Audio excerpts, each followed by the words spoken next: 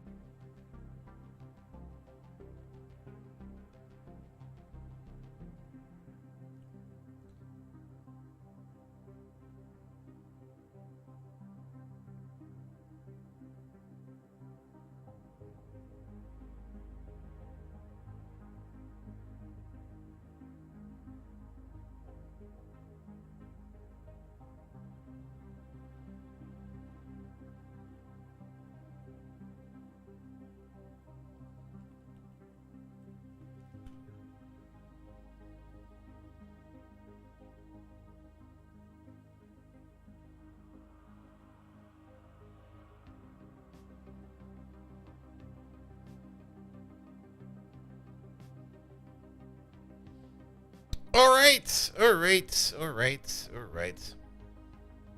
Simberg stayed all up the whole night for the stream.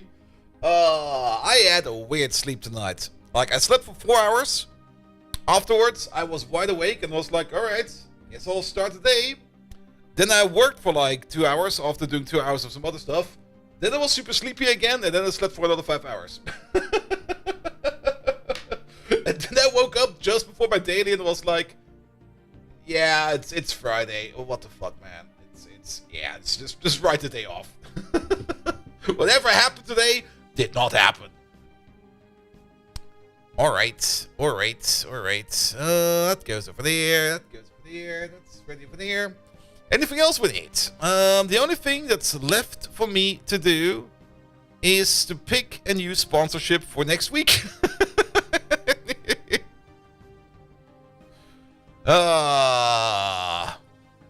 This one does pay more, but I kind of just dislike the topic. Let's keep the jiggle physics going. I enjoy jiggle physics.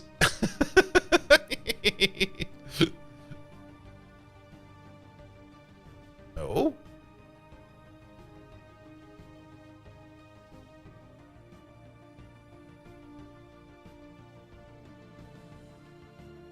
We're getting one people to play and hit goals? What goals? Well, doesn't matter. Free money. Bang! I'll take it. Machine Freak, hello there. Welcome. Also, you might notice, way more energetic than yesterday. Yesterday, I guess I had some kind of bug in my system where I don't know what it was, but I was just completely flat yesterday. Like, energy-wise, there was, like, nothing. Absolutely nothing. And I actually did went to bed almost right after stream. I did do, like, another thing for, like, another hour. And then, before midnight, I was basically asleep. Alright. But then again, still, only slept for 4 hours, and then I was wide awake. I don't know what's wrong with my sleep at the moment. I might need to actually get that checked out at some point in time. There we go. We don't really care about that. That'll be fine as well. Anything Monster Hunter in the list? Are they actually doing work and choosing people? There's no Monster Hunter in this list. But, I mean, if you know what the sponsorship last time was, you can probably guess what's going to be the next one. They got that other game, you know.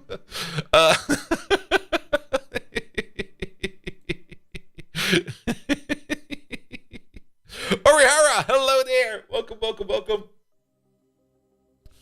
Alright. Ads are still rolling. That'll be fine. Those will be over soon. Good. We are already in the game. So let's switch over. Good evening, Twitch, and welcome back to GregTech New Horizons. I said it correct this time. I did update the pack. We are now officially on 2.7.3. I didn't really do the update for quite some time because there were only some minor fixes in there, and I just didn't really want to bother with updating the client, updating the server, moving over all my local maps, blah, blah, blah, so that we have all of this working over here. We do have got underground vision on. I don't really want underground vision. I want to have daylight vision. There we go. Good. They have multiple, but they only got one more for like another... Shut up. They only got one more for like another thing that's coming up. Good. The plan for today is upgrading this power plant. The core of the power plant itself is going to stay the same. We're going to be using 4 fusion rings to make helium plasma. But what we do with the helium plasma, that is going to change. If you kind of remember last time around, there we go. We did some calculations with the extreme.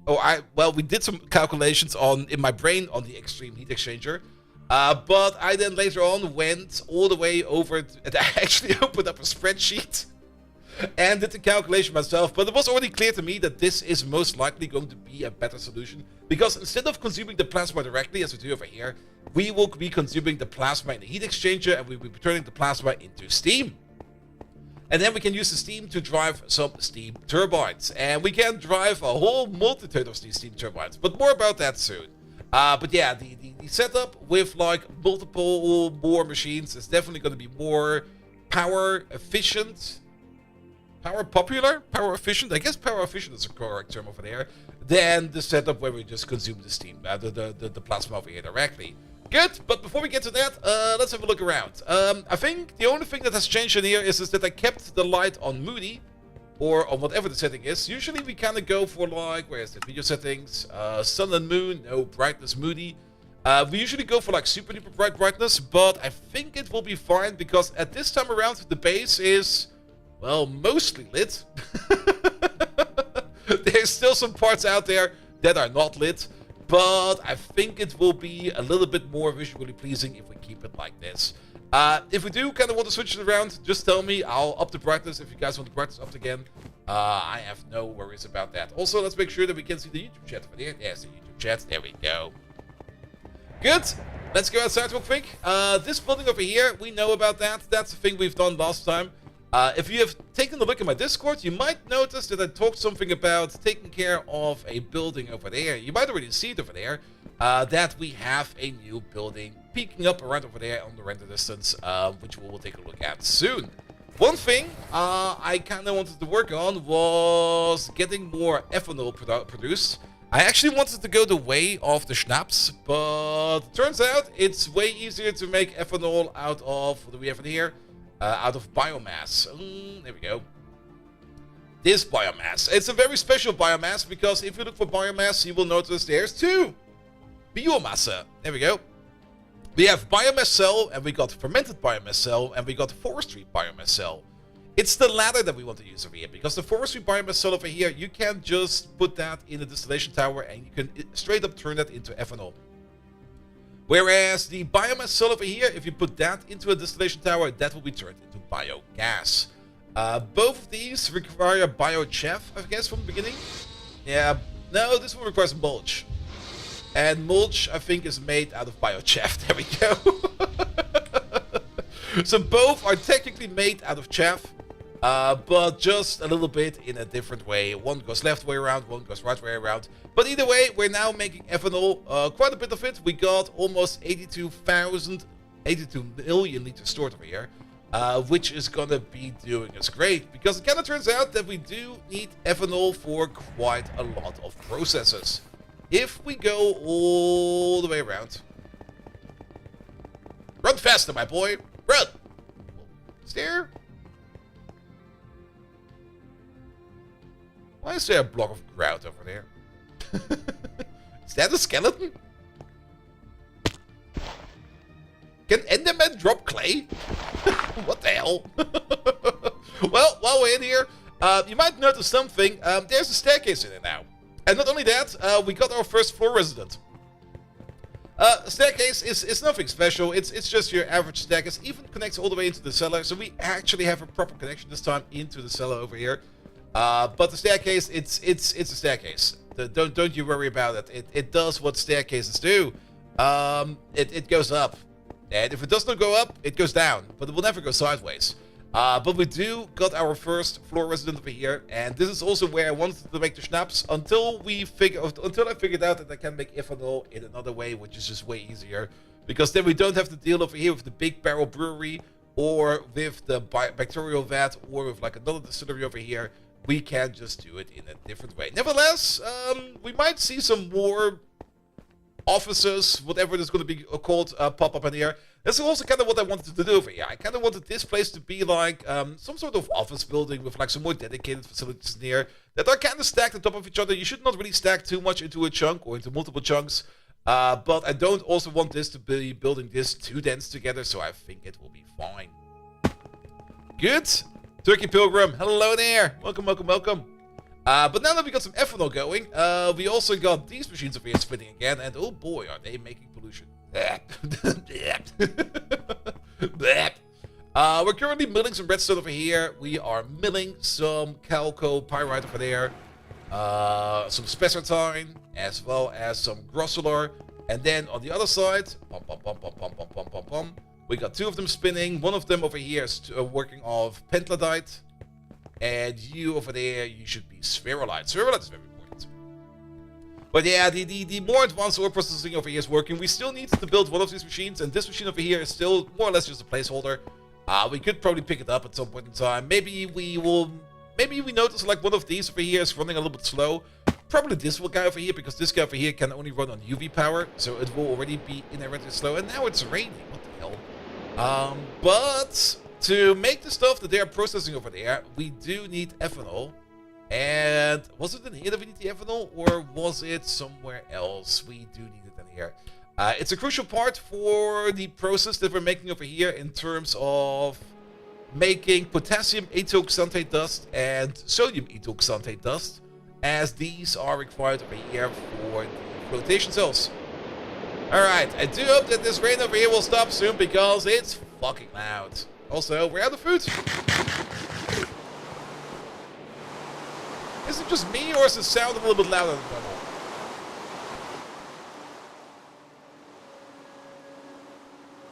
There we go. Alright. Small little thunderstorm over here. Well, rainstorm more or less. Then, in here, we do need to take a little bit of a look at the process in here. Man, these machines are loud. The Nequada process over here was kind of stuck for a bit. I didn't notice that one of the machines was broken. So we're currently trying to run through as much Nequada as possible. But I also kind of have the feeling that Nequada in general currently is not really going anywhere. Because ever since I fixed the machine, I don't really see any new Nequada pop up in here. Unless we are consuming it the entire time, which could be the case, because we might just turn it into superconductor base CPM dust. But at the moment we've got like 6 Nequada dust over here, and either something else is still stuck, or we are actually consuming it. I'm not quite sure, but we're doing decent on enriched Nequada dust, and we're also doing somewhat good on... Wait a minute. The Quadria... Yeah, there we go. There's an R in there. We're also doing somewhat decent on the Quadria dust. It could be better. We still got like 2.8 million raw resources over here. Actually, a little bit more than that. About 4 million in total of raw resources over here that we can turn into the Quadra as long as the processing over here is working. Now, one of the issues over here with the process that is going on is we do have an issue with fluorine. Fluor. There we go. Here is all of... Oh, we do have got 3.5 million fluorine. And we do have a decent amount of hydrofluoric acid. Maybe I'm imagining things. Or it comes in waves. Because I'm pretty sure that all of this fluorine over here is getting eaten quite fast if we don't look at it all the time. Nevertheless, currently our only source of fluorine is either this fluorbergerite dust or this fluorspar dust, both of which we're getting from the moon of Ross 128b. And we do have an infinite mine over there, so we do get infinite of that, but it's kind of slow, and we might want to make ourselves a more dedicated, better fluor making machine. And I've already been looking at that, because there is actually a way for us to make fluorite ore over here. We might do this right away. Still kind of thinking about if we do this right away or if we do it later, but this is, I think, a good process to think about, because in a chemical plant that's running on tungsten steel, which is basically our basic chemical plant that we're already running everywhere, we can turn sandstone over here together with some air, which is free, and some nitric acid, which is basically also free, because nitric acid is very, very cheap to make. We can combine all of this together, and we can turn that into fluorite ore. We do, however, need some purple metal catalyst for that. Purple metal catalyst is made out of iridium and ruthenium, which we do have quite a bit of. Iridium, we have like 190,000, and ruthenium, we got 520,000. But iridium is also used in a whole bunch of other parts, so it's not that we are not going to do it. We're definitely going to be doing it, but we have to be a little bit careful about, because this will put a constant draw on our iridium. On the plus side, once we do start making fluorite ore over here, the fluorite ore, it does not spawn naturally. At least I don't see it anywhere, and apparently it has some other recipes available over here, but we can just crush it. Then after we crush it, we can throw it in a chemical bath with some hydrogen gas. I'm still not quite sure how this is supposed to work, but alright, we'll take it. It's not liquid hydrogen, it's just gaseous hydrogen in a bath. Maybe we mount the bathtub upside down, who knows. But we put that in there. We get, of course, the purified stuff. We even get some extra impure stuff and some purified dust out of that. The purified stuff then goes into the thermal centrifuge, where we also get a little bit extra in terms of tiny piles of fluoride dust. But on top of that, we can then finally crush it one more time into fluoride dust. Now, fluoride dust on its own already has like a lot of fluor in it. But to get the fluor out, we do need quite a bit of dust. And that's the only part where I'm a little bit like concerned about it. Basically, for every 2 dust, we get 1,000 hydrofluoric acid. Oh, we don't even get fluorine gas, we get straight up hydrofluoric acid.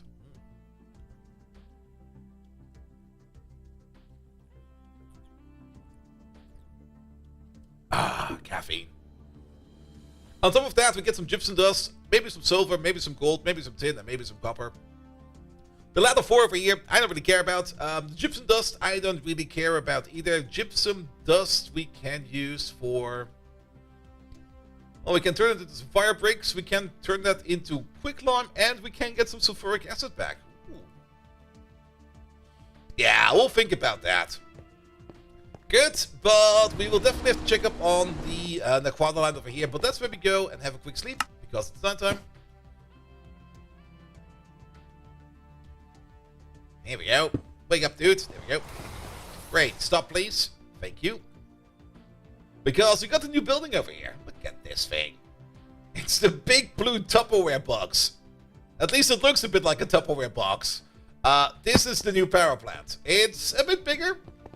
Definitely a bit bigger than what I expected it to be. I had it a little bit smaller, but then I was like, nah, let's make it big. Let's make it as big as we can. And of course, we are running in here heat exchangers. There we go. There they are. One to the left and one to the right. Together with a rather big Lapatronic capacitor over here. This one is running ZPM capacitors, so we have like a whole bunch of power able to be stored over here. But we also do lose quite a bit passively. But this one over here is only going to be there to buffer the power that we get from all of these steam turbines.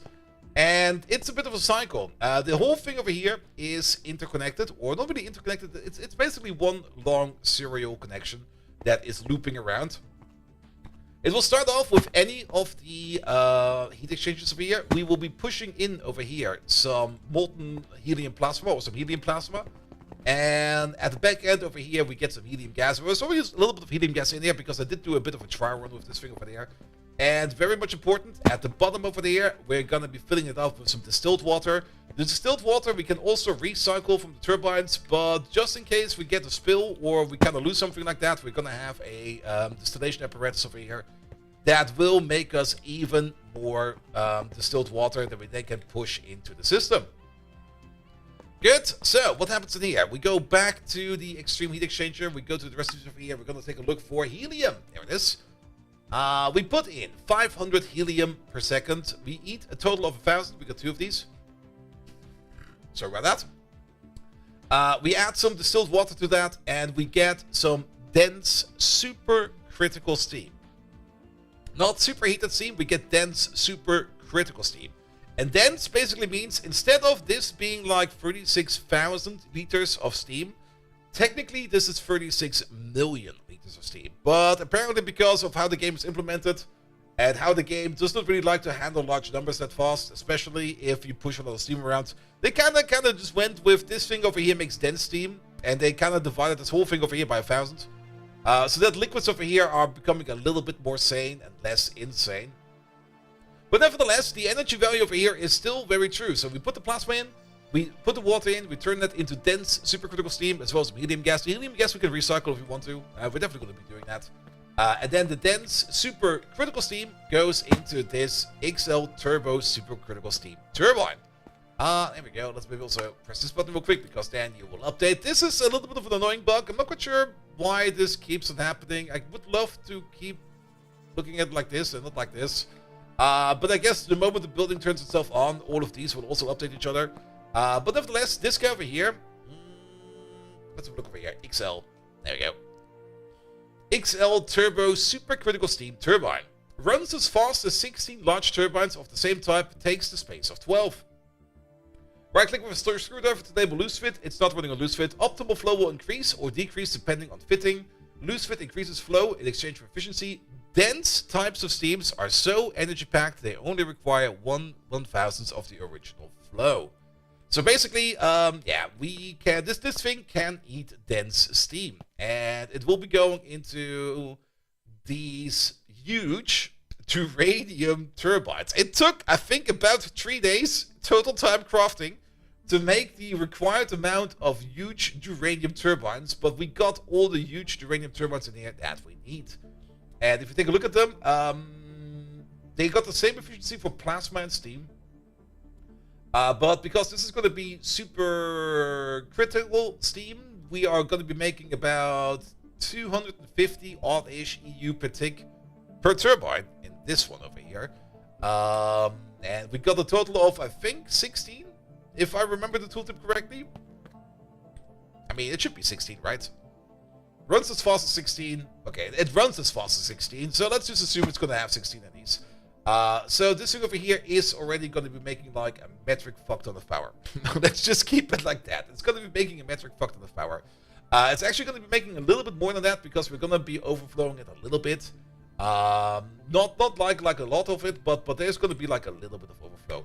Then, once the supercritical steam has been used over here, it will turn into superheated steam, and that's where it comes into here again, where we put it into the turbo, or the high pressure, not the superheated. Well, whatever the next tier is, it doesn't matter. It will be turned into the next tier of steam, where we can use it again, and then we put it into here, where we can turn it once more time into steam, where we take your output and put it into here, into the turbo steam turbine, where we will be turning it to power one more time, and then we get some water out of it. This is the water outlet. The water will go back into the next heat exchanger, and then the cycle basically continues. You over there then make even more steam, goes to this guy, goes to that guy, goes to this guy, goes back into there, and then the cycle is complete. And both of these have a top-up valve, and both of these will probably also need a little bit more of a control setup over there, which we're probably going to be placing over here. Actually, if you kind of think about it, let's wait a minute. Aren't you connected straight to the back?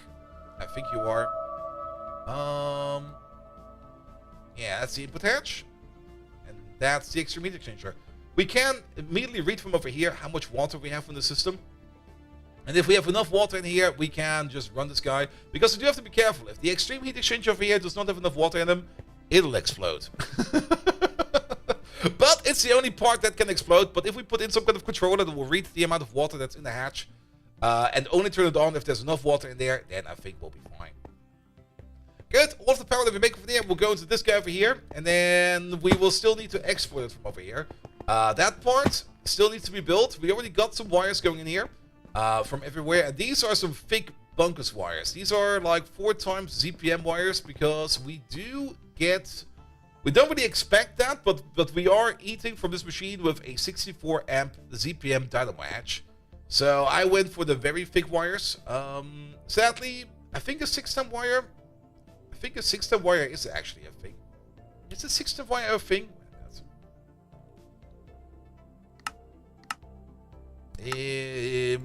Where's my cables?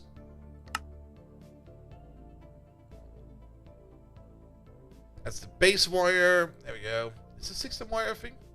We got 2 times wire. We got 8 times wire. We got 4 times wire. We got 4 times wire. I don't think a 6 times wire is a thing. Sometimes you do see 6 times wire, but not for this one, so I had to go with 4 times wire. Or wait, could we have gotten 2 times wires for the 8 amps? We would need it 3 times wire, and 3 times wire definitely does not exist. So we went with 4 times wire. We got a lot of space in the wire. It'll be fine. But we do got like 6 input hatches over here, or 6 energy hatches over here with 64 amp ZPM. So this guy over here will definitely feel the power once this thing over here is running. Now, there's still a couple of things we need to do for that, so that we can actually make this run. Where's my hole? It's over there. For one, you can already see what's going to be on the top over there. We have to move the fusion rings over. And for another, once we feed power into you, we will also get that power out of there and bring it over to somewhere else. And if we are already over here, boop. Well then, how about over here? Boop. There we go. We can't pull the power wire over here. What is this purple wire? The purple wire doesn't exist anymore. Perfect.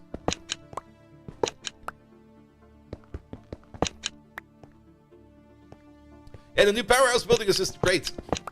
I also kept it Lapatron because I kind of thought to myself, let's use Lapatron or Lapis Lazuli for power buildings. There we go. And it's dawn, boys. Oh. Also, there's a spider. I think my game sounds are a bit high. I'll fix it in a second. Let's make me one of these.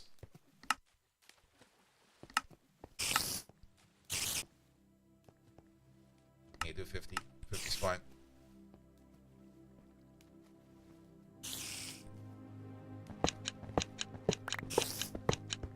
Alright. Yeah, this is where the new power wire will be. We can already place the power wire. The only thing we're missing is, of course, an energy hatch where we will be pushing it into our central distribution Lapatron capacitor over here. No idea how to extend New Horizons. You mean with some like Gregory technologies? Me neither. We could ask Megatron, but you know what? We're not gonna ask him. All right, I guess then the power wire will be coming through here. There we go. We can at least place the wire. Where's the superconductors? There they are. Now, how much wire do we need for this one? How thick can we make it? I mean, we can do 4 times wire. Can we do 8 times wire? Can we do 16 times wire? No. Is there nothing thicker than...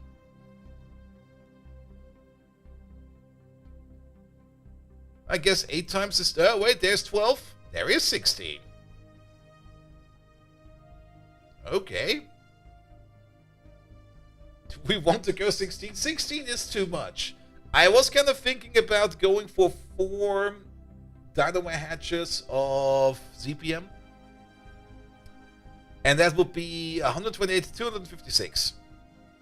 And 256, that would be 12 times wire. So we will need 8 times wire and 4 times wire. Oh boy. That's kind of gonna be expensive. It's probably almost worth to take a look at laser latches. Because I think it will be way more energy efficient to just laser it over. Like, laser it down over here, go all the way across. Wait a minute, we're going the wrong way. Go all the way across. And then come back in over here, like right in the middle or something like that. Even though right in the middle over here is gonna be a bit tricky. Speaking of laser, let's have a look at that real quick. Laser hatches are a thing. Where are they? There they are. Laser converter, laser target hatch, and laser source hatch. There we go. And there is a 256 amp per tick laser source hatch. You're doing all the mods 9 skyblock. It's fun with all the skyblocks to start. It's kind of grindy. Yeah, that's usually how skyblocks start. It's actually not too hard to make. We need that. This thing is pretty cheap. And for some reason, I kind of thought it would be way more expensive. Can we read up on laser? Wait a minute.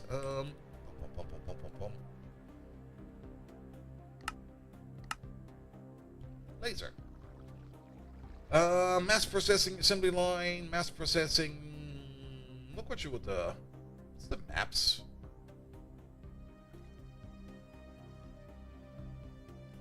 The Alloy Blast Smelter. Oh, yeah, is a mega version of that one as well? We might need to take a look at that one. Right, how to generate power? Harnessing chaos? No. How to generate power? That's basically what we're doing. Requires to launch the quad reactor. We don't have that. Transform and stay actually put laser solves everything. There we go. Active transformers will power up or down at only 0.004% power loss, making using several in a row obsolete.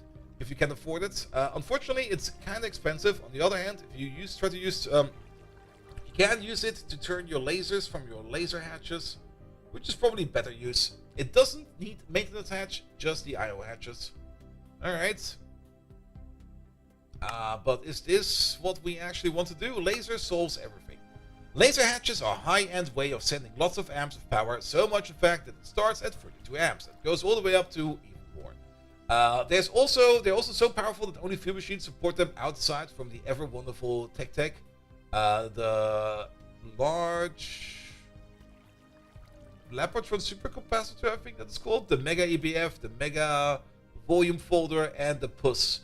Remember to paint the laser vacuum pipes. The source hatch and the target hatch, also source equals output, target equals input. Laser vacuum pipes do not split or bend. To turn your laser, use active transformer. Later on your vacuum mirrors. Later on you can use vacuum mirrors to bend your laser vacuum pipes. This will however not allow splitting. Laser converters are basically laser source on machine vacuum pipes, laser converters, 5 times output.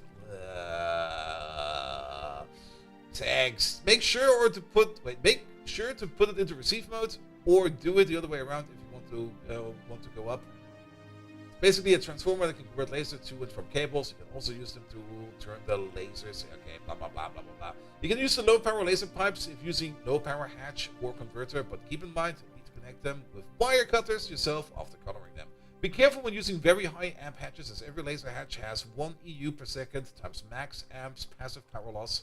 For example, a 256 amp laser source hatch and a 256 amp target source hatch will both lose 256 EU per second, regardless of the amount of power going through.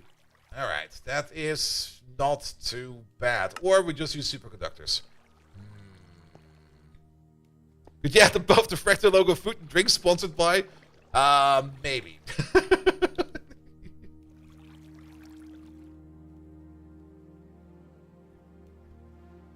And Jerry, hello there. Be careful with lasers when you switch hatches. They tend to explode. Turn off the moly block each time you have to touch it.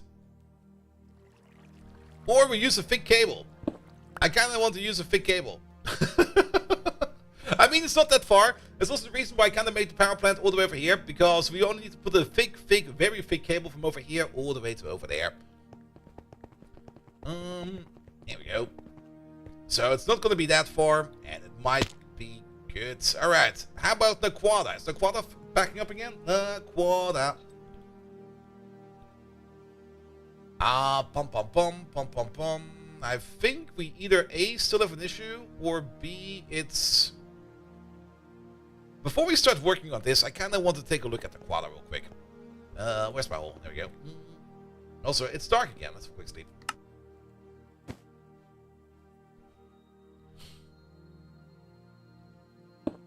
Alright, off we go. This way. By the way, at some point in time, there will be a bridge over here. Also, while we're here, I did do a small change over here. For one, I kind of went through the fields over there and I kind of fixed all the sand we had in there. So all the sand spots in here are gone. At least on the surface. Underground, there's still sand. And we got a reed field over here, because at some point in time I was kind of thinking about doing reed water to turn that into reed schnapps, to turn that into ethanol. But now that we got the other solution, we're probably not going to be following on with that. Good. Alright, this way please.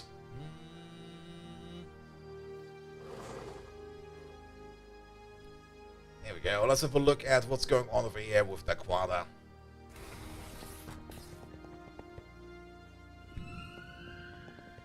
Alright, you there. So, what do we have in here? We have got Necradia Oxide Mixture Dust, quite a bit, 47k. We got Enriched Nequada Dust, Concentrated Enriched Nequada Sludge Dust. Yeah, let's pick up a couple of these and see why they might be stuck. Same for you. And then that stuff that I think we are... Let's take a look at you as well. Alright, for example, what would your next processing step be? Yours would be to cook this stuff up in fluoroantimonic acid. Fluoroantimonic acid, that's coming from you? You're making that. One thing about fluoroantimonic acid is it's kind of slow. And we should probably also make it over here. So let's start with that. Here we go. So what do we need for fluoroantimonic acid? That's the entire processing step, isn't it? Because that is... Well, I don't think we need to do the entire processing step, because the steps before that, especially this one, you can already see the issue over here. Yes. This step over here is kind of fast. It does take 21 seconds, but it's an LV power recipe. Whereas this thing over here takes 42 seconds, but it's an EV power recipe. So what we could do is we could just add the same recipe to this setup over there, so that we can at least make more of this stuff over here in parallel. Also, this guy's kind of idling around right now, so we might as well start making some more of that stuff over there. How is your power connection? Your power connection is a single power connection. We can beat that up if we need to.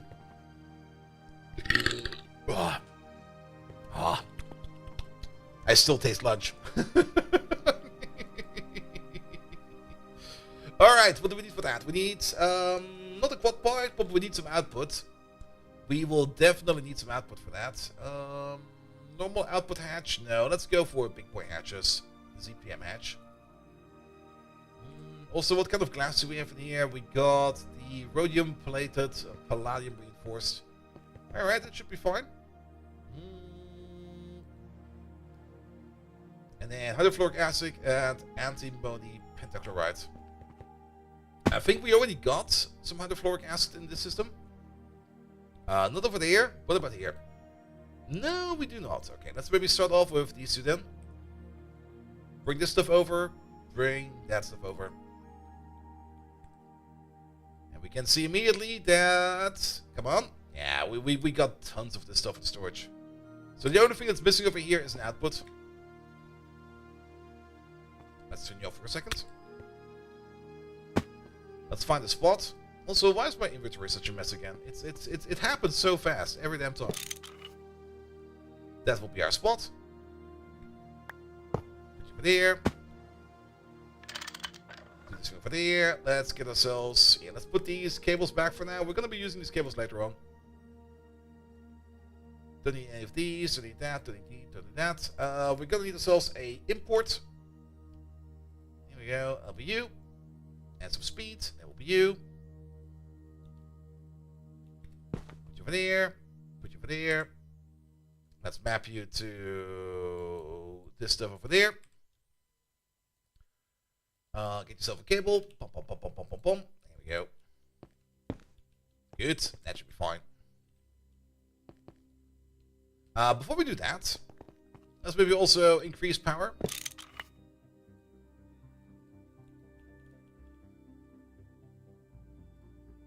One LOV hatch, please. That does require us another superconductor. Yeah, one is enough. There we go. And off you go. Well, you made something, alright? What did you make? What did you do? No valid recipe found. Alright. We need the circuit number 1 in there. You got the circuit number 2 in there. Do we not got any circuit number 1 in here? I guess not.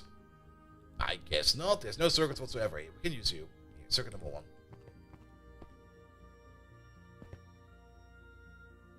Come on. Do we need to... No, you should be fine. You should be fine as well. We're missing something. Antimony pentachloride. Oh, wait a minute. We got another output. We got some hydrochloric acid that's also coming out. Wait a minute.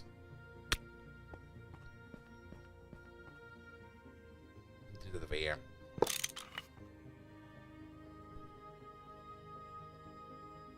Here we go. Put you in there. Let's do some more importing. By the way, we're getting like metric fuck tons of hydrochloric acid in here, which is kind of interesting. But we maybe at some point in time we need to do something with that. There you go. There.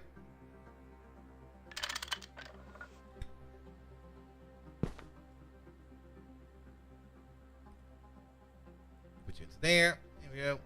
Get you one of these. And there we go. Alright, let's turn you on again. One more time.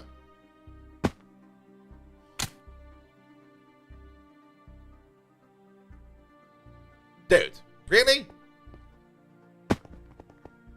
What do we got over there? You got hydrofluoric acid, you got antimony pentachloride.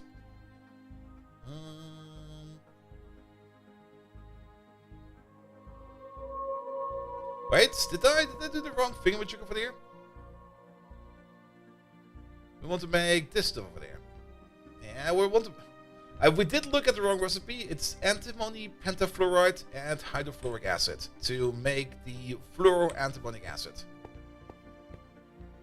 And over here we got antimony pentachloride. It's these two. Okay, let's put these two in there. Let's put you in there. It's just gonna mean we need a quick barrel, or a drum in this case.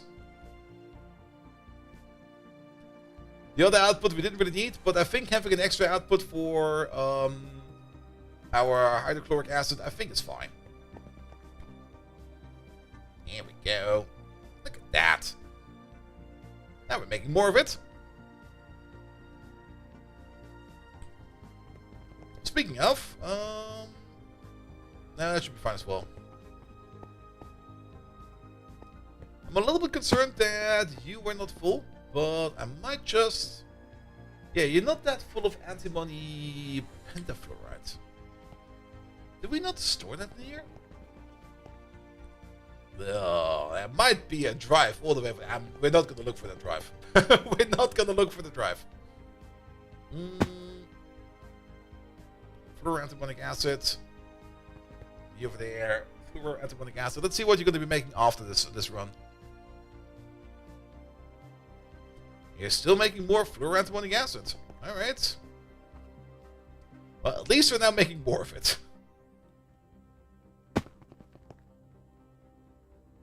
Yeah, but you're now out of the stuff.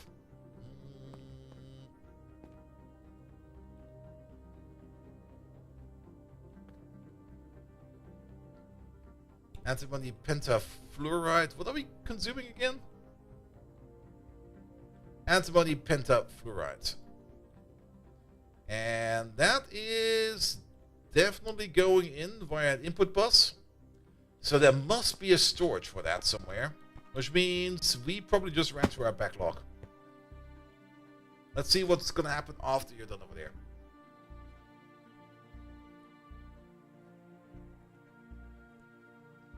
But you're still taking like forever.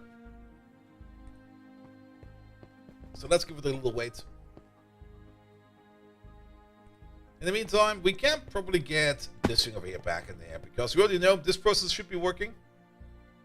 The only reason it's not working is lack of antimony fluoro... What's it called again? Fluoroantimonic acid. There we go. Alright, what will be your next task? Still making more fluoroantimonic. Alright, do you got that much storage over here? Will not be you. Will not be you. Will be you. And the answer to that is yes. Antimony pentafluoride. That's right over there. Okay, let's check real quick. There must be... which one of these fuckers is it?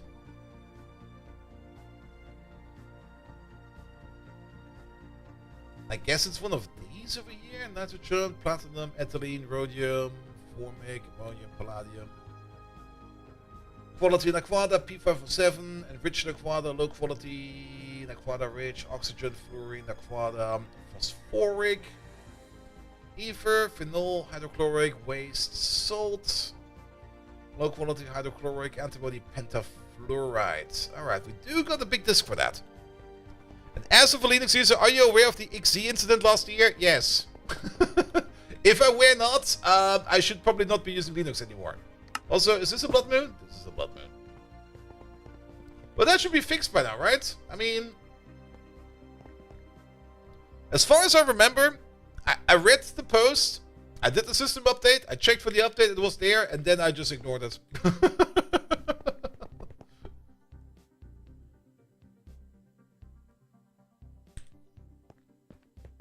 Because it was already fixed on my side, and then I just never really worried about it anymore. Also, I'm a little bit curious about you. Not enough fluid output space. Just wanted a video by Simplicus about it? Ah, I see. Yeah, I don't really recollect the details anymore. Which is also a bit sad, to be perfectly honest.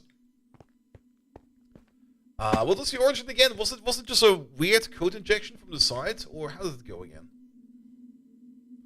The quad rich solution over here is kind of stuck. Alright. Quad rich.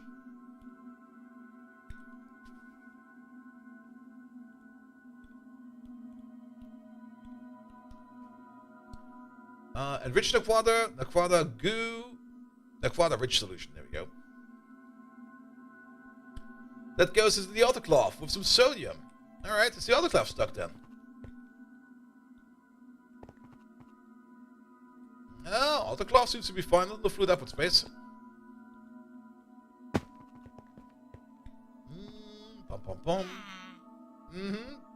We got too much P507 in there.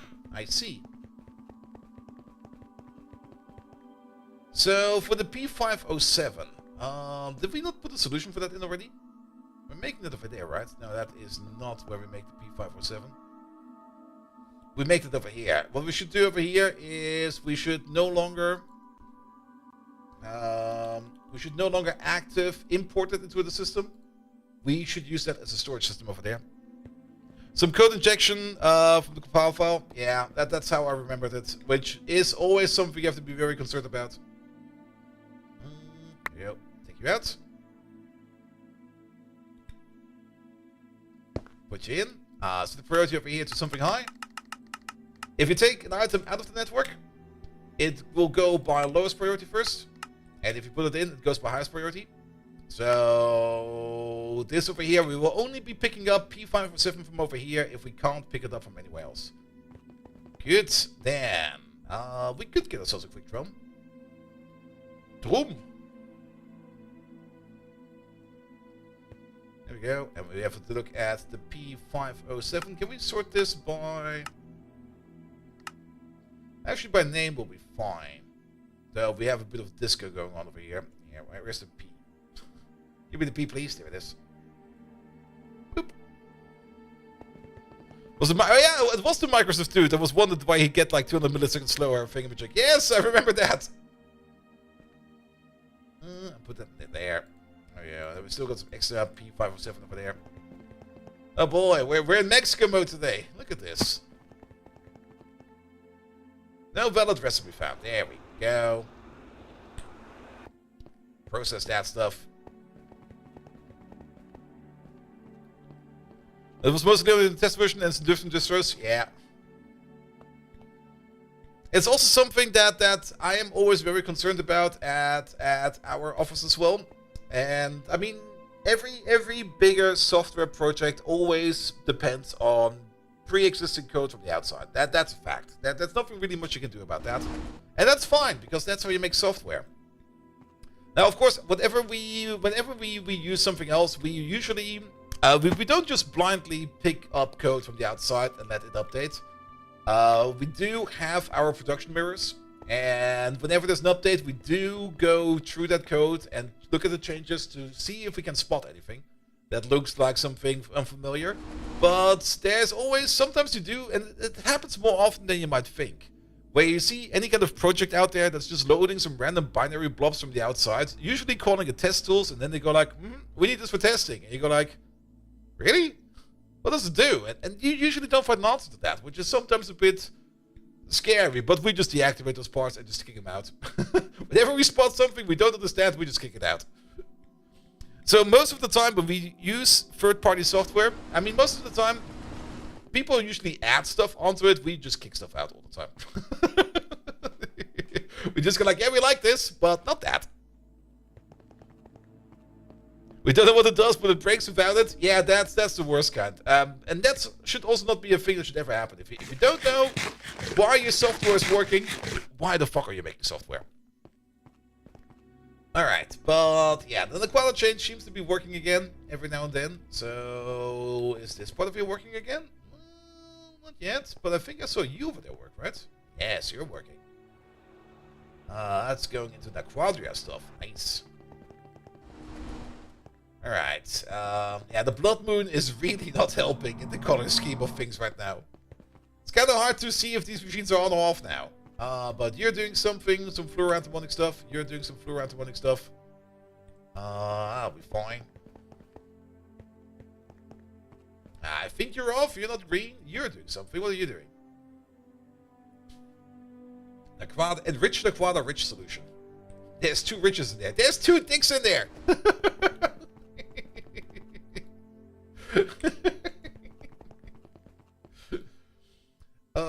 Bum bum bum bum bum bum. That's a really, really silly English joke, and I still don't understand it myself either. Why is that a thing?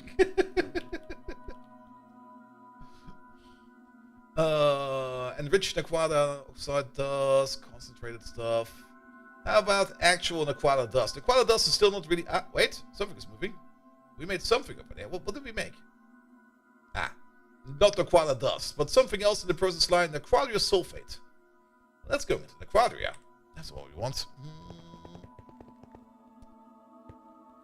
Yeah, the annoying part about having like such a chain like this over here is sometimes it's kind of hard to see what actually is stuck. And you just have to let things run until they get stuck onto the next thing, and then the next thing. For example, you over there, you're currently not doing anything at all. What are you even doing over here? Let's see, you got an input over there of low quality Naquadah solution. We turn that into the Naquadah adamantium solution, and that goes into the neutron activator. We already know about the neutron activator. That turns that into Naquadah oxide mixture and Naquadah rich solution, and the Naquadah rich solution is going into the autoclave. We have seen that thing work over there. Into Naquadah dust. The Naquadah dust then goes into... what would be the next step over here? We probably put it into the large chemical plant again, where we turn that into sodium oxide dust as well as the Naquadah dust. Where is this step being done? I guess it would be either you or you.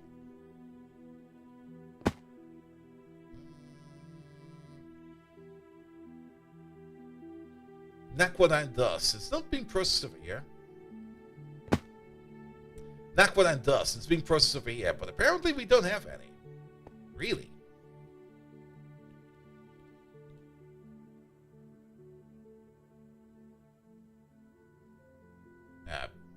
Apparently we don't have any. Alright. So... where's it going then? We're not putting that into the EBF, right? Right?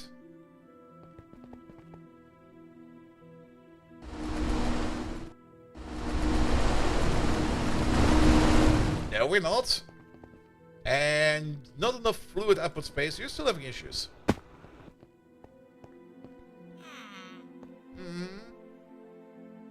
Mostly due to the P507. We could do a quick fix in the P507 because of a... 18 months, Gomi, the new master of the Decepticons. Hey there.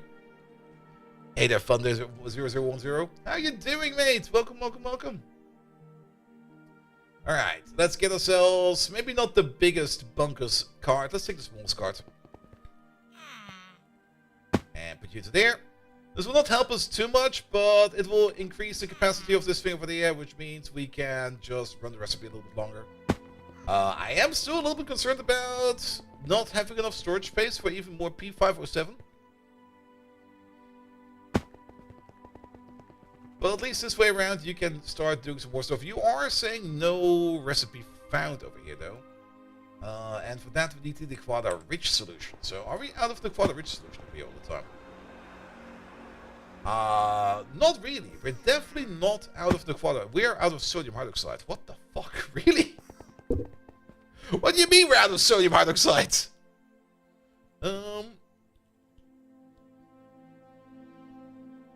Yeah, we are out of sodium hydroxide. Alright.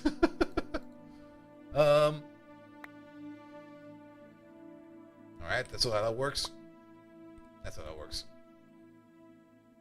Sodium hydroxide. We can do that in a chemical bath.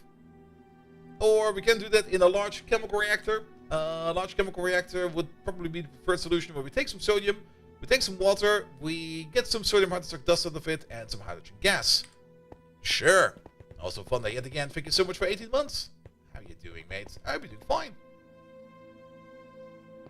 Alright, I guess we can make some more sodium hydroxide over here. So let's turn you off real quick. Boop. And let's prep some sodium hydroxide over here. So what do we need? We already got the sodium in here. Perfect. We combine that up in here with some... Just combine it up with water. And then we get some hydrogen out of that and some sodium hydroxide dust. Alright. Wait a minute. This guy, that guy, this guy.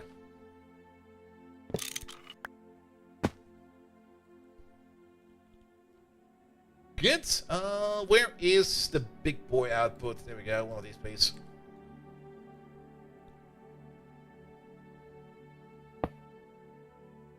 You over there. Bum, bum, bum. Bum, bum, bum. That'll be you. What else do we have over here? That's an item output. What about you over there? That is some kind of the Quada solution, fluorine wastewater. We do need an additional output. Let's put it over there for the hydrogen. That's still going to be output. There we go. We can put that in a CPM hatch, because why not?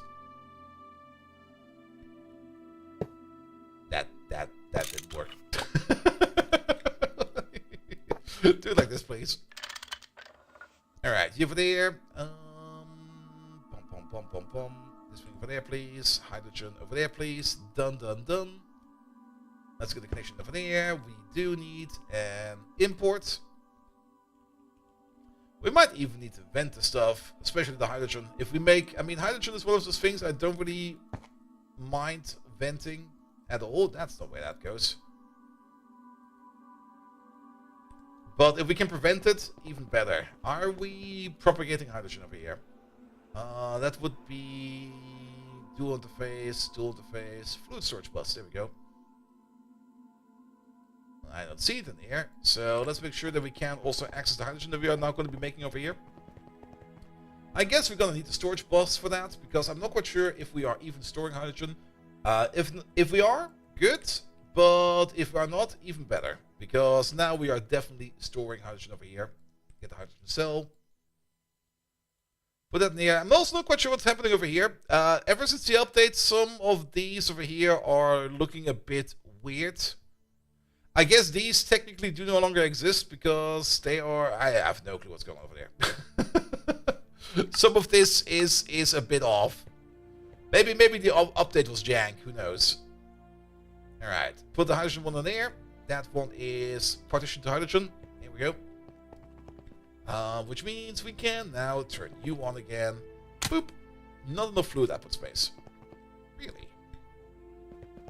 Yes, really. Because for another, we have not even done anything over here at all in terms of giving you water. And we do need the storage input over there, or storage access hatch over there, which will be extract only. At a low priority, something like this. Good, but you still need a reservoir. So let's get ourselves a reservoir. There we go, one of these. Turn you off one more time. Boop, wait, boop. Let's place it over here. Boop. And on you go. Not enough fluid output space. Are you shitting me? Oh, we need the circuit. We need the circuit. And that circuit will be circuit number 1.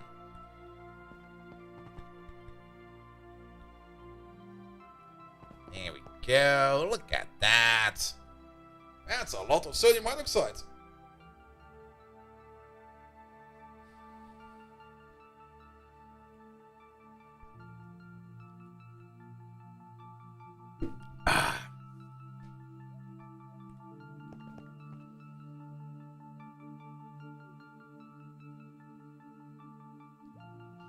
It's also being consumed quite fast. Great.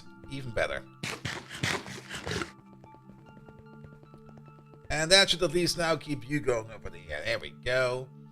Concentrated enriched aquata sludge dust times 144.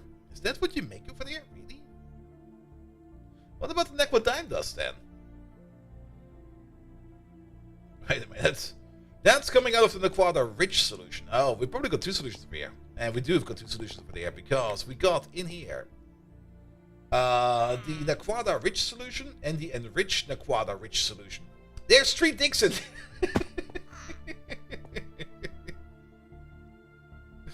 Alright. It's you and you. So you and the autoclave of sodium hydroxide will be making Nequadine dust, and you and the autoclave will be making the concentrated enriched Nequada sludge dust. There we go.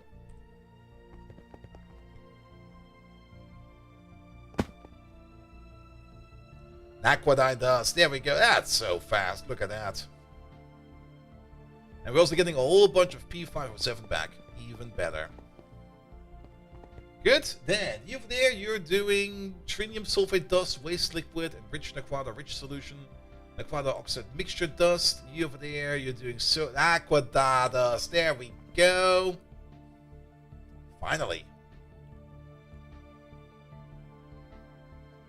Alright, it's going up again. Yeah, that was kind of stuck for the longest of time. I should have probably fixed this last week, but I didn't notice this last week. But now we're making the Nequada again, which also kind of means that we can now go over here for the energy hatch. But actually, let's do this correctly. ZPM, not TPM, that does not exist. ZPM energy hatch, 64 amp. I want 4 of these. Go. We already got the dynamo hatches, which we could already install, but we still need the energy hatches for that.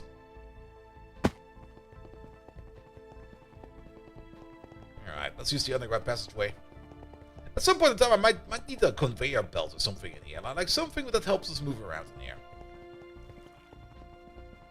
Also, now that I look at the cave map over here, yeah, it turns out we still got some caves underneath us. I thought for sure there's a massive cave underneath here. I thought for sure I had taken care of these. Apparently not. I mean, for some of these, that's an old mine shaft over here. And yeah, we've done this guy over here. I'm pretty sure we've done this guy over there. It's kind of fun actually that you can now also. What the? Is there? Have we done that one before?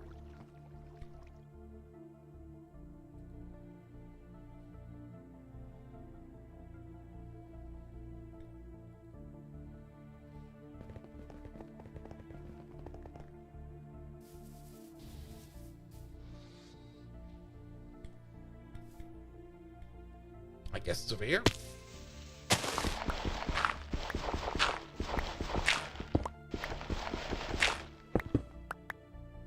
Yeah, we filled this guy out, all right. Yeah, there's nothing more to be gotten out of here. This thing is full. There we go. Well, it's nighttime. Let's have a quick sleep. Boop. Yeah, usually I do spend the time and concrete up the underground layers with the concrete filler. This can go, I can go. Fluid import, wait a minute. Did we not place that one fluid import? Ah, we forgot, didn't we? For the hydrogen. We definitely filled in the underground over here where these two buildings are. The answer is... No, we did put that in. Alright, never mind. No, we took something else out. That was it. It was from the P507. Alright, either way. Let's go to where the power plant's gonna be. To the fishbowl building. We have a round roof. You know how long it took over here to make a round roof? Actually, it wasn't that long, but... It was definitely nice to build something different than our usually blocky structures over here. Here we go. The Chromium! Hello there! Welcome, welcome, welcome. It does kind of look a bit like an upside-down Tupperware bowl, but... It's a nice little power plant now. Here we go. And we still need to put the fusion ring in. But before we can put the fusion ring in, we do want to put in the power output. And I guess it will be over there. So, how about we do this over here? And we're gonna go for the cable. I was thinking about laser hatches, but let's just go for the things we know, which is gonna be this guy, that guy, that guy, this guy. Here we go. We had the kabooms. I was promising earth-shattering kabooms. Doc Spano. Sadly, Twitch does not allow me to put the microphone up my ass, so you're not getting any earth-shattering kabooms today.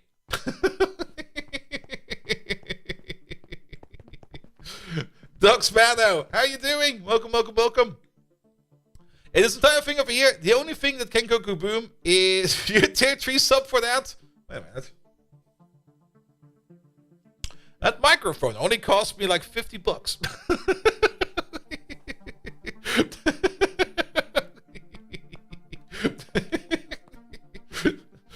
I would almost be making a profit out of that.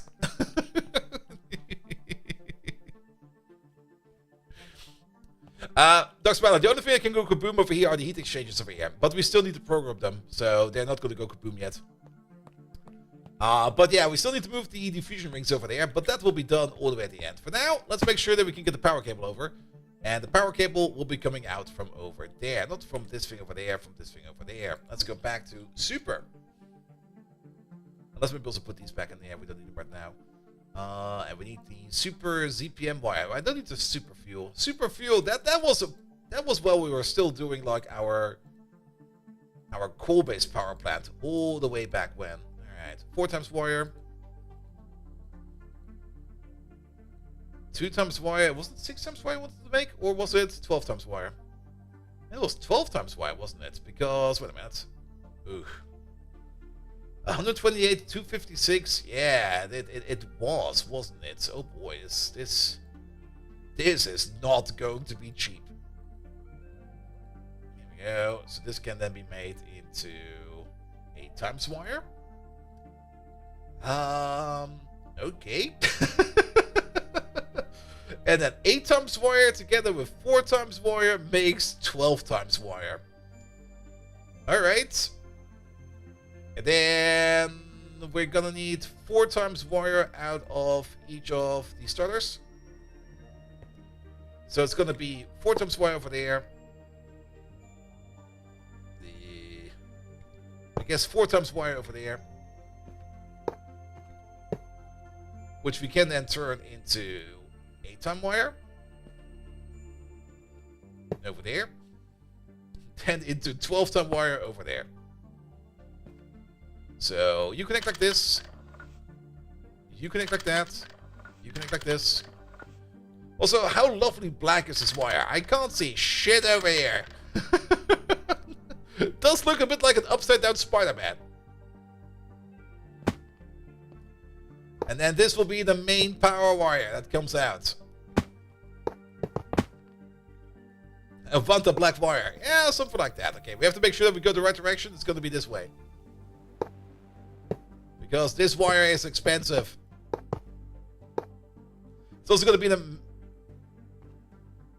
Ah. Really? There's an inferior power wire in the way. We should also not connect to that. If things will explode if we connect these two.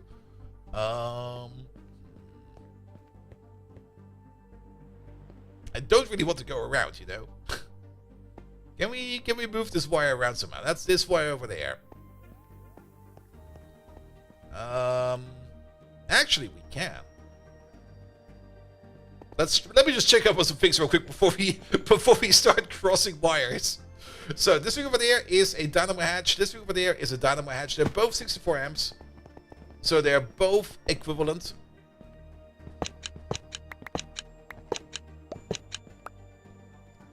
Here we go. So how about we just cross? You go over there. Connect the wires now. No. Then this way over there, we can just disconnect you for a second. That doesn't hurt us too much. So you connect over there. Then, no. I guess I nuked the wireless. No. We can go to the sneaky admin path over there. Here it is. Oop. Now we have to go around. Oop.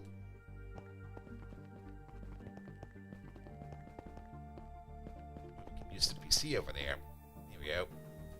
What do we need? We need some of the nice cable. Here we go. Have a snack. Go through the sneaky exit again. Boop. Alright, and this will be connected over here, this way around. Here we go. Make sure that you are not pointing outwards. And then we can continue on with the fake bunkus wire.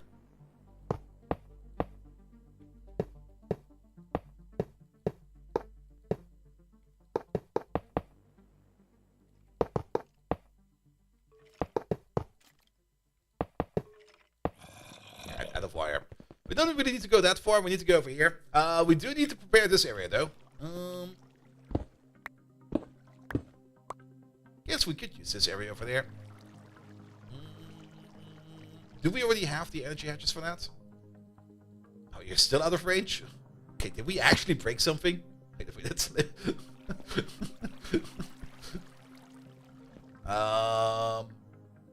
That should be coming from over there, right? Don't be a big blasted hole over there.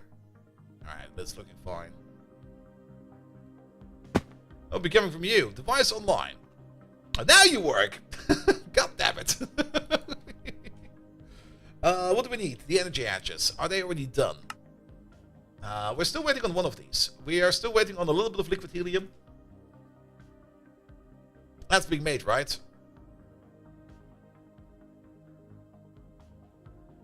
There might be something broken.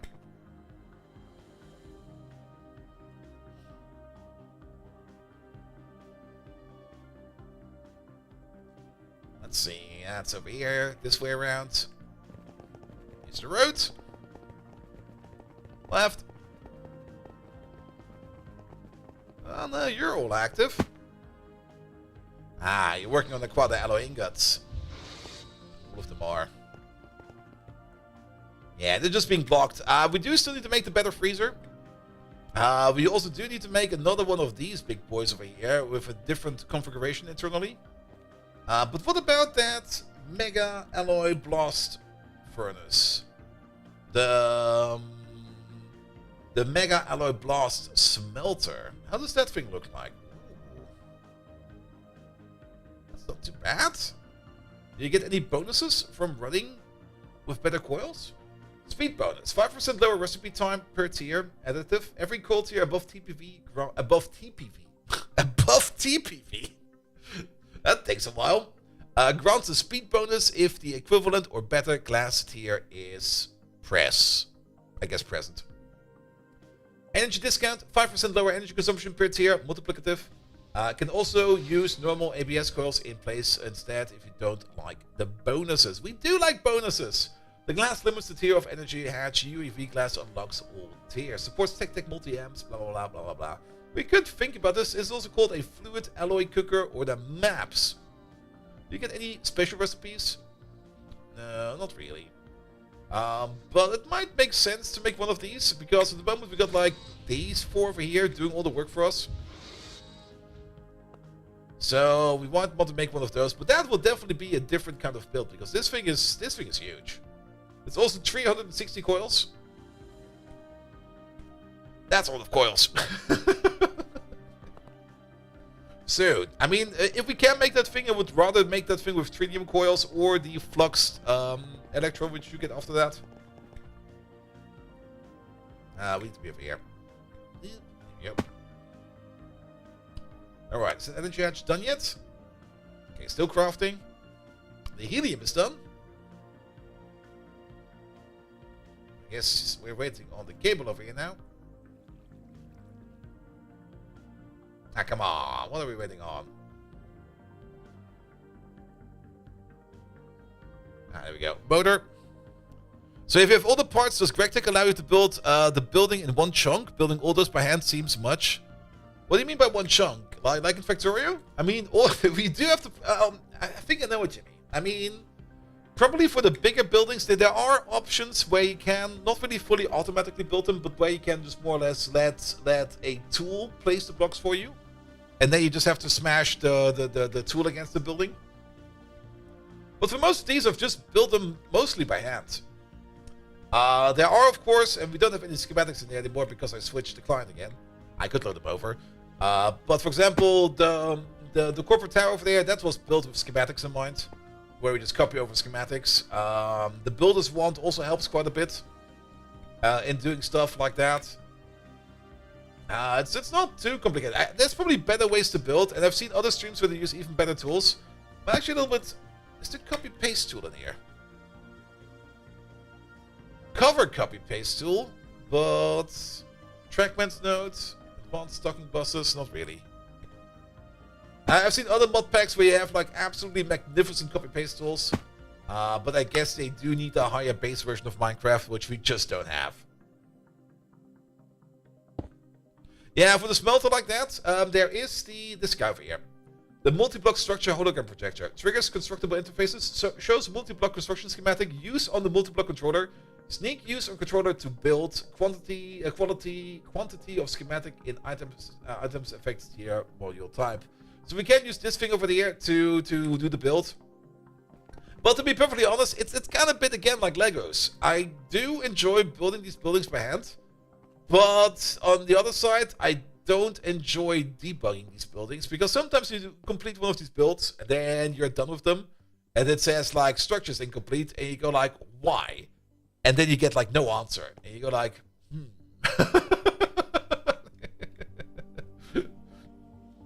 that is a slightly annoying part. Are we still waiting on additional helium? Or did I check the wrong recipe over here? And it can definitely be rage-inducing sometimes. Because sometimes you just sit there... I had the same issue over here with these guys over here. Where I was building these flotation cells. Where we kind of were like moving them a little bit further together. So we can do some more advanced wall sharing. And for the longest of time, I had like these not form up. Even though the old ones over there formed up. And the reason for that was because I didn't see that there's a block over here. So I had all these buildings ready. I was kind of tearing them up again, tearing them down again, and I didn't know why they didn't form up. But then at some point in time, I noticed that there's a block missing over there. And I was like, all right. On the other hand, and that is actually something that I think is actually a bug. It's not quite sure. The last time I noticed it was, I think, over here with the mega, what are they called again? The mega oil crackers. These over here also had a bit of an issue in forming up correctly. And I think the reason for that was the way these buildings over here form together is from the controller. They do some sort of path finding over here across all these blocks to check if the structure is correct.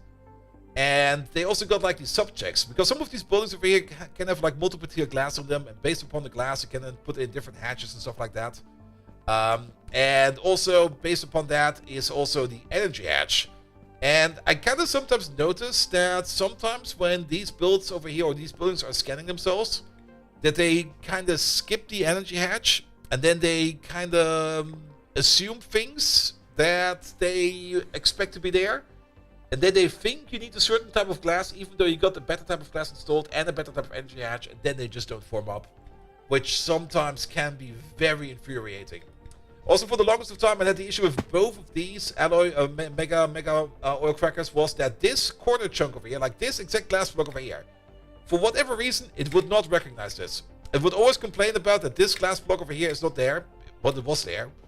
And the only way to fix that was to pick up the controller, put it back in, and hope it would get all of those in one go. Which was kind of infuriating. And then, of course, you got all the other Minecraft blocks which are just not telling you anything. Where you're just like, why does this not work? And you go like, I don't know. You don't get any feedback. And you go like, alright. I'll guess it'll be fine. Alright, we got the ZPM hatches. Also, I just noticed that the thing we were looking at was making of new normal ZPM hatches. Good, let's open you up. 2, 3, 4. 1, 2, 3, 4. Alright, you're all pointing the right way. What's the blue dome? That's the new power plant. You're back on again. Alright, that's where the power will be coming in, and that's where the power will be coming from. But the blue dome is... It's also known as the popcorn bowl. It's also known as the puke bowl. It's called the Tupperware dome. And this is where we're going to be putting in the new power plant. We still need to install the fusion rings. That's still the placeholder where the rings will start. But we're using the heat exchangers over there to turn the plasma into steam. And then the steam turbines over here to turn the steam into power. And yes, we are now going to connect, or at least it's not, we still need to put the rings in, but we are going to be connecting the main power wire, which will be coming over. And for that, where's my hole? There we go. Every damn time I freaking forget where the hole is. There we go. And I already assumed that it's going to be more power efficient to use the heat exchangers, because why do extra steps if you don't get any more power out of it? But after doing the math, it's about 4 times more effective, if I remember correctly, in using the heat exchanger than using just straight up plasma turbines. Alright, we need some more of these. Let's make some more thick cable. We need so much cable.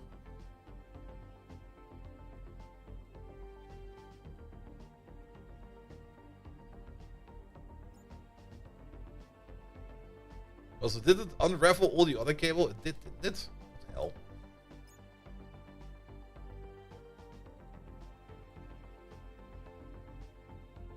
That should be enough.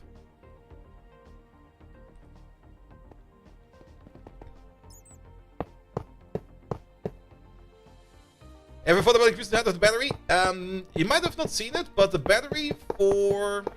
Oh, you mean for this one over there? I mean, this guy over here is more or less just a distribution point. We should probably also give him an upgrade. But this guy is more or less... this guy over here does not really need a big buffer. This is more or less a distributor, where power goes in and power goes out, like the central power node. But for the one on here... It's not that much higher, but it is a 4-layer tower. But keep in mind, it's also using the more advanced ZPM energy cubes or energy capacitors in there. Which does kind of mean that we have... Oh, you're off as well. That we got even more power we can store in here. It also means we have a bigger passive loss. That's the only one thing where you have to be a little bit careful about. The more energy you store, the more you can also passively lose. It's not that much of an issue, but it can be an issue if you overdo it at the beginning. But yeah, we could probably make this tower bigger, but to be perfectly honest, it was very expensive in making these cubes over there that are stored in here. And I think this will be enough. Especially since we are going to be running the power plant over here just every now and then. I was also thinking about building the bigger fusion power plant over there. The compact fusion reactor Mark 1 prototype. Which will make this big fucker over there. This thing is freaking huge. And I think this thing would actually fit right in this building. So we could still do that. The thing is, however, this is a mega fusion reactor, which will run 64 times the recipe we're already running. The basic recipe that we're running is making 625 plasma per second. The Mark II that we're going to be installing in over here will be making 1,000... Oh, it's going to be making 750 actually. Yeah, it's going to be making 1,500 plasma per second. The thing we have set up over here eats 1,000. So if we would have like the simplest version of the 64 times, we would be making so much stuff. Does not mean that we're not going to be making this thing anytime soon. That we're not going to be making this thing never. We will probably have to make this thing at some point in time. But at this moment in time, it's still too expensive for us to make. But at some point in time, we will make it. Oh yeah, that thing is very expensive. For now, the small rings are still good enough, but it will be coming at some point. And then we would also need something that can handle all that plasma, which will... There's nothing really bigger than this thing over here. Not quite sure what we're going to do with that yet. But this place over here is also expandable. We have enough space over here to put like another one of these down. Right over here. Same for this guy. Same for that guy. Same for this guy. We can place another one over here. And then the other side over there as well. So nothing to worry about. Also, this over here sometimes loads a bit weird, but it's fine. It's just an optical issue, but it's fine. So we can double down this power plant over here as well, but we have to figure out first and foremost how much power we're actually going to be making. Alright, let's finish up the power connection. There we go. Alright, from the top over there.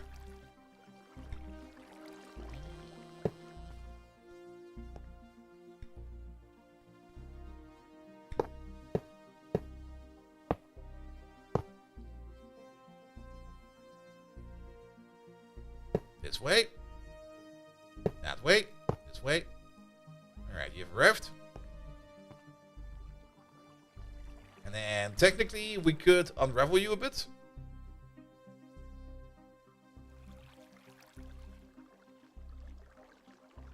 Into some 8 times wire. You over there. You go up. You go up.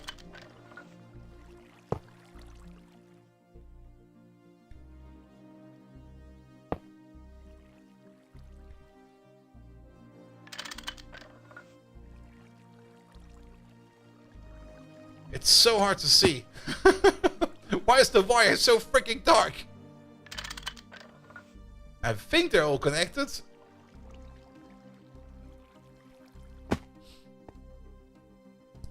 There we go. Alright. 12 times superconductor ZPM. 288 max amps. We're going to be running 256 through that.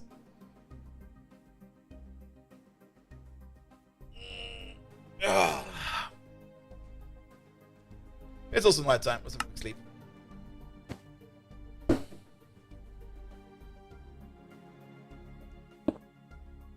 Alright. Good. So, what will be next? Let's maybe prep a little bit more in here.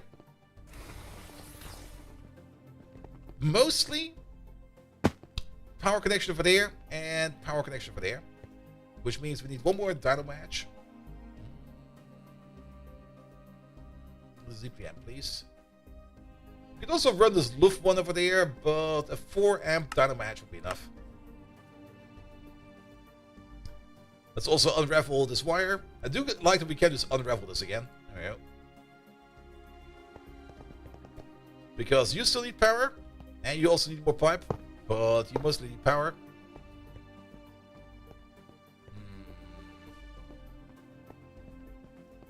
There's too much thick wire everywhere.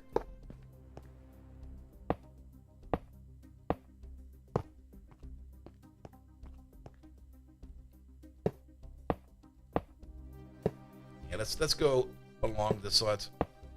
More inside lamps. Yeah, the thing is, ever since we got like more lights going around, I kind of left the brightness down on Moody. Now I see what's going on over there. We can try. There they are.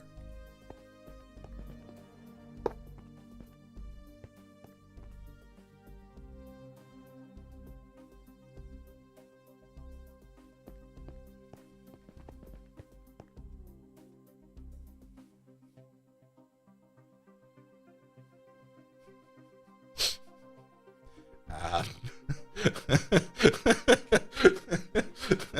Ah.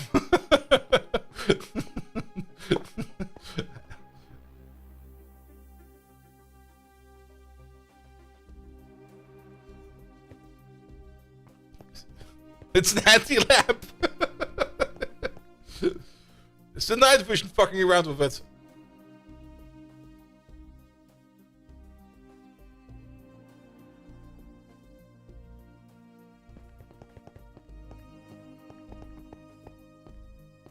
Yeah, it's mostly the night vision that's causing some issues over here.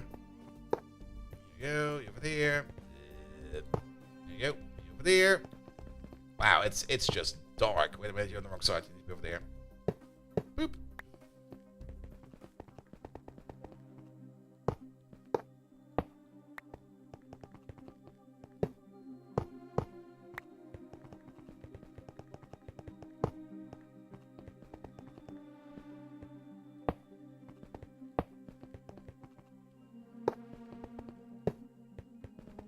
There we go.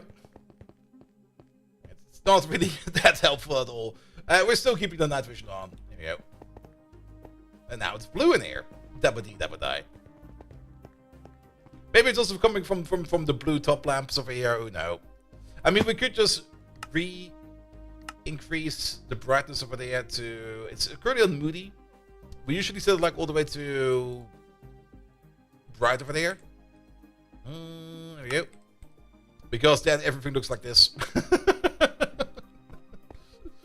On the downside, you will not ever see then any more light issues anymore. And things might just be like a little bit too bright. I don't mind it being this bright. But I do kind of like seeing the lamps actually work for us. I'm also not quite sure if these arc lamps are going to be that useful. Because the arc lamps over here also repel monsters in terms of pushing them backwards. So I'm a little bit concerned about them eating like too much TPS or too much UPS. But well, it should be fine for now. As long as we don't overdo it with them, I think we'll be fine. All right, let's do more Vanta black cable.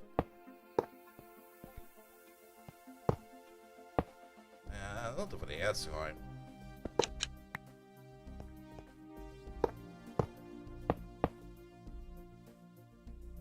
Let's go this way. Also, it's starting again. I mean, it's finally getting warm enough over here that they can keep my windows open again 24/7. But now I smell barbecue again. That damn barbecue place is still at it.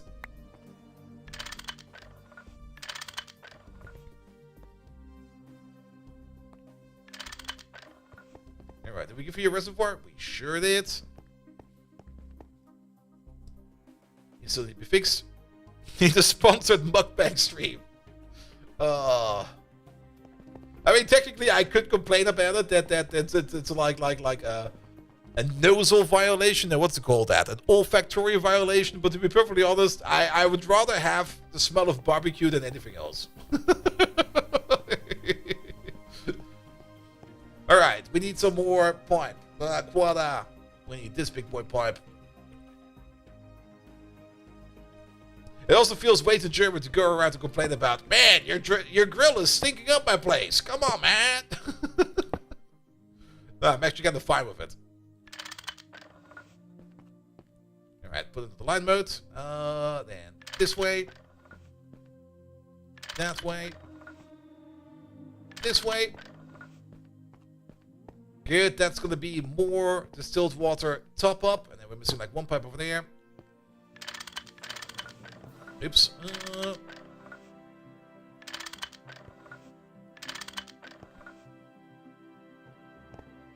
It's connected.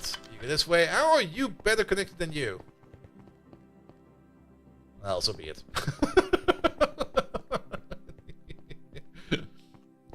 Good. And this over here will be making us more water whenever we need it.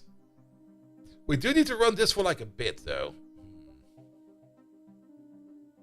Because we do need some initial distilled water. Can we dump some power into you? That will only go away to someplace else, won't it? I mean, we could just cut this for a second.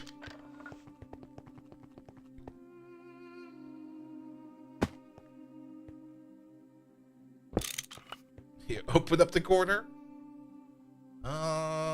Energy hatch. We got like a nice bigger energy hatch. We got one ZPM over there.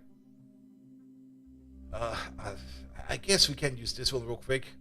Actually, even LOV will not really do us anything good because we need an IV one for this one. Is an IV one even going to make enough power? The answer is no. Because this guy over here is losing more power than we can. Okay, IV one is not strong enough for this one. Ah!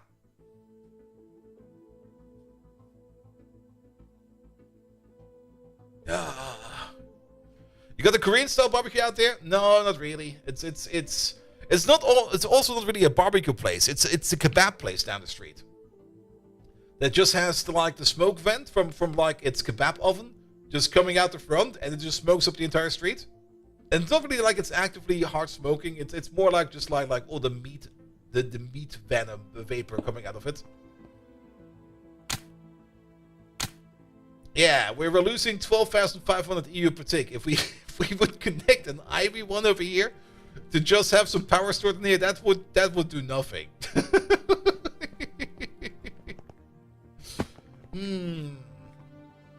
Because we do need these over here to run for like a little bit to make at least a little bit of distilled water. Unless we got distilled water in here.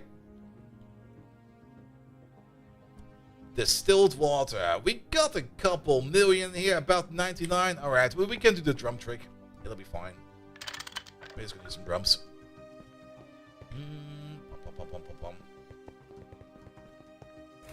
Oh wait, this passageway over here still exists.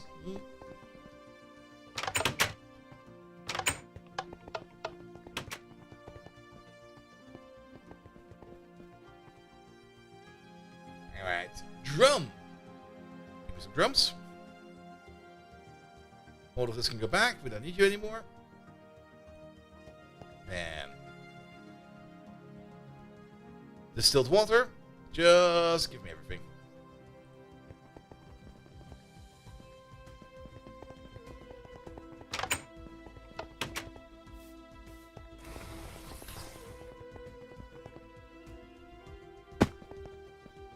Also, what kind of output hatch should we give you? Okay, an LOV output hatch. We have like 500,000. Sure. Let's put like half of these in there. Oh, really? That doesn't work like that? No. I was kind of hoping we could store a little bit more in the pipe over here as well. Well, it doesn't take too long.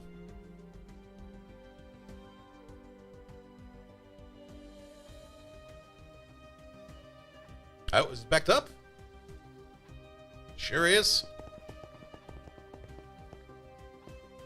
Same thing over there.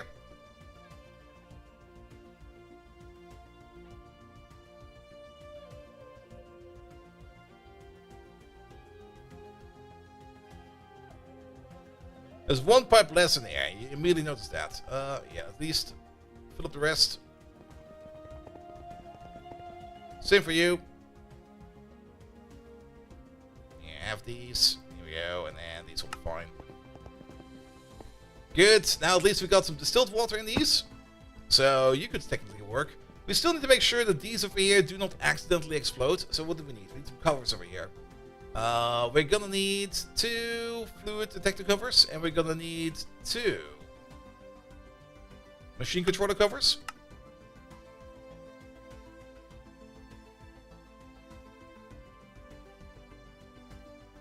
Come on. Not that hard to make. There they are.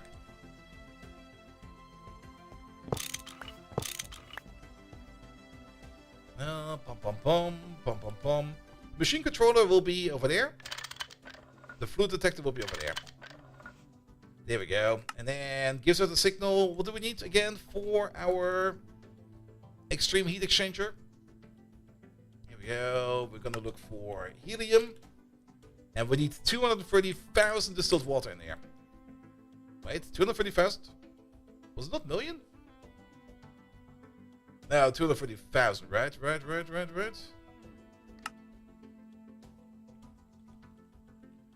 230,000 liters. So there's a million in there. 230,000.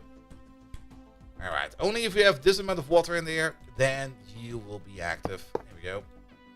So, oops. Power is on, because you got enough water. This is just to prevent the machine from exploding. Yes, I know. I'm also sad about that myself. Saving over there. 230,000. Plug it all together. Make sure it's fixed. And it should be on now. It is on.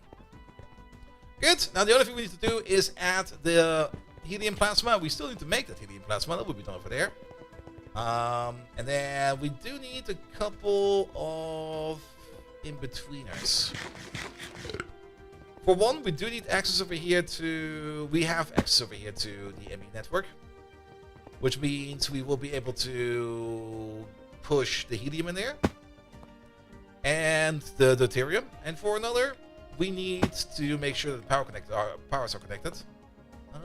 So, whoop. Let's go back to the main base where the power plant currently resides.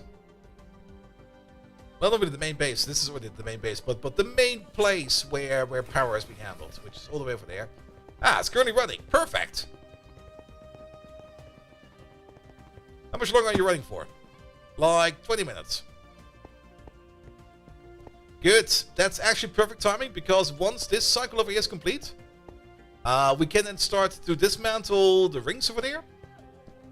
And then once we have dismantled these rings over there, we'll be moving them over to where they need to be. On top of that, we're probably going to be replacing them very soon with the tier 3 rings. If we go back to the fusion power plants, or the fusion generators, or the fusion machines, if we call them. The fusion reactor Mark III is within our reach, actually. It's made with ZPM power, which we already have available. We do need to make I think the bioware, or the wetware. It's the wetware that we need to make. So we need to make the next higher level of circuit, but everything else is already available, so we can then upgrade these over here to tier 3 crafting rings. And tier 3 is also what we need, so once we have these over here stacked up with tier 3 fusion rings for crafting, then crafting over here will also be a little bit faster in general. And we don't have to worry too much about fusion power going on and on. Good, but... Alright, 15 minutes. Yeah, we're now making... This is the number we have to compare us against to. We're now making over here with the same setup 4 million EU per tick. And once we got our new system in place, then the question is how much more power are we going to be making with the new system? I had the numbers written down somewhere. It was definitely more. I think it was like 4 or 5 times that number. But actually it was, I think, 4 times that number. But we will have to see about that once we have it in. If I remember correctly, we're going to be making something about 160 amps of ZPM power, which is 40 amps of UV power, which is 10 amps of UHV power, which is still, it's kind of interesting actually. If you go through the tiers, every time with all that power, you kind of realize like, yeah, it's going to be a massive power plant, but if you go like up a tier 2, you suddenly realize that's no power at all. We need more. Now, later on, I have heard that there are better fusion recipes, like tin plasma seems to be very efficient. Tin plasma over there. Plasma generation fuels 150 million EU. Compare that to helium plasma.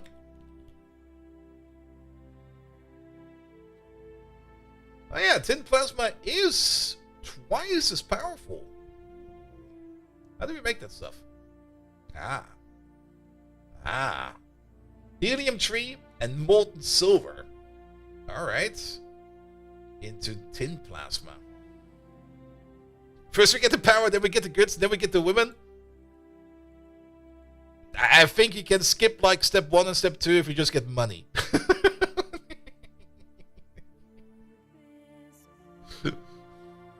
Alright, but that would consume our silver production in general. How much silver have we in storage? I mean, the good thing about helium plasma is you can basically make it for free. We do have 1.6 million silver in storage, but oof,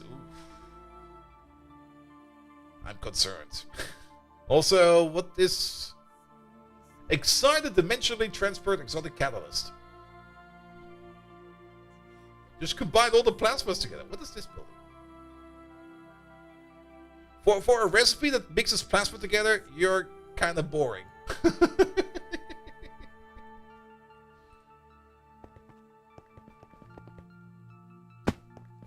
Alright, I think it turns itself off at 60% fill capacity.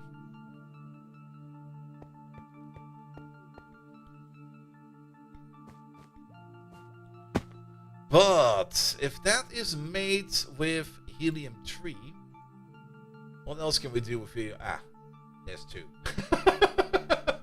I see. Yeah, tin would be the next bigger difference. Now, silver is something that we can get quite a bit. And actually, no, that's not going to be the case, because we will then be... What do we do then with all that tin? I mean, we can make the helium plasma, or the tin plasma. We can throw it through the heat exchanger as well, which will make us... Is that... Wow, that's so much more. That is so much more. That would be an insane setup. Can we overclock these? What do we do with the molten tin then? Can we turn our tin back into silver?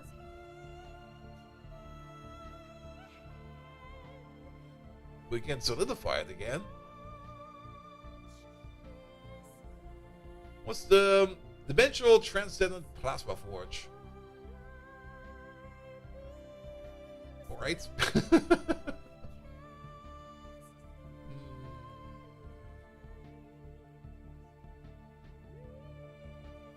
Can we maybe use the tin plasma for anything else? Heat exchanger, fluid canner. On which GregTech version are we? GregTech New Horizons, and we're on the latest version, 3.7, 2.7.3. 2.7.2? 2.7.3. There it is.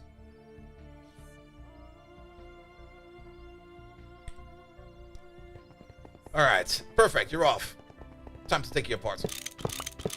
Rip it there. Actually, we should start from the top. It's easier.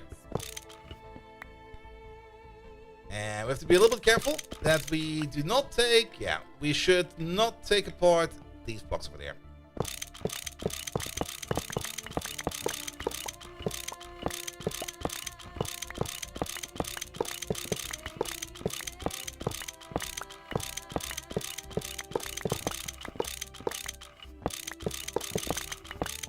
Do you have access to the new God Forge or something like that? No, that's way later. I have seen parts of it. We've already seen some of the recipes. I've not even looked at the structure itself yet. I mean, if we go by the quest book real quick.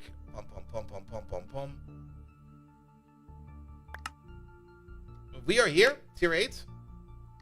And I guess the God Forge is somewhere down here. It's still quite some time away. Is there even a quest for that?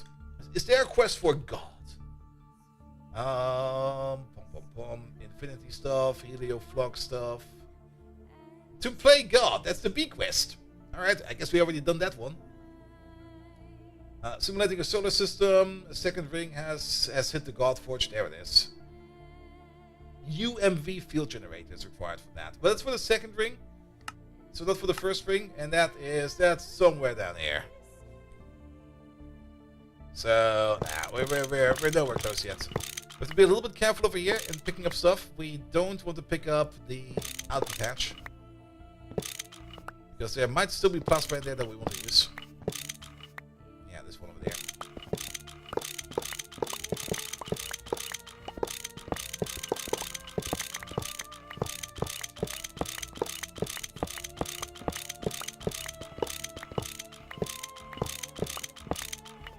Alright, next row.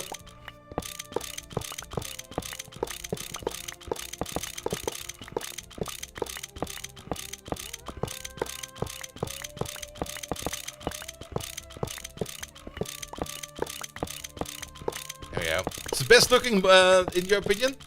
It has some animation. Yeah, I mean that's also one part I kind of find a little bit sad about GregTech New Horizons or the Minecraft in general. You get a whole bunch of these nice looking multi-blocks, and most of them are just static. When things move, it makes the game so much better. But I can also understand that the way, or the version of Minecraft we're using over here, is just so old that it will probably not be any good in terms of memory and performance if things start to move around. The later Minecraft versions over there are better at handling that, aka see the mod create, because in the mod create, everything moves. Absolutely everything moves. And it looks magnificent. But in this version of Minecraft where we are at yet, it's yes. How about yes?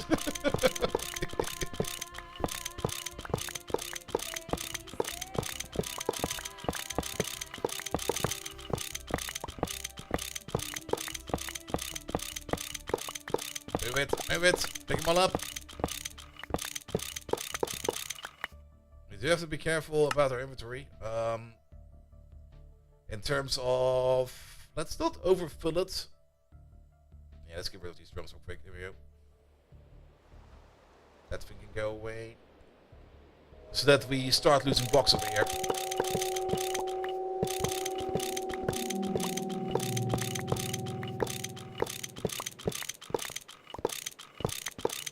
Let's keep the hatches. Yep. Will the performance change by simply migrating Minecraft from Java to C#? It's not really that Java is that unperformant. It's just, it's been programmed terribly back then. I mean, Java on its own is not really unperformant per se. But if you just make something work, you will probably have some performance issues. Porting it to C# is not necessarily guaranteed to give you like a performance boost if the base code is just not effective.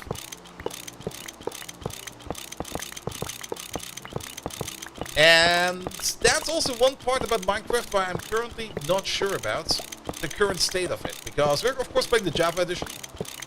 There's the Bedrock edition, which is that ported into C or C# even? I'm not quite sure what Microsoft did with the base code after it got its grabby little hands on it. And how good modding supported is over there as well. Because I've been playing the Java version since like forever. Oh, this now looks like a skeleton. There we go. Alright. Bedrock is C++. There we go. Thank you, Donald Mellon.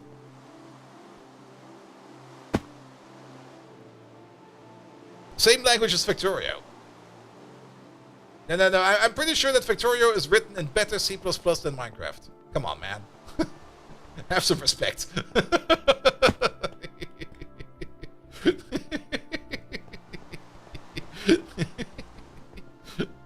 It's in better C++. It's written in Victoria is written in C++. There we go.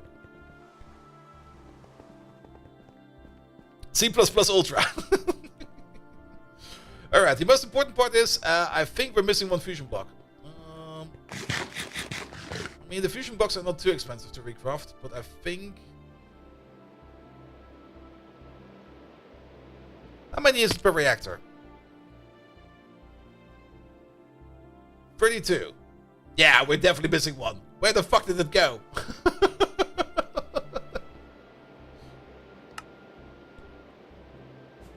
No.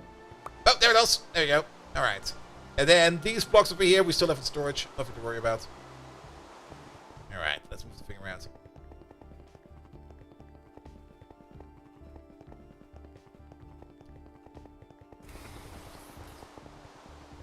To the new power plant, all the way over there. And then let's hope that we have enough power to make the thing that we actually want to make over here. We have to pilfer a lot of items from the old power plant still. Like the koala pipes, for example, we're also going to be pilfering. Here we go. I guess, I don't like that.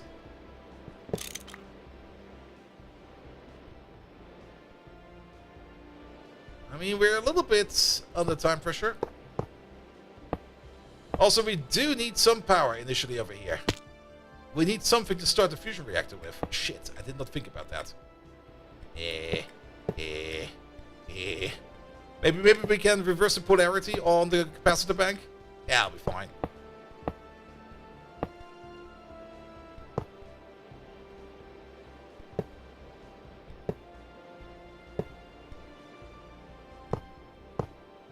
Okay, yes, boys, have fun running.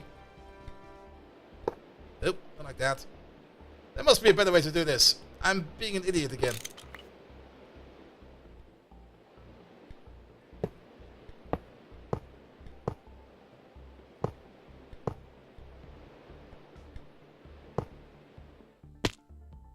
Fast on the Switch 2 that supports struggling Japanese company?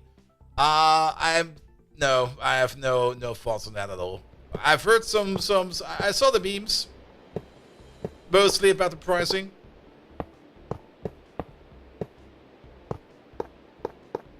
But since I've not really had any kind of Nintendo console or any kind of Nintendo related stuff in like forever, I don't really care.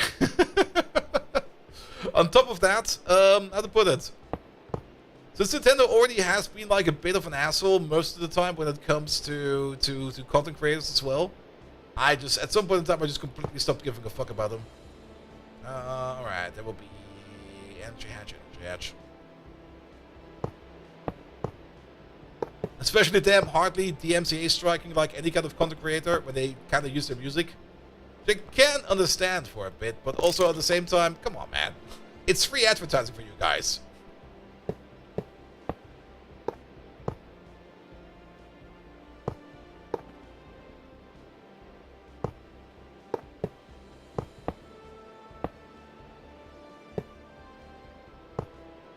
Go. We could as well place the energy hatches right away. There they are.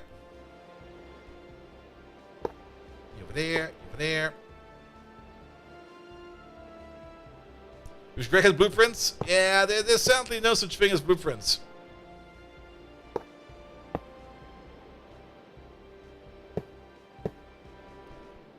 There is the schematic tool, but the schematic tool has a little bit of issues with orientation of certain blocks. And it can't do anything, and it basically works by you still having to place blocks. You're not really yourself, it does that by proxy.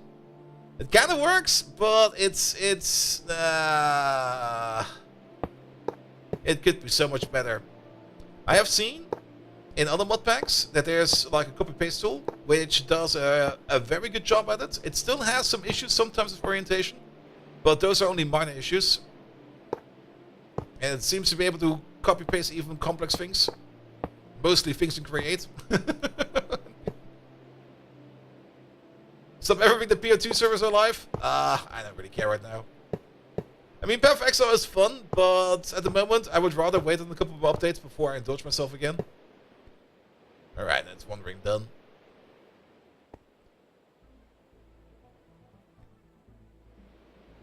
Boop. Do you form up? You will probably still have incomplete structure. Yes, because we will still need to put in the hatches. The schematic cannon for Great is really good. Yes. Though the schematic cannon, is that not like applied energetics? Or was that, or am I confusing it?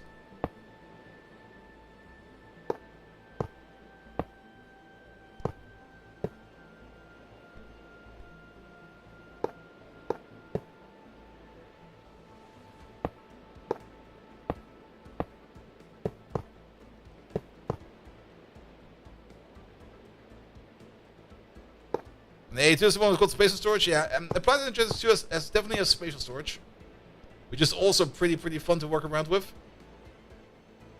And there we go. Alright. At least now we can, like, hover. Nah, never mind.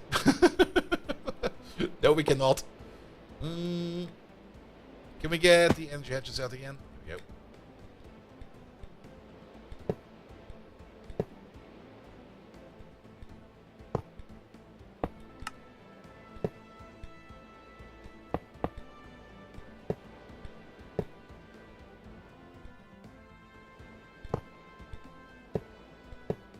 I guess you're over there.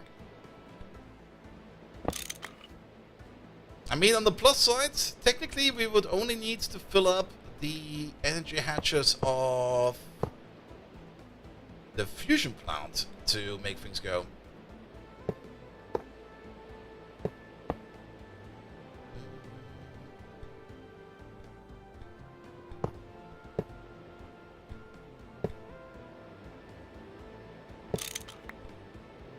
Here we go.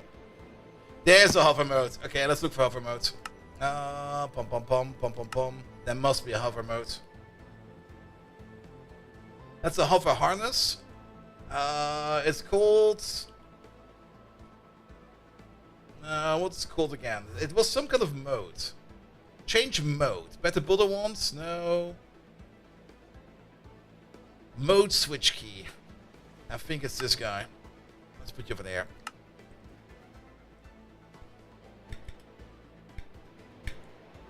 There we go. So much easier. Should have done this ages ago. I've probably been infuriating people for so long, like, why does he keep not using hover mode? That jackass!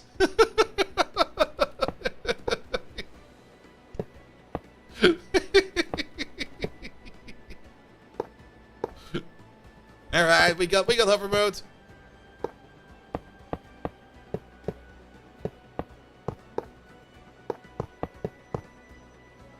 Over there.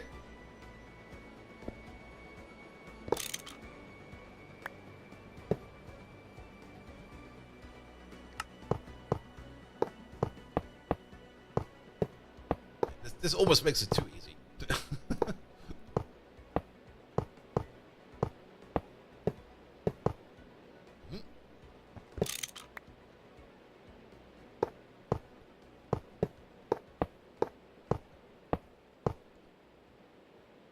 Alright, next row. Pom pom pom pom pom pom. Not over there.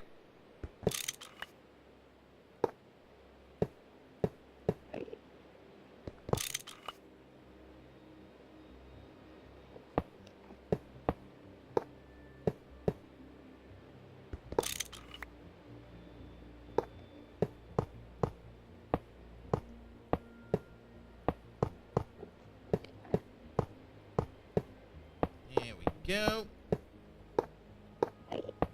Yeah, let's go finish up all the coils real quick.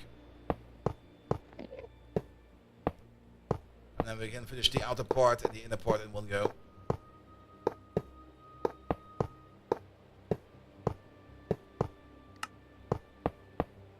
And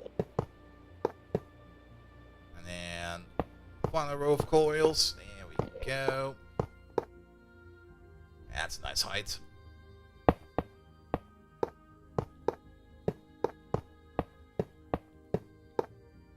This is still one of the parts and concepts in GregTech I still enjoy by far the most. Wall sharing. The ability to combine like one machine into, or multiple machines into like, not really one bigger machine, but into one more compact machine is just so great. And even the ability to even splice one machine onto another by just using hatches. Nah.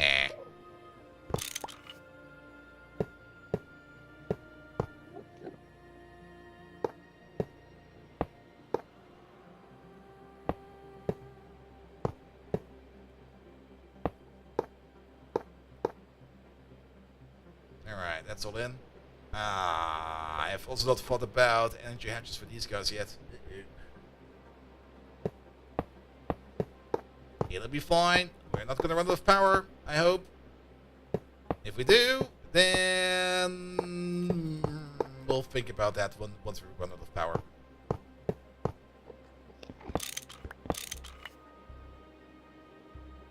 You over there, you over there.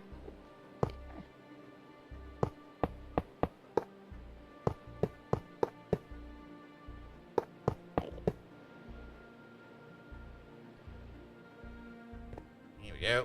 Alright. Outside. Let's do the energy hatches real quick. That will be you.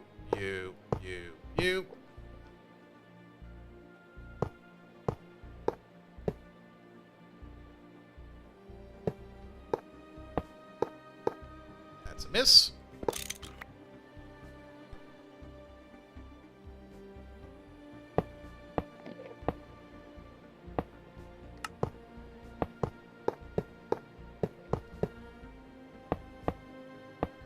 Here we go. These guys, those guys.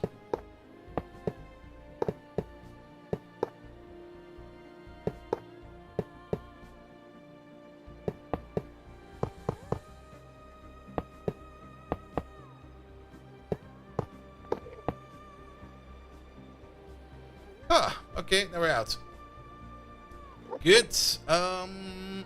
Perfect. So we're gonna need some hatches now. You there. We're gonna need some input hatches. Total amount of input hatches is gonna be 1, 2, 3, 4. And we're gonna need some output hatches. Output hatches are gonna be 4. 1, 2, 3, and then 4. For the input, we can use these parts over there. You and you. Those are solely for power? Yes, these are solely for power. As were they, as were the previous ones.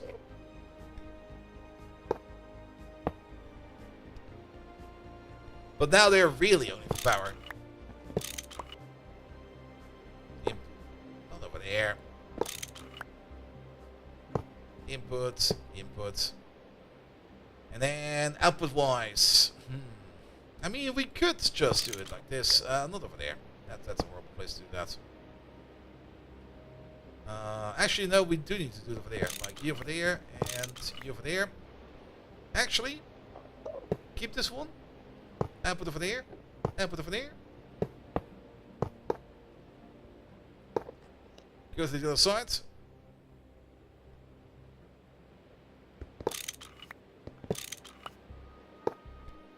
Output over there and output over there.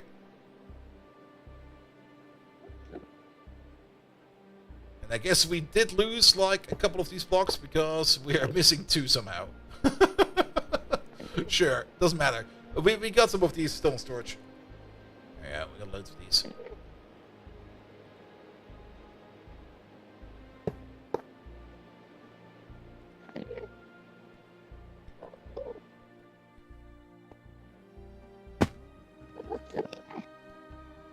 You're good, you're good, you're good. These are all good. Alright, they're all good to go. Next up, power wires. Energy hatch. Actually, we need the dynamo hatch for that. And this is one part I kinda.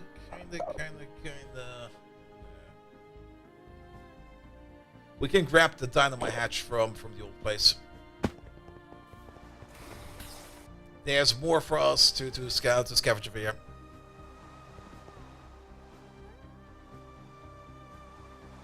And some rings that have input, I know they share them. They share them.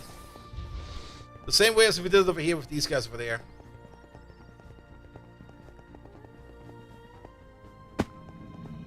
There we go, because this power wire over here, it does go to the top row over there.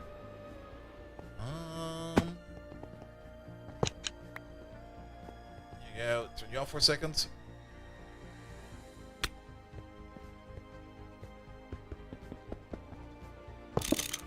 Eh. Yeah, give me some more of these, please.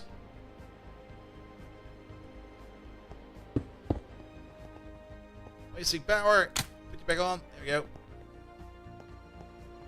Good.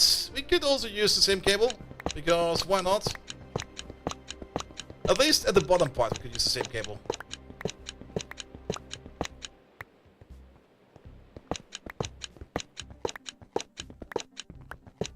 There we go. I'm not going to be picking up like the little 1-1 cables over there.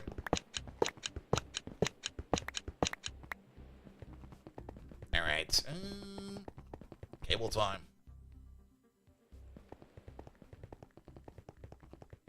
And I guess we do turn around like the laboratory capacitor, like at the beginning for a bit, where we just draw power from that capacitor over there, and we push that into that capacitor over there to at least fill up the rings. And once the rings are full, we can turn it around. It looks like a beehive. What the fuck? This is where we do bees. Welcome to the beehive. All right,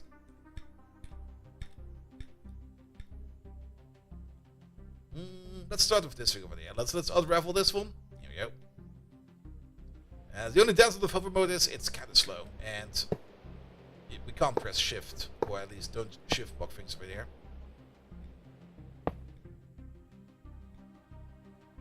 Which is kind of annoying, but it should be fine.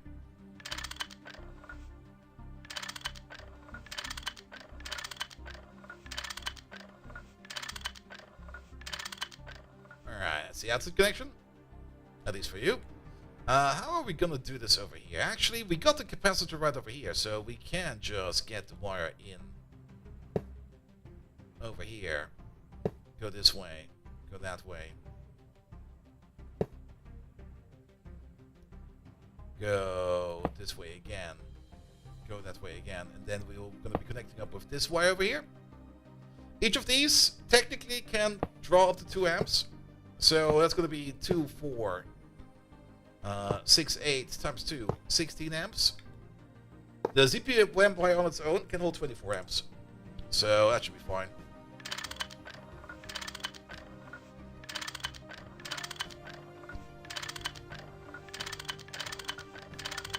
So once we then come over here, where they can come together, this is then where we need to bind the cable up into like double wire.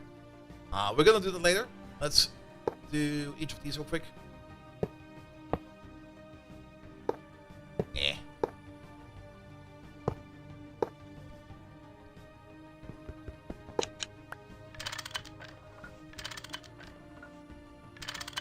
You over there, you over there, you over there, and you over there. Missed one cable connection. I did? Oh yeah, down there.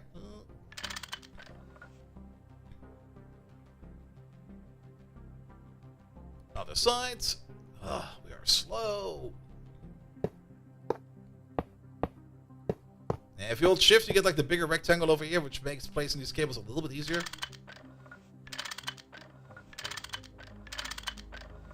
Here we go.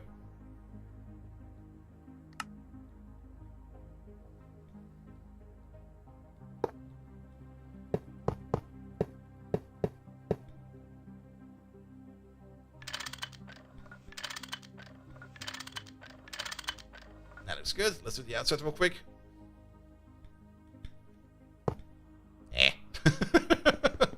Not over there.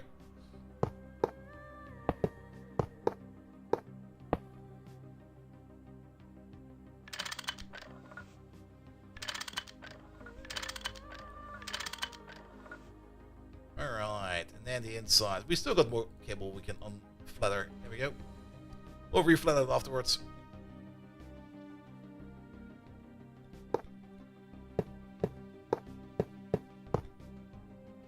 Here we go. Wait a minute. Did we? Yeah, fair beat, exactly. I was like, wait a minute. Did we not do... I'm pretty sure we didn't.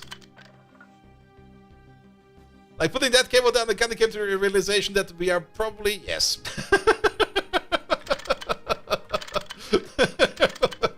I had like a single moment of deja vu and was like, wait a minute, something ain't right over here.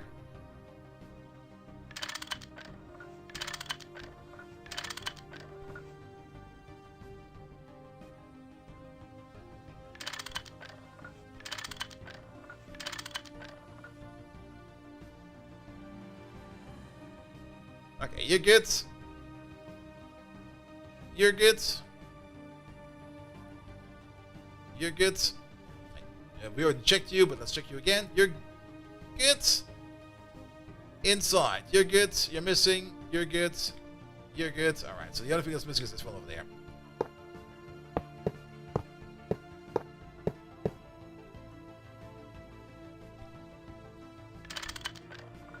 Alright, over there, over there, over there. Other sides.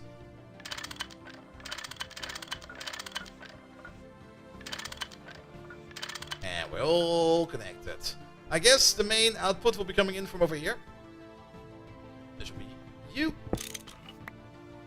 So this is where we're going to be putting out the 64 amp output. There we go. Then let's make sure that they're all connected.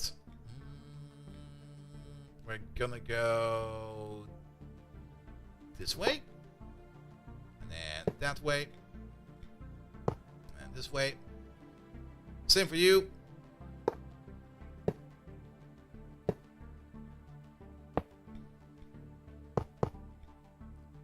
That's one too much. That's where we will be connecting them.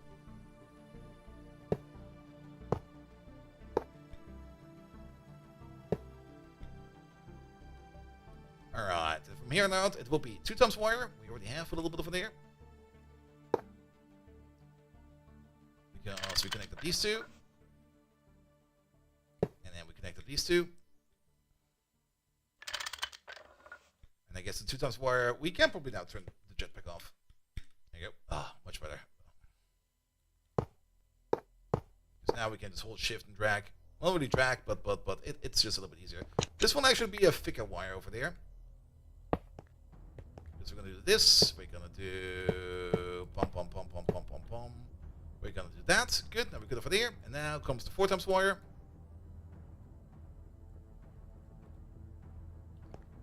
Which will be starting over there. Technically it should only be 6 times wire. But it should be fine. So this can hold up to 96 amps. Yeah, 48. We need 64. Over here we need 32, we got 48, that's fine. Over there we need 16, we got 24, that's fine. Over here we need 64, we got 96. Yeah, there's sadly no 3 times wire, so we have to use 4 times wire.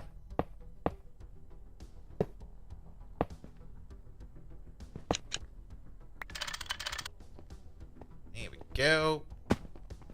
And then we just need to connect down there. Super. That should be enough.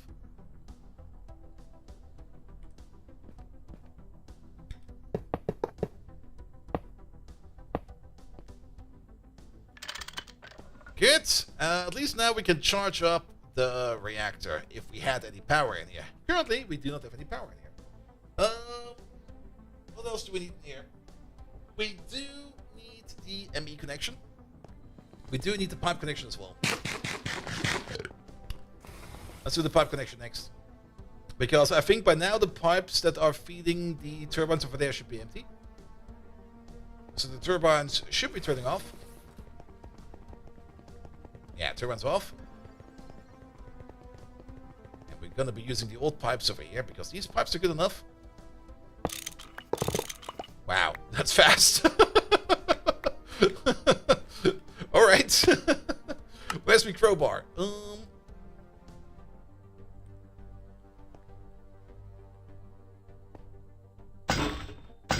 All these fluid regulators can go. There you go. No longer required. Here we go.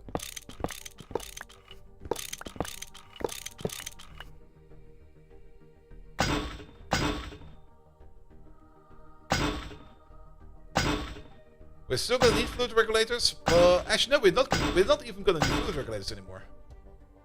Because of the way we set up things.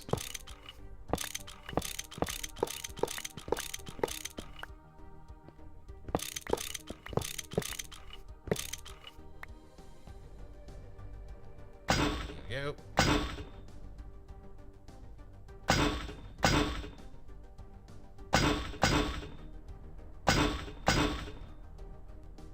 We don't need all the pipe, but I at least want to get at least some pipe.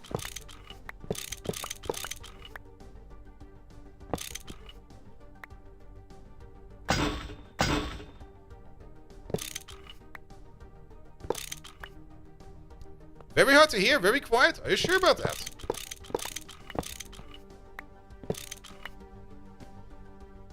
Because if I look at my mic output, it should be loud enough.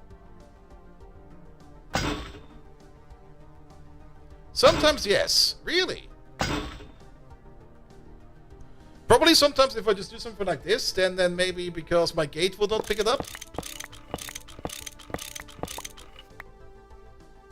But to be perfectly honest, I would rather have a little bit too quiet than too loud. And whenever I look away and talk to something else, yeah, that's just the gate not really picking it up too much.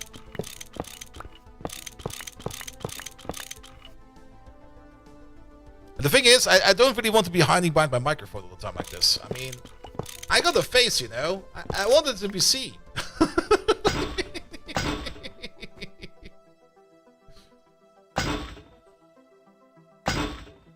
And I also don't really want my mic to pick up like everything else in the room. Setting up mics for streamers is always such a pain. And at some point in time, you think you got like a good solution, and then like after like some time, you kind of notice that the solution starts to drift, and then suddenly that solution is no longer a good solution, and then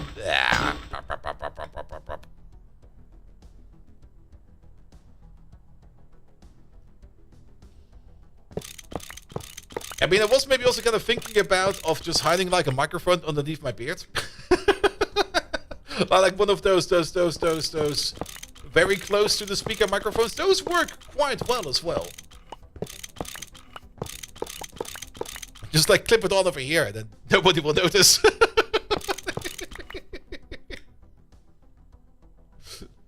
But there's also the question: how good is the audio quality on those?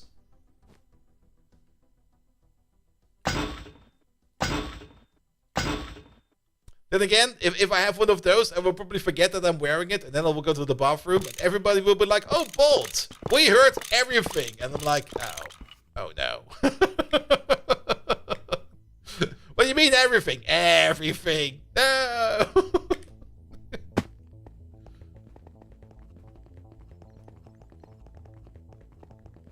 All right, let's have a quick sleep. Good. Yeah, I kind of want to get myself a little drink and stuff like that, but we're a little bit time constrained. And the small clip sizes have a really good quality for their size. That is very true. I'm very much surprised how good they are, especially when I did that interview with 10 Chambers on the Gamescom, where we had like the super loud hall in the background, and they just picked up my voice almost, well, pretty much perfectly. And I was so surprised by that. Okay, wait a minute. There we go. We got hover mode for that.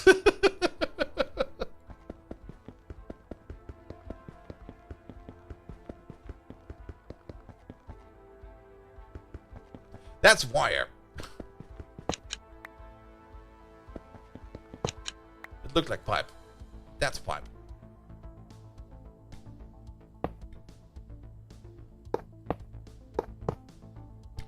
Alright, where's the input? The input is over here. The Rode ones, I'm not quite sure what they had.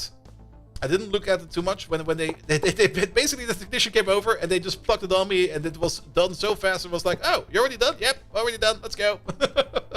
I'm like, "All right."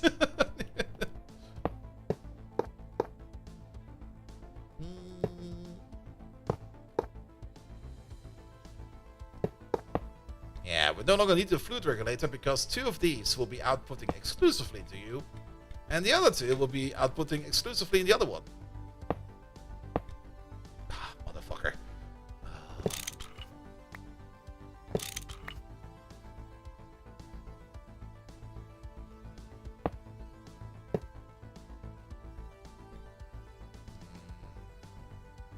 Yep. There you go. Much better.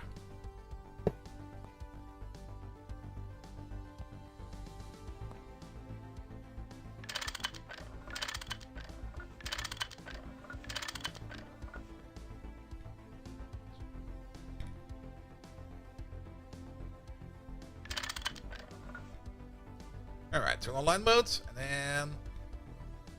Oh, really? Got it! There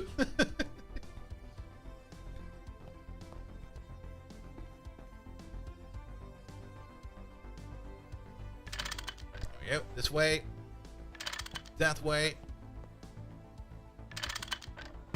Good! And in there. That's one connected. Ah, Dreammaster. I mean Traummeister XXL. You know, the one with the red chair. Welcome. We're currently hooking up the new power plant, and it's gonna be amazing. So, actually, is of course like The moment the mod developer comes around, we don't see the visual glitch. I'm pretty sure it's a known issue, but actually maybe we can force it. This is gonna go quick. There we go. It does fix itself over time, but it looks like this when you're not looking at it, more or less. I guess it will be fine once the building is running, but it's kind of annoying, to be fair. And it can be instantly fixed if we just like rescan it and then boop, it'll be back. And I guess it will also be back the moment the building starts to work.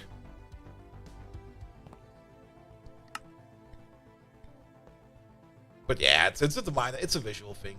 I'm pretty sure the building will still work. I hope the building works, because this is our main power plant and we have torn down the main one.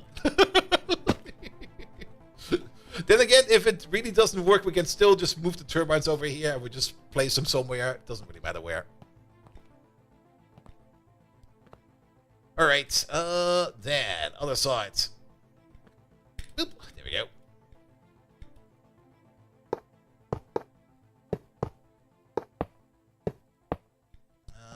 Where's the input? The input is over there.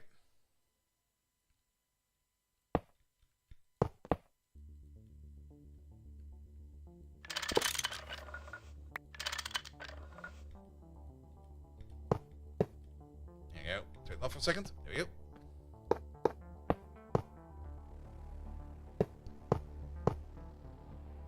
Yeah, I'm not quite sure if we did we rescan these? It does fix itself over time as well. I guess every now and then the buildings do like a rescan of themselves or their surroundings, if they're still valid or not, or maybe something else happens. Here we go. All right. We're still on line mode? No, we're not. No, we're on line.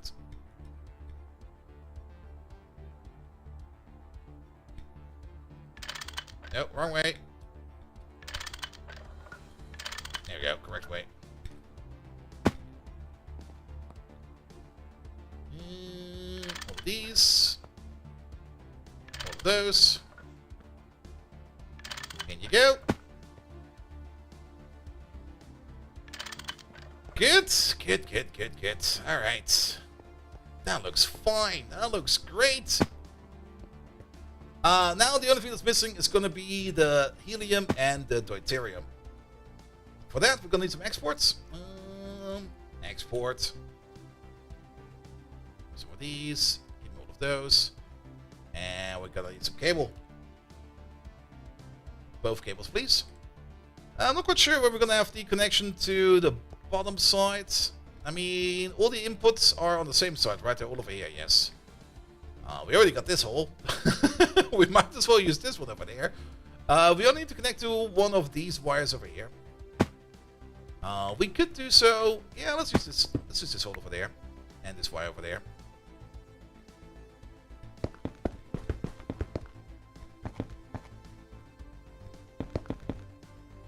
Something like this. Boop. All right, and then at least one missing. Sure about that?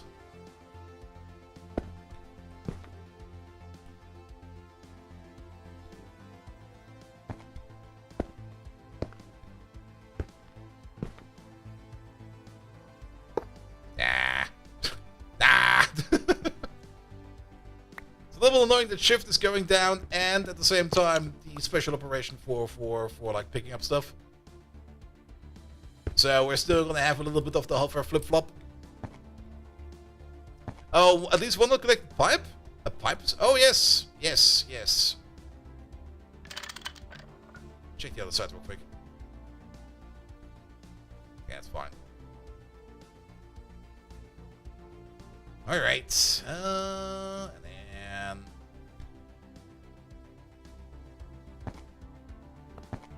Yeah, that's why I have to press shift. If I just right click this on there, I'll open the interface. So I have to shift click it. Ah!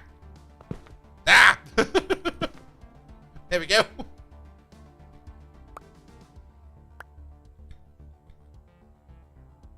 Alright, helium helium plasma? No. What do we need? We need helium 3.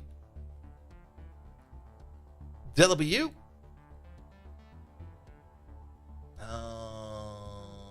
Did I not pick up any? I did not.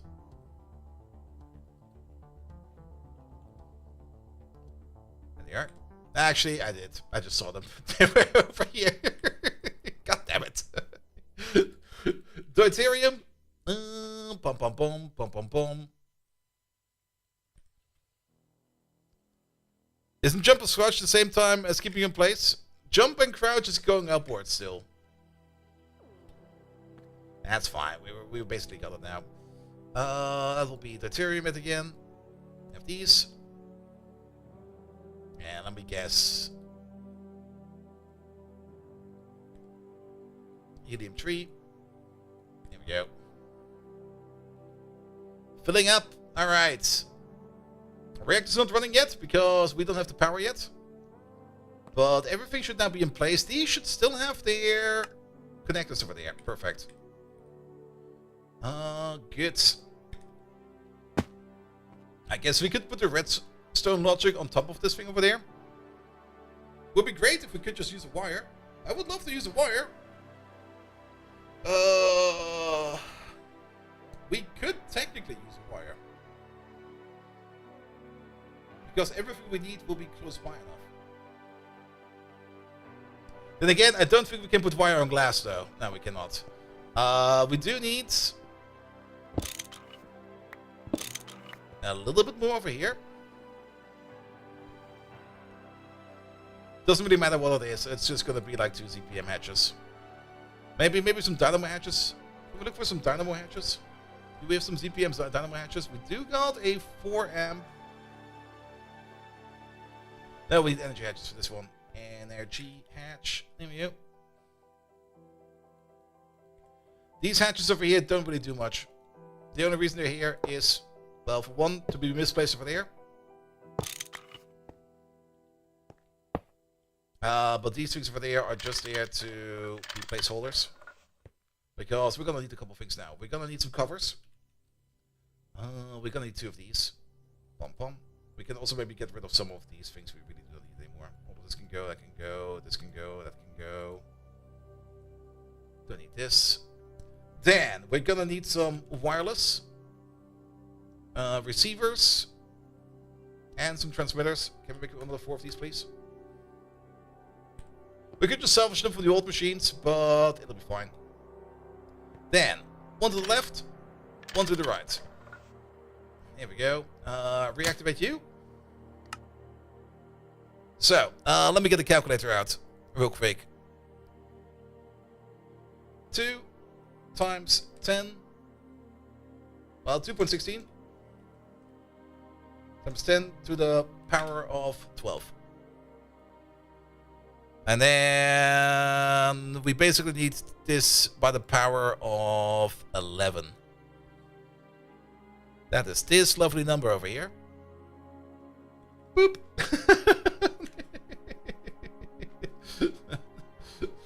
2.16 by the power of 11. Yeah, power of 12 would be how. This is more or less 10% capacity. If we are below 10% capacity, this thing will turn on. The other one is gonna be the same number times 8. I think 8 will be fine. Can we get this non-scientific, please? Maybe divide it by 10 and then we add it on a 0. Boop.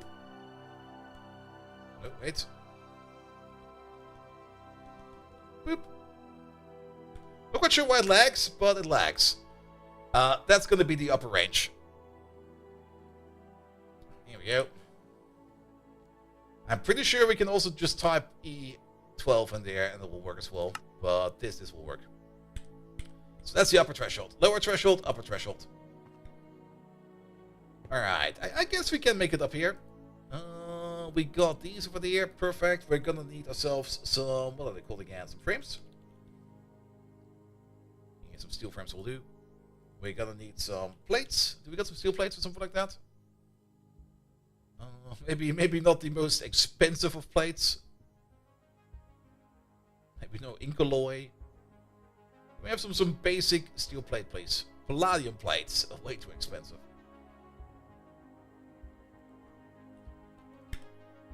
Steel plates. Maybe no doubles. Black steel plates. Steel plates. Yeah, let's make 64 real quick. There.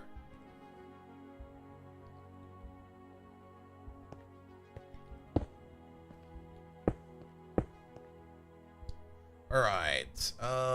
Receiver internal, receiver external. Good. Let's give you a number. No, we have not placed them yet, right? Transmitter, there we go. Transmitter external, yes. One over there. One over there. You're gonna be frequency 2561. You're gonna be frequency 2562. 2562 is the lower frequency. You over there are gonna be 2562. And 2561. There we go. Good. Then we're gonna need one of these. Alright, then we're gonna need, where's the thing? Not an XOR, we need a latch. There we go. RS latch, please.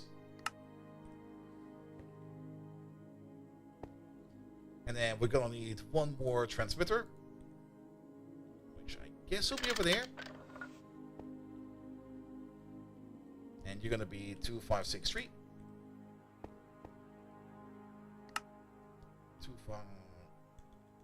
2563.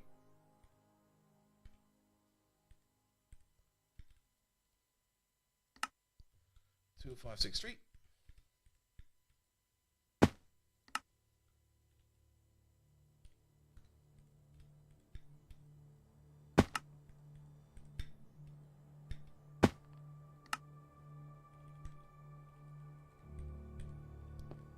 There we go.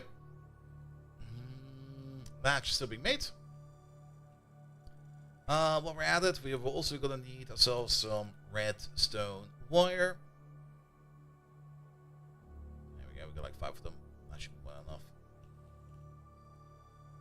Alright, hopefully the latch will be here soon. Good. And you are redstone transmitter external. So redstone receiver external, that means the signal they receive, they will be pushing out into whatever is over there.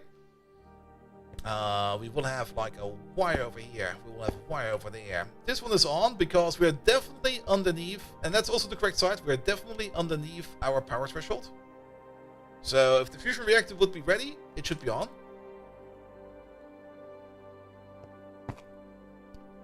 Alright. I guess it will be over here then.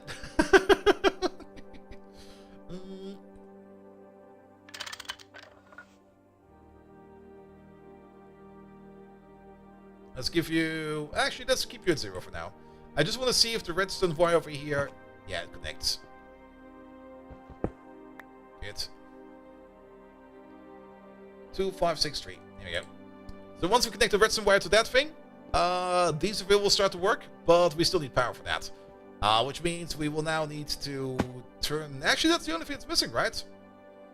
We just need to put some charge into this thing, so we can charge up the rings.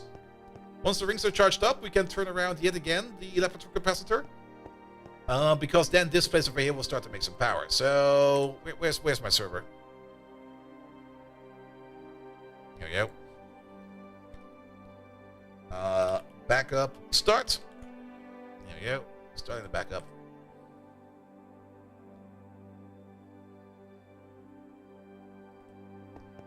Good.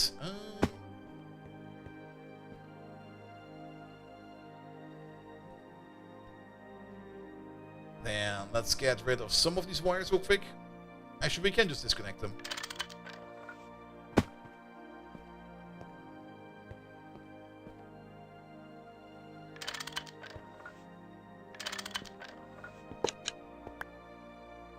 And then we're just going to swap out you with the one at the capacitor, not over there. There you go. Can we charge by our equipment? I don't think we can.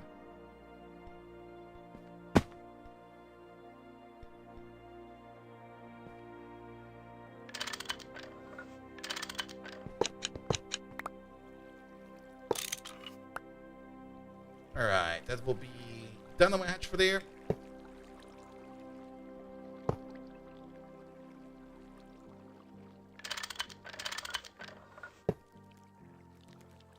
So power will now be flowing this way.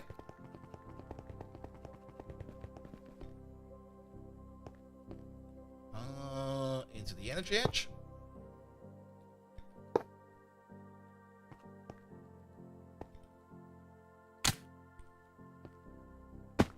Restart the other one.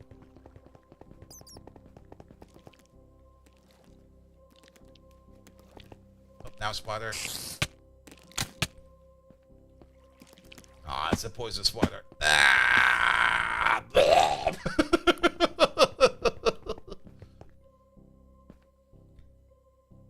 I hate this effect. It's the worst effect ever.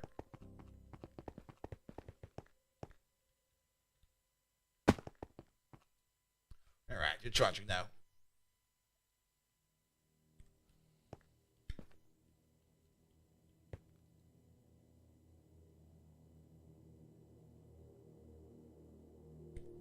Let's give it a bit.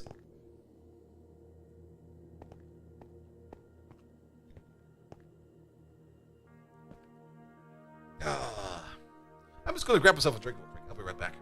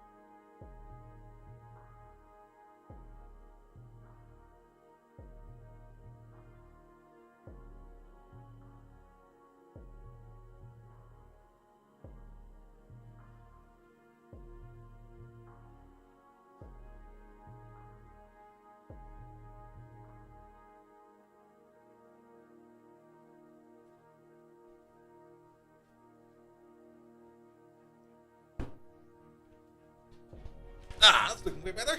Ah. Good.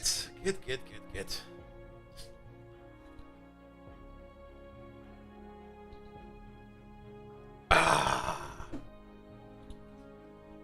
Caffeine. Yeah, by the way, feeling way better than yesterday. Not quite sure what yesterday was. Always a bit annoying that we had to end the stream early. But yesterday I was just completely flat. Today, much better. First day, maybe it was first day, who knows. Alright, we need to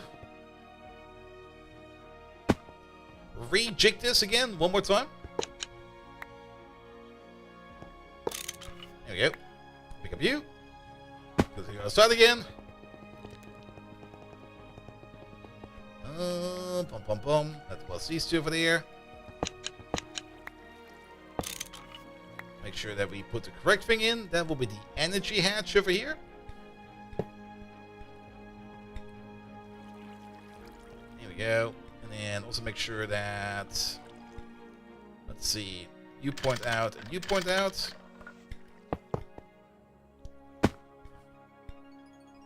They're connected, and you should be connected to the top as well.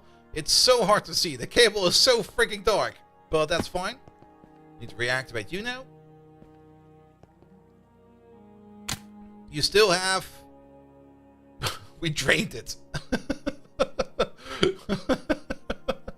We fully drained it. There's also no more power going in, so... Oh boy, let's... I guess we drained everything.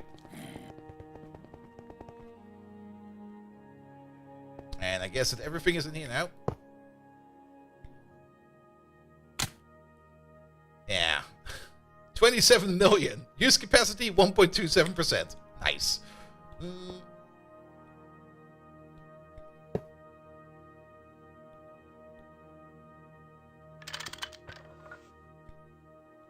Okay, I see what we did over there, and then you over there, and you over there. Good. And then I think the only thing that remains to do is to fire up the whole thingamajig over here. We could do another backup. It'll be fine. Alright, sound effects stopped right away. Turbines.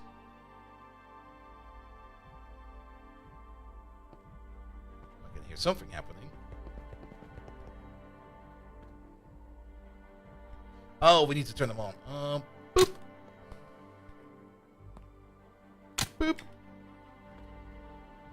Boop.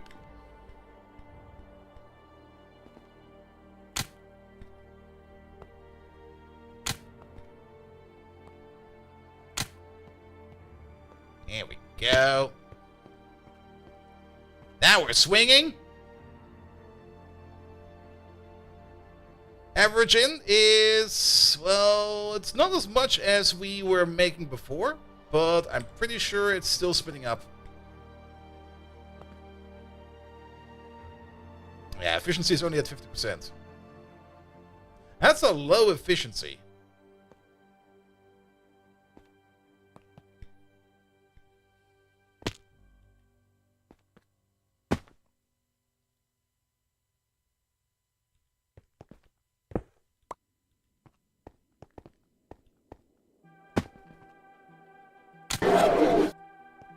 Power loss? Ah, we never clicked you. Good thing we put in the shuttle valve over there. Oh, wait a minute. There's nothing over here.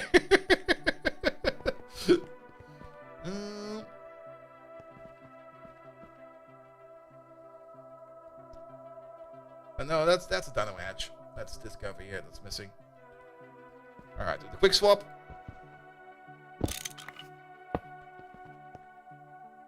If you're fast enough, you can make it so that you can swap this thing out without anything noticing yet. Pom pom pom, pom pom pom. Thank you.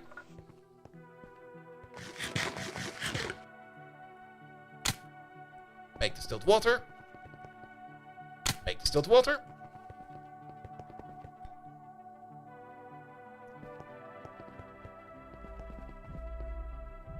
There we go. Now you're working again.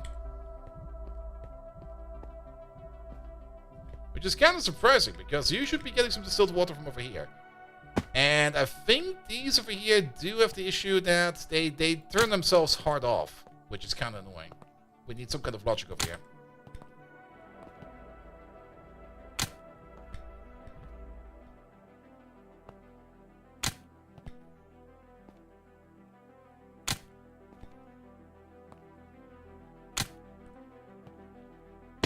Alright, generating power again. There should now also be distilled water going through this pipe, going back. There we go. 6 million. 7 million. 8 million. 9 million. 10 million. Remember, we're comparing this to what we had before, which was 4 million. 11 million. 12 million. 13 million. 14 million. 15. Still going up. 16. 17. 18. How much are we making over here? You're making 3.7 million EU. That's UEV tier. You're making the same amount, and you should be making half the amount. Yep. UHV tier. Generating power. Running at 100% efficiency. Nice. So what are we at in total? 18 million, which I think is also correct about what I was calculating. Yeah, it was about 4 to 5 times as efficient using heat exchangers over here compared to just running straight up plasma turbines. Good. And how thick is... Well, I guess this wire over here is already full.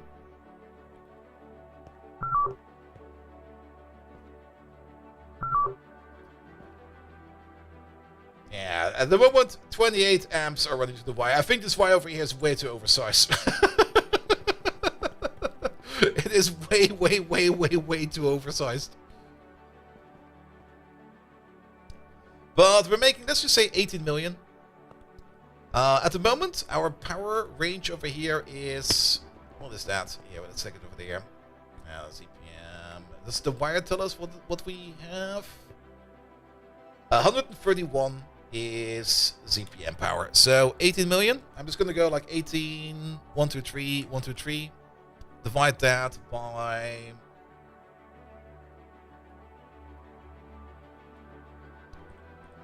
divide that by 131072. 131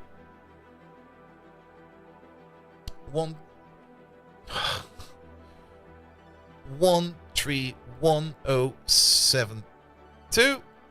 That's about 140 amps, give or take a little. Time to full 1.6 hours. Yep. It's that big of a capacitor. It's only 3% full, but there's only 66 million in there. And that's fine. Like this thing over here, it can run for like an hour or two. That'll be fine. It'll back up probably a whole bunch of plasma in here. We also can back up more plasma in the output hatches over there. So even if it backs up all the way, that'll be fine as well. And then it will just be generating power over here.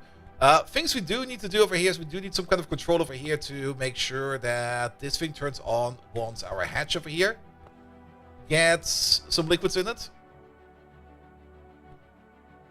Or some kind of other metric over here. We could technically, well, I kind of want these over here. I want them to be always on. I don't want them to turn off even. I'm not quite sure why they even turn off. It makes no sense.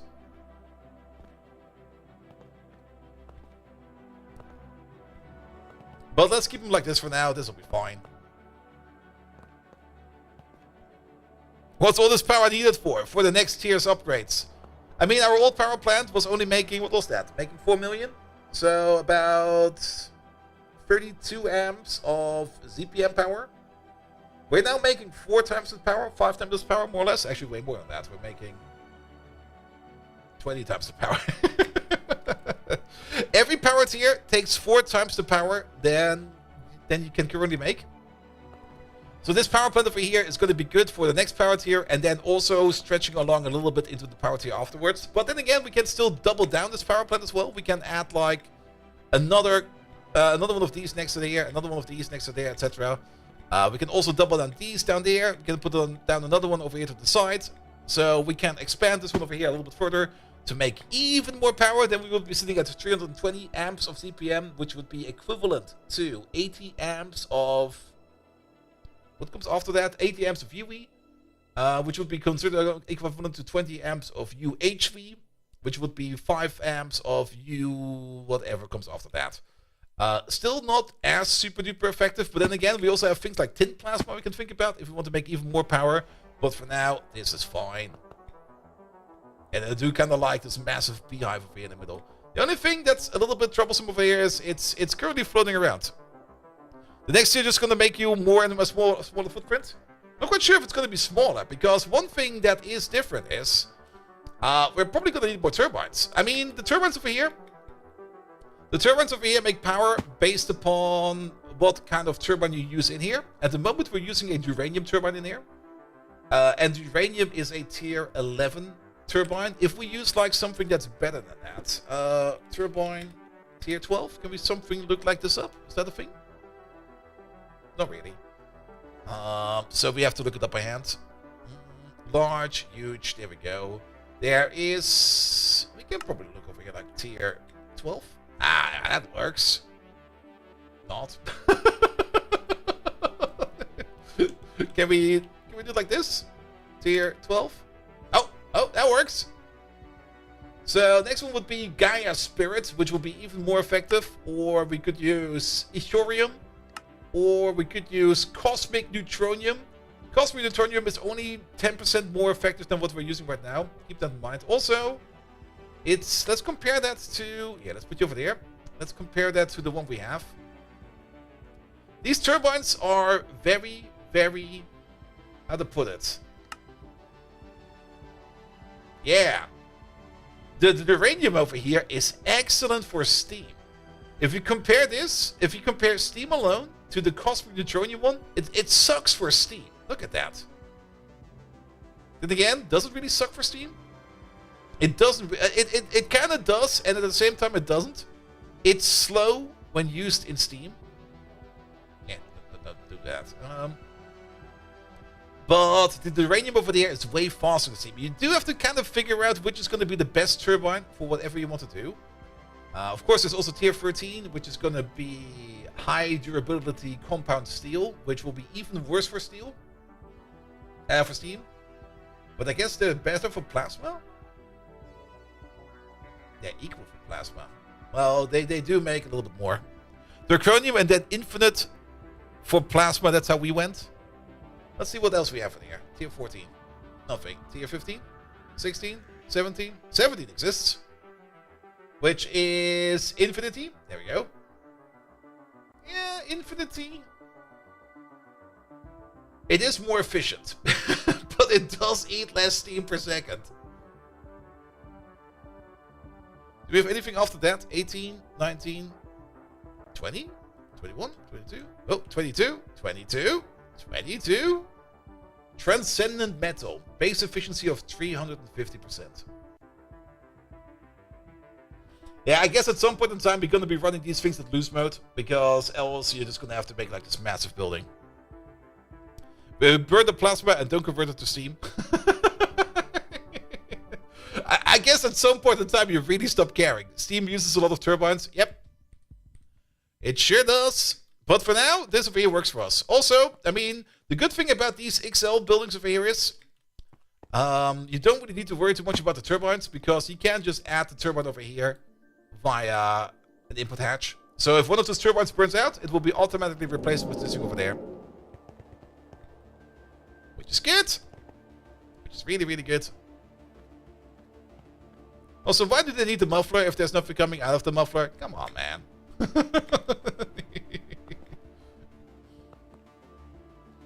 Alright, but yeah, over here we do recycle the water. At least we try to recycle the water. We do waste the distilled water at the end. But to be perfectly honest, I don't really mind wasting the distilled water. Not wasting the steam, that's the important part.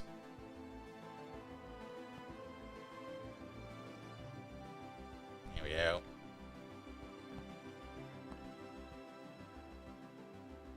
And that seems to be going well.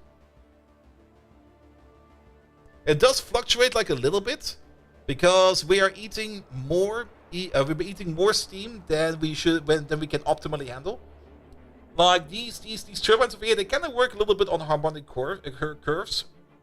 You can feed them more than they can handle, and they got like these plateau values where they actually get more efficient. But if you feed them like a little bit too much, they will just be running like a little bit less efficient. It's not going to be too bad, but you should maybe be careful to not overdo it. But we're only overfeeding it like a little bit. Like I think by a factor of, I think we would be I think this system over here could handle 17 turbines if we've got 16. So it'll be fine. It'll be fine. Alright, alright. Power is secured again. Lovely. How full are you now? 10%. Almost.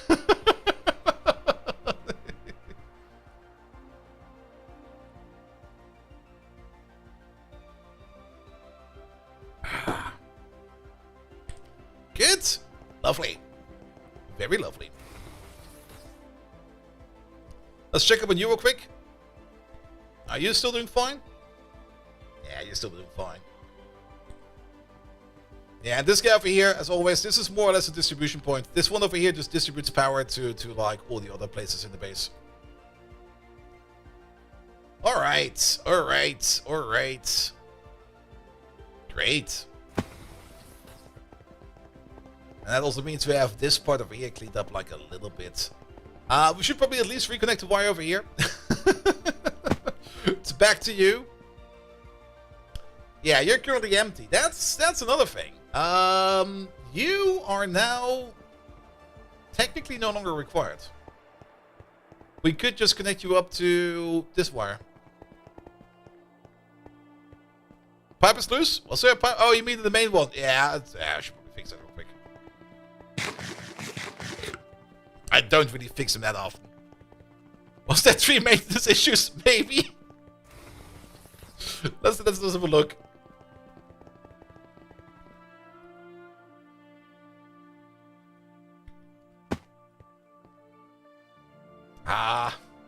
Yep.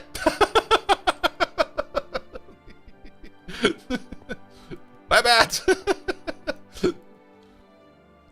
Working fine again.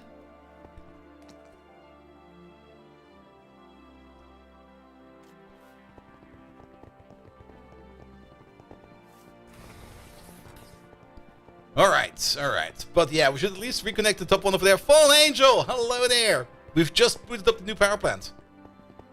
All right, but this guy over here needs to be reconnected now. We could still use the Leopardron capacitor over here. We're just going to hook you up with some power from the outside.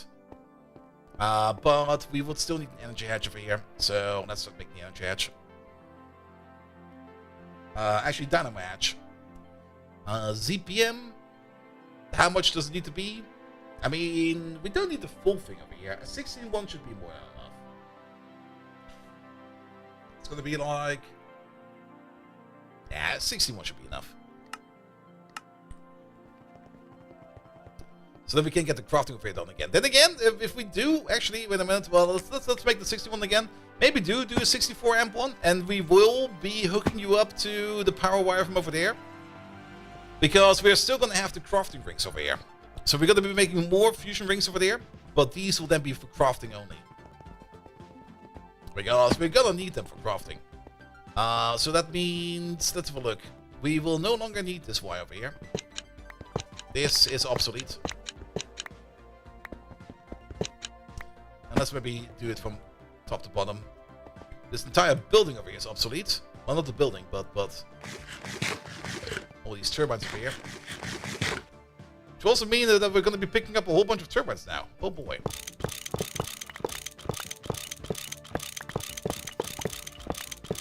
I also just remembered something. Wait a minute. We forgot one very important thing. Yeah, put these all back real quick.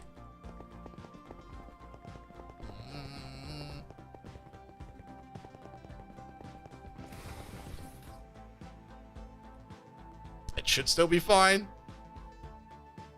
We're not consuming that much per second, right?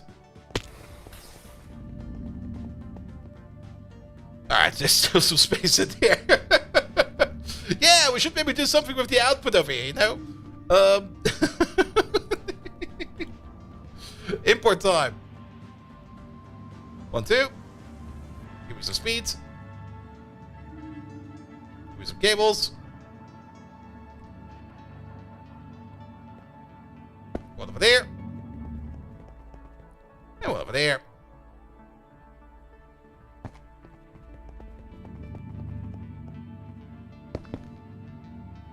We could go down. Let's go down. We'll be fine. You get... Where the speed cards? I know I picked them, but there they are.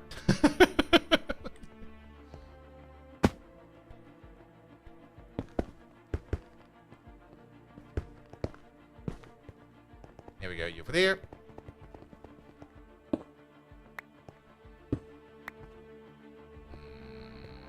Yes, it's right over there.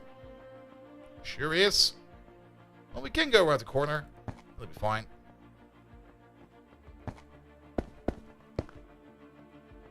Get some speed.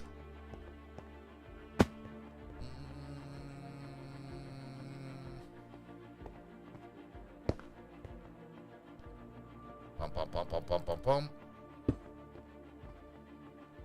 Yeah, let's go this way.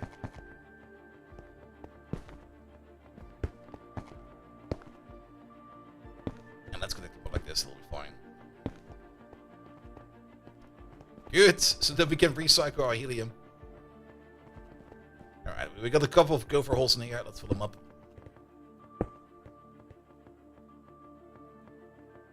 Here we go.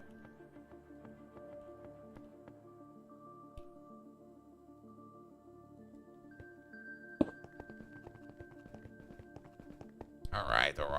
And now it's working fine. Lovely! And Lichter, welcome. Okay, they do bug out like that. Well, it's only a graphical glitch. It will still work. It's still working. A little bit annoying though, but it's working. Alright. Anything else we need over there? No, we got everything now. Good. Have we drained you already? Yes, you're drained now. Perfect. So now the helium plasma can flow unobstructed. Perfect. How much power do we have now? 50% full. Nice. That also means that we can now run more power. Let's have a look at some of these other machines. These should still be running, right? Yeah, these are still running. So we could now also upgrade all of these to like the next energy tier. They're currently running at LOV, but we could run them now easily on ZPM. Because we got that much power. Same for these over here. You over here, this guy over here requires UV power. We can definitely run this guy on UV power if we do some more monocyte processing over here. Pom. How about let's have a quick peek over here at the Naquada production, which you could now also upgrade onto a whole new power tier if we would want to. The Naquada production over here still seems kind of stuck, but I think it's now because we're finally out of fluor. Yeah, fluorine is gone. That was the other point we were talking about today, what we might want to do, and that is maybe set up a better fluor maker, or something that makes more fluor for us. Because the Naquada production over here, right? Oh, really? Oh, that's fluorine-rich wastewater. Are we not exporting that? Wait a minute.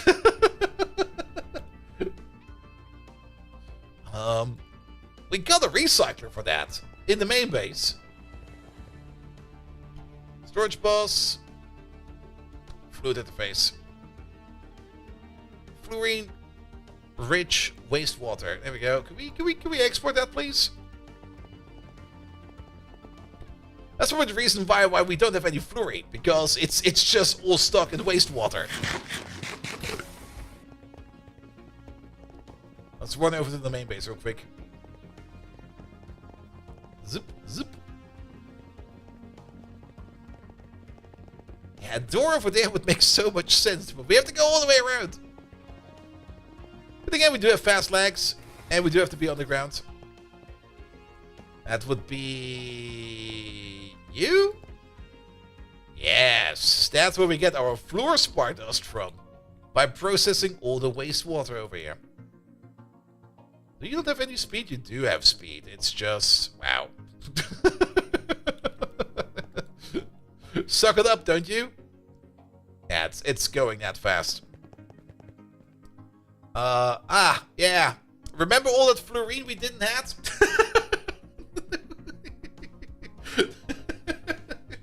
I think I found it.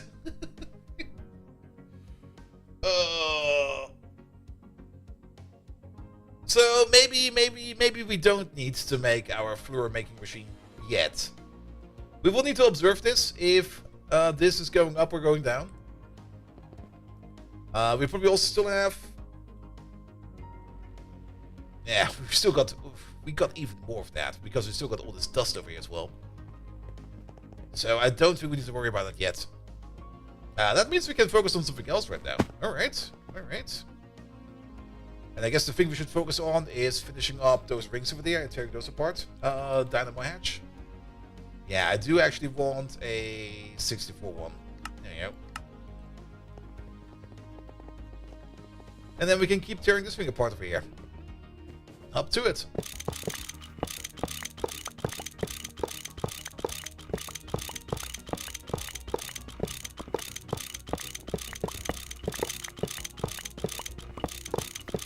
Here we we go. Rip and tear. Oh, we broke something. Oh!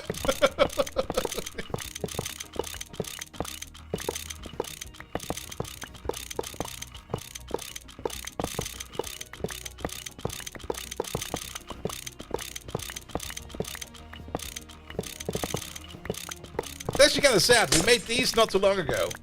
And now we're already breaking them apart again. The other annoying part is going to be that we're going to be having like a whole bunch of these partially used turbines down in the inventory. Or in our PC system.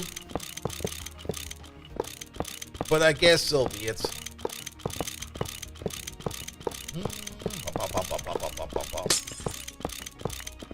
By the way, for the people that have not heard it yet, next week we'll have another sponsored stream. Because there still seem to be people crazy enough out there to just give me money to play a game. So we're going to be playing a game next week. It will be Wednesday again, so it will not be occupying any kind of extra slot. And also don't feel obligated to do anything. There's a base payout, and that's the only reason why I'm doing a sponsored stream.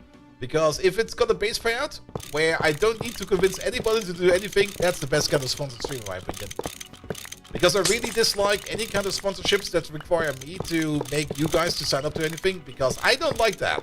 That is not what I want to do. But if I get a base payout, then it'll be fine.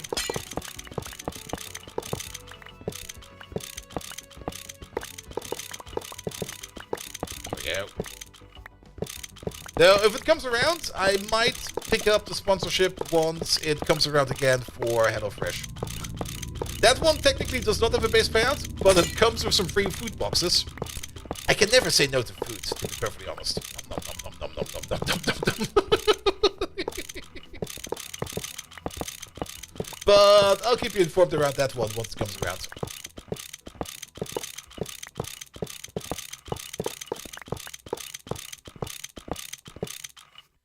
Alright, that's one part of this one done. Here we go. I think I dropped my crowbar into my system. I'll be fine. We'll find it again soon. Do we get extra if you buy the game? You can't really buy the game. It's for free. But yes, I do get extra when you guys chip in. Or not really chip in on the game, but if you guys use the affiliate link. But it was not really working for everybody last time around, mostly because all of you guys have all amazing ad blockers, which is great. I highly, highly, highly support that, but not everybody was able to use the link, because it was sort of like, no, you're using an ad blocker. You can't use this link. And they were like, all right. Snapchat doing Snapchat is fine. When you open your stream, 9 times out of 10 you're talking about food. Yes. Because food is great. Have you tried not eating food? It makes you die. You do know that. It's mandatory. You don't eat food, you die. You eat food, you don't die. You eat bad food, you will probably not die, but you will have to shit.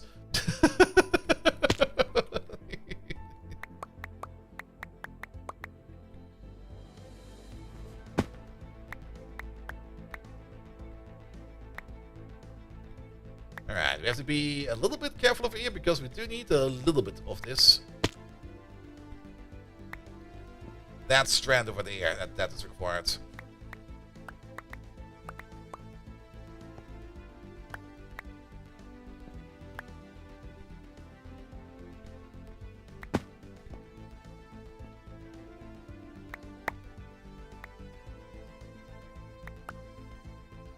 Alright, and then we also need a little bit of a drum and bass action over here.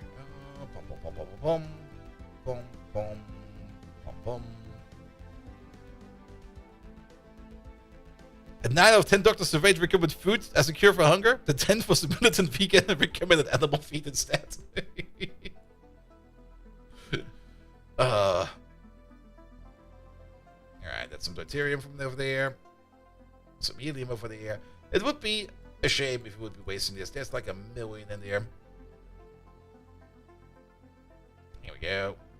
And then input, output. The output should be empty by now. They sure are.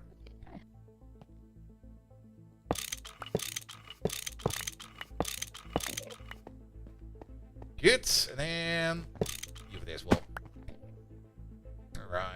And then we have this crafting ring over here. We do need a couple more of those.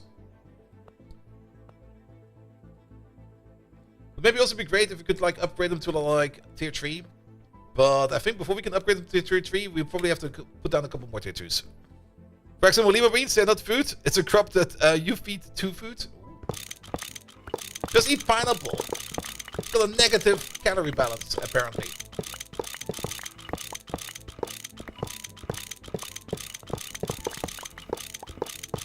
No, I still cannot doubt that somehow. It's probably some kind of weird calculation gimmick that it has a negative calorie difference.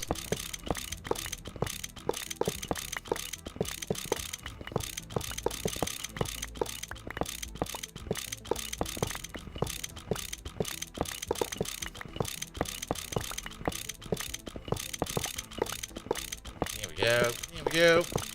Alright, this thing is gone. One more layer.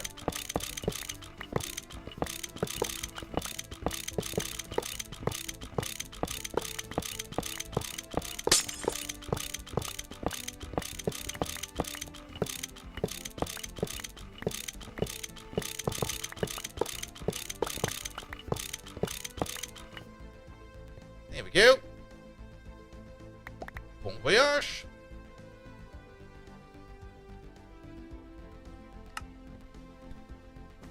And then this one over there. We never even put the bracket on over there for the other one. I think you were talking about celery. It supposedly takes more energy to digest than supplies. Or was it celery? I'm pretty sure at some point in time I read the story for pineapple. But it could just be that the people who written that story also got a good boost of celery. Because it was one of those stupid internet stories you should never really believe. Until you got some kind of verified source that actually confirms it. As with anything on the internet these days.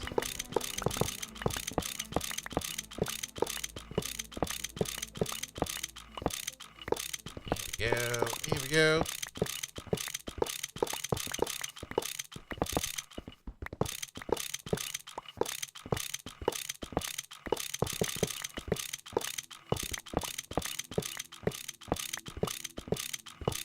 Always nice to do a bit of a cleanup.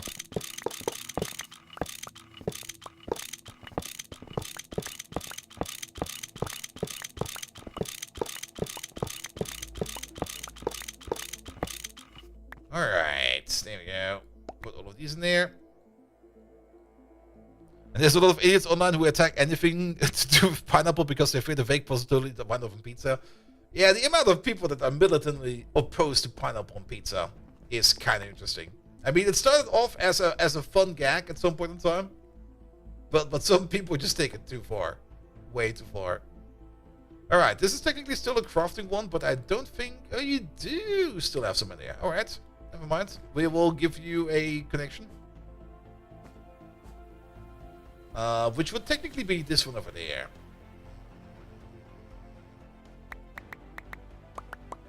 And let's get rid of you first.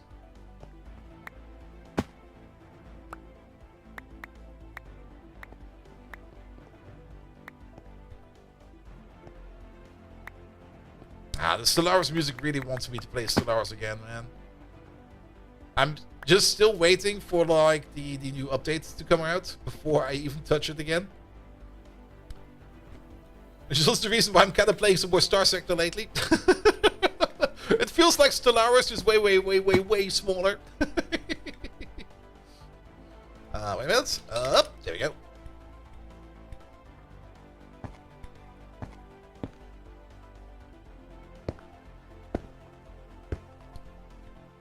But yeah, I think it's at the beginning of May where we get Stellaris 4.0. Or was it the end of May? I think they did put out a release date already, didn't they?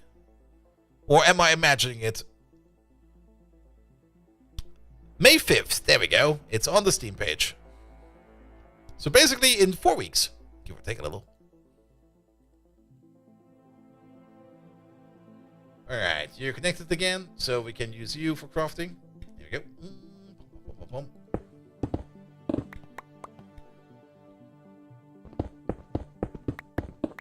Rip and tear you. Rip and tear you. Have you checked out the mods for Star Sector yet? Not really. I did do a bit of a modded run, but it was kind of, how to put it, off-putting, because I kind of left like the first system and I just got swarmed by enemies. To be fair, I just like put like a whole bunch of random mods I found just like in the mod folder and was like, here, run this. Was probably not the best idea.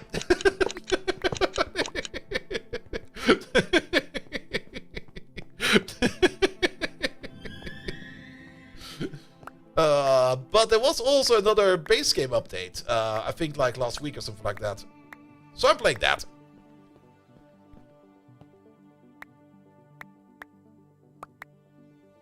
Alright, this thing over here needs a reconnection. We could technically move this thing back by one again, if we would still need it. Is that Dynamatch done yet?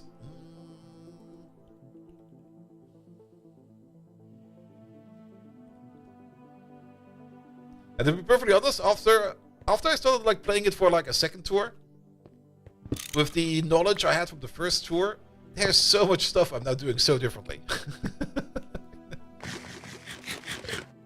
But yeah, I did try out some of the mods, and I had some success with them.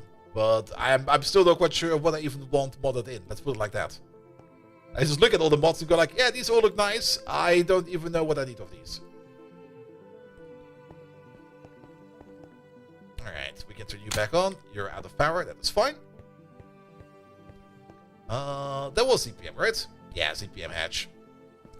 We don't need any of these anymore, right? No, this can go.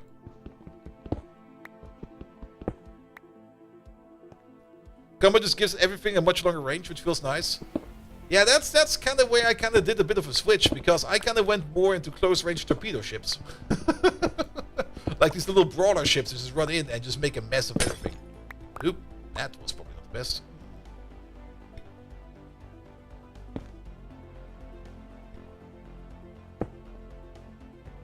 Here we go. Alright, I need my crowbar again. Here it is.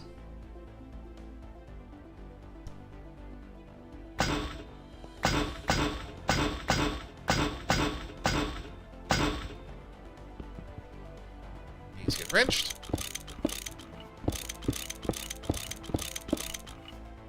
Here we go.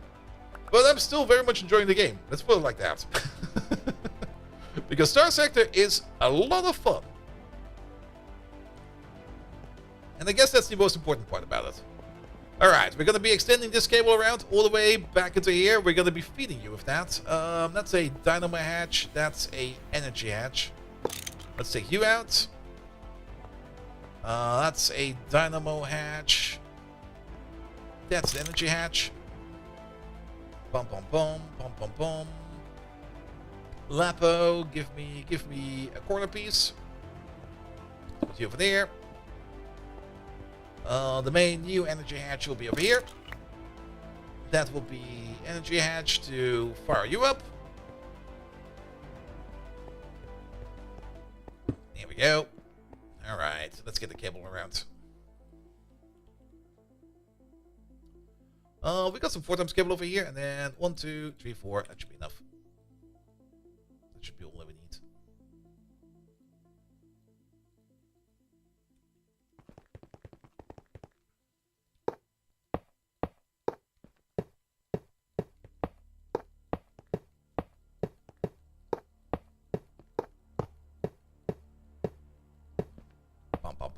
Oi, oi, oi, oi, oi. What is this?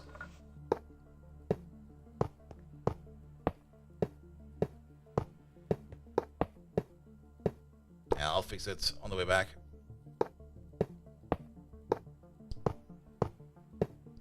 And then you over there. Bum, bum, bum. Fire you up.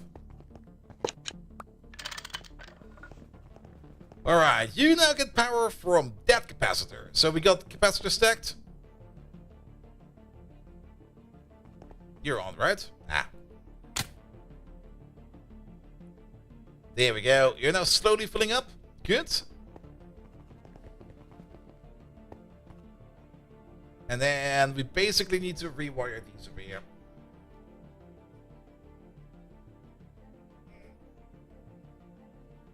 Alright,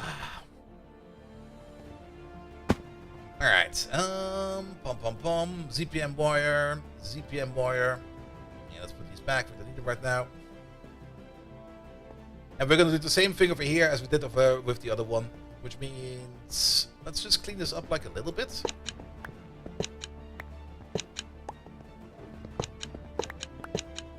We will most likely be placing some of these cables just like they were again.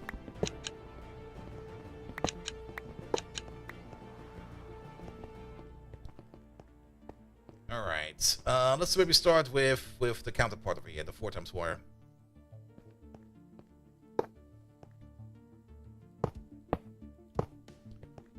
This is where it's going to start off. Here we go.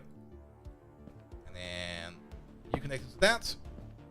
And you connect into that.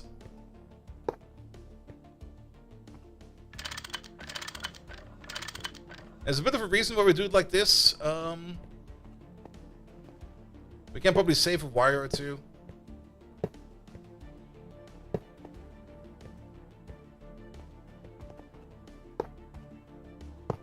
Here we go. Over there. Over there. I'm out of wire.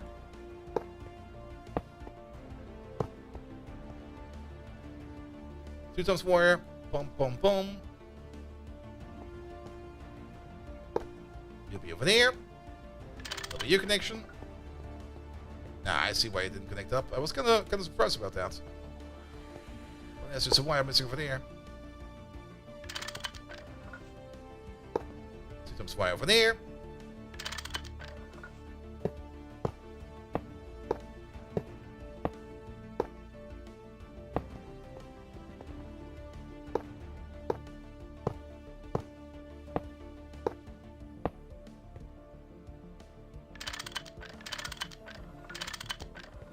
Alright, and then this will be more 4x wire. Zip.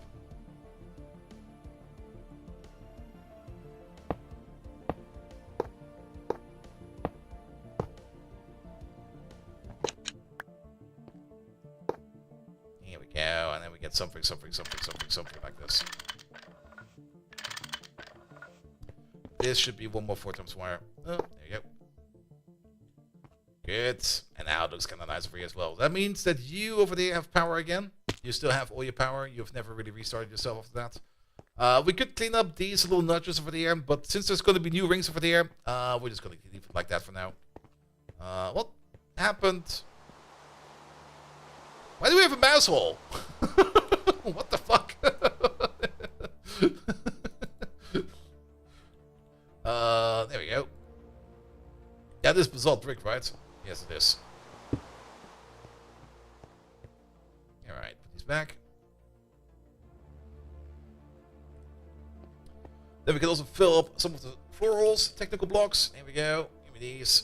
Oh, go away, go away. Oh, so much better. Nice little cleanup operation over here. Alright, these things over here, I think we also don't need these anymore because these were the ones that were operating the old power plant, but we now got the new power plant, so these over here are also no longer required. Here we go. And then there's one mouse hole over there. Here we go. Take care of that as well. Good.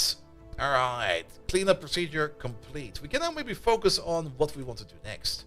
Let's have a look at the quest book real quick. I have been questing a bit, I think, over the weekend. I do remember that. Then again, how to generate power. What do we get over here? Oh yes, the Quad Reactor Mark 1. I found one at random. I was kind of walking around through... Was it Ross 128B? Yes, it was. Looking for a brewery. Because to make a brewery, the only way to make a brewery is by using Farmcraft, and I just didn't want to do that. I was just like, no. We're not doing that. I don't really want to deal with that anymore. Like, fuck off with that stuff. Because we needed one for the big brew boy over there, which we're currently not even using, so the entire thing was not even required.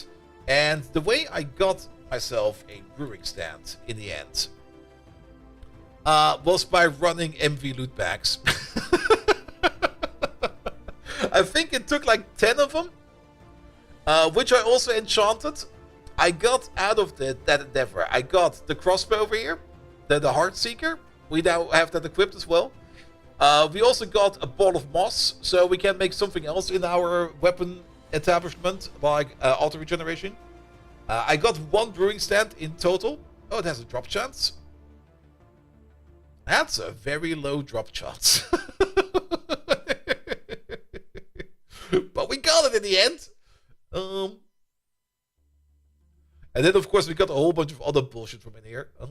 I think we also got like another digger's backpack or something like that. But we got one out of that, and we now turned it into a brewing stand, which we're not even using. So that was a good quest. Alright, what else? Bio for the masses. We did some random quests over here. Fermented biomass. I'll take the loot back, please. Thank you very much. Alcohols are made here. Alright, I'll claim those as well. We get an alcoholic comp. Those poor drunk bees.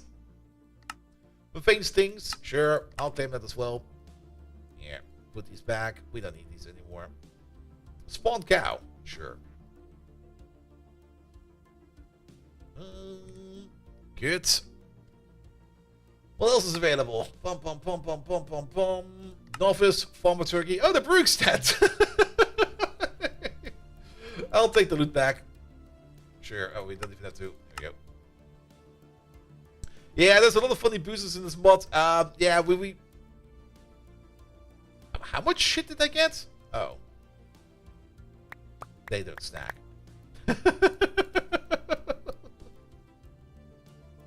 Well, it's a match loot pack. Let's open it up. What is this? Restricted Ascension Tubes. Good. Yeah, they're there. If you want to make some ethanol... There you go, there it is. The way we make ethanol is by distilling a biomass. It's easy to do when you get a metric fuck ton of schnapps out of it.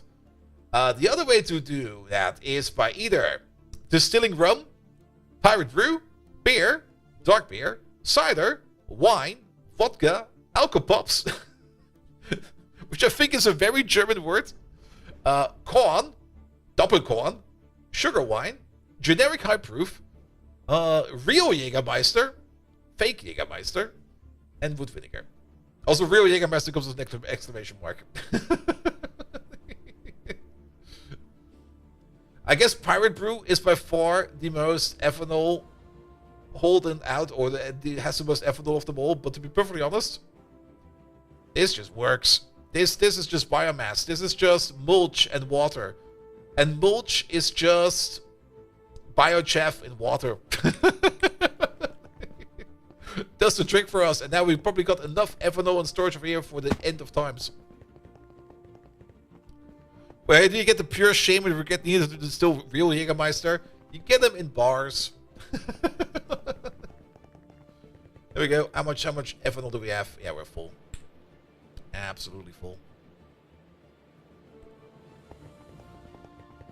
So we have no more ethanol problems.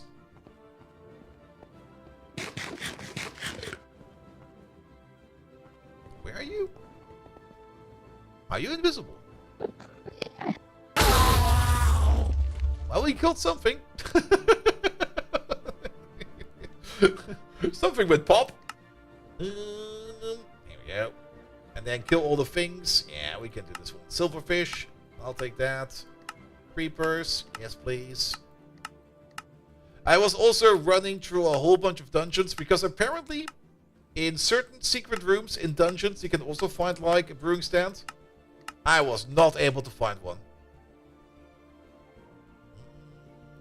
Pom, pom, pom, pom, pom, pom.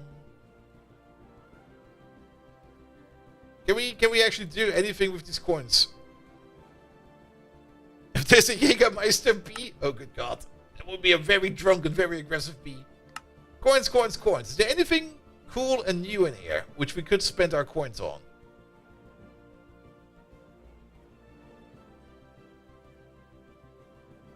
Electrum wires. B. TNT. Engineering processors. SMD inductors. Oh, really? Is there? Rubber rings. Rubber rings. Pistons. Nah, there's nothing in here. It's a bit of a shame. You get all these coins and you look at all of this and you go like, I don't need any of this. Like what can we do with the... Maybe you can look at the other way around. Coins. For example... That's not even all the coins, is it? Oh, it's maybe just called coin. There we go, it's called coin. For example, the chemist coins.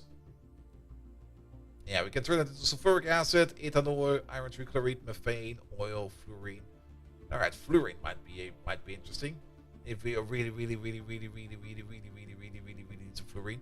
But there's nothing special in there.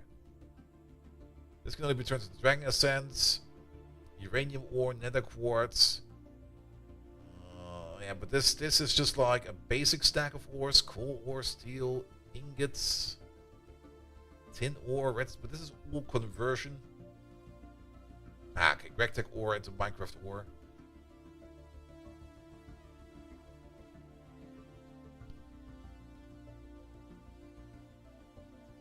And these are all ore conversions, so there's nothing much for there. Survivor coins. Spawn Snow Queen. I could use a mate. Farmer coins, essence berries, and only essence berries.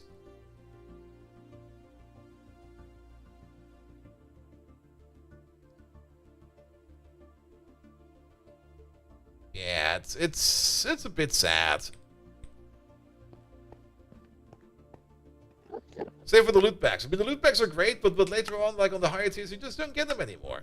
Which is also a bit sad, because loot packs are fun.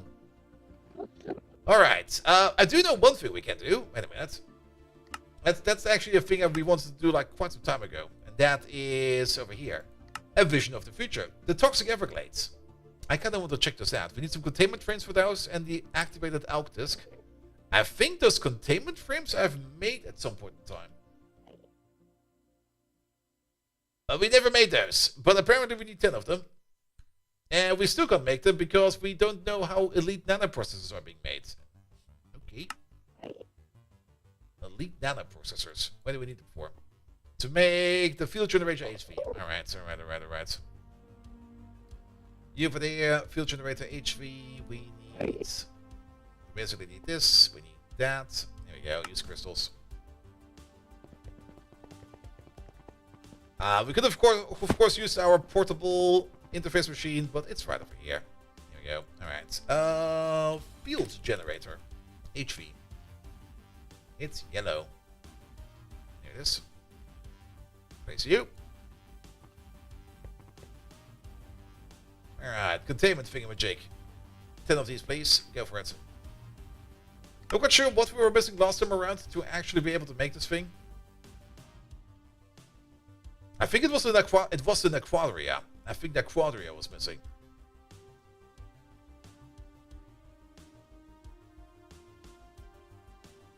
So I'm not quite sure why we even... Oh, maybe for the Piconium? I think for the Piconium we needed an Aquaria dust, because we already have... Well, it doesn't matter. It's going to be made soon. Good. Let's check out the other dimension over there. We already kind of got rid of our nether portal. I don't think we're going to be needing it anymore.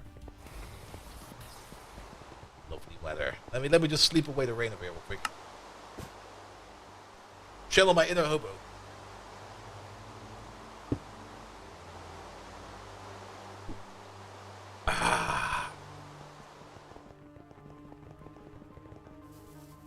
The Twilight Forest is still an interesting spot for us to go every now and then.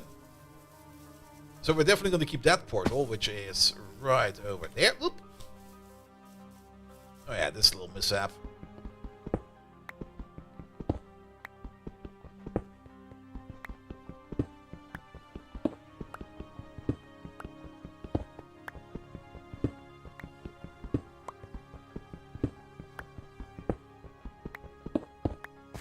Not quite sure if we can make the portal actually any bigger.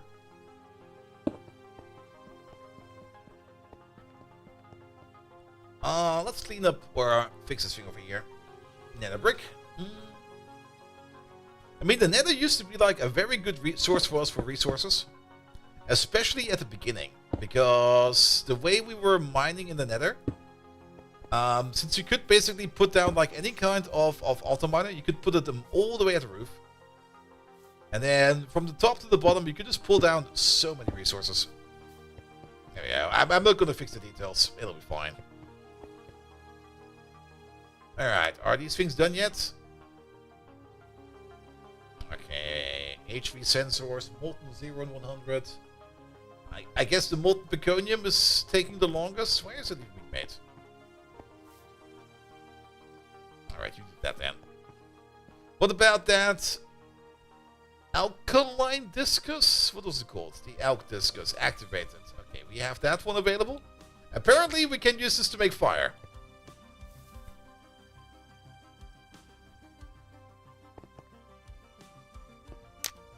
Ooh. That's some sexy fire.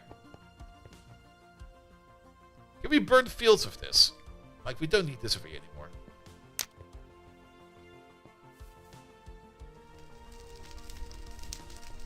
Nope.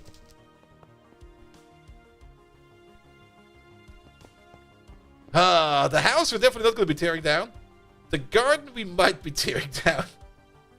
Because this garden over here we're definitely also not using anymore. Speaking of using, how are we doing for food? We're doing great for food. We don't need to worry about anything for food at the moment in time. Good. We also got, if we go over here real quick.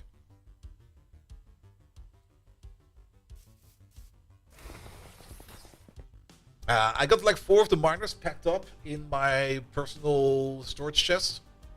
So, and we should probably be putting down all of these miners again and moving them around. Speaking of, we do need ourselves some mining pipe. There we go. At least 1, 2, 3, 4. Yeah, pick up everything. Not really everything, but most of it. Here we go. Put that over there. Put that over there. Put that over there. Because we do need some extra mining pipe over here. There we go. And then these 2 that are just going to be extra over there somewhere. We could clean you out a bit because there's probably some random bullshit in here that nobody really needs, like these empty drums, some of this cobblestone, some of these random plants. There we go. I dropped my scanner and my crowbar in there. God damn it.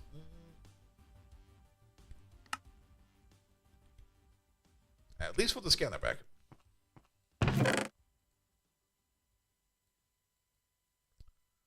Mining pipe back over there. Pum pum pum. That can stay. This can go.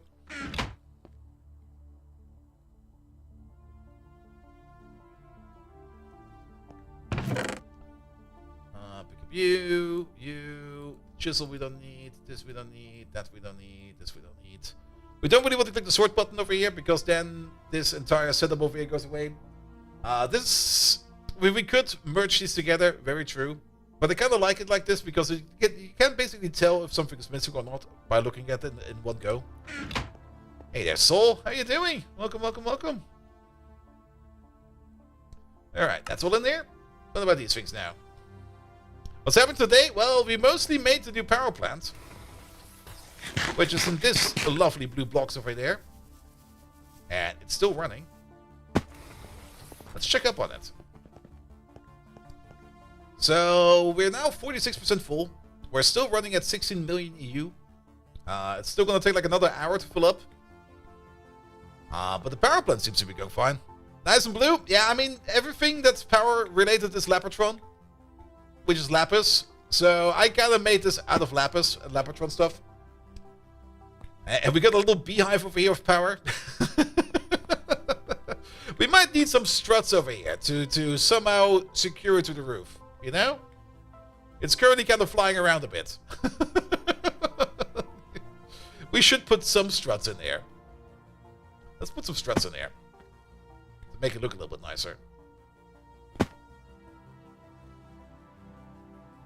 And 60 million EU per tick is good for UV. Yeah, that was our entire intention. I mean, this is more or less the same power plant we were using before. But before, we were using plasma turbines. And we now switched over to the heat exchangers over there with a spin cycle of water and steam. So the steam that we make over there, we turn over there into like the lower grade steams. It will be turned back into water over there. It goes back into there. And then will be turned to steam again. And then it goes around and around and around and around and around. We do have a top of valve, so if we do run out of water, we can fix that. And on top of that, these machines over here will only work if they got enough water in them, so we're safe for that. But yeah, we basically quadrupled our power from what we are using to with our turbines, so that's fine as well. And we're using uranium turbines. It took 3 days of crafting. The server was like working on. Well, we had like one tier 2.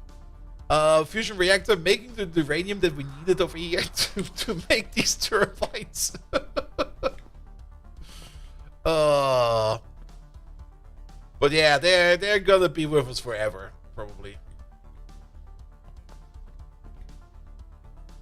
Compact tree is definitely a must-have soon. Compact tree. Compact tree?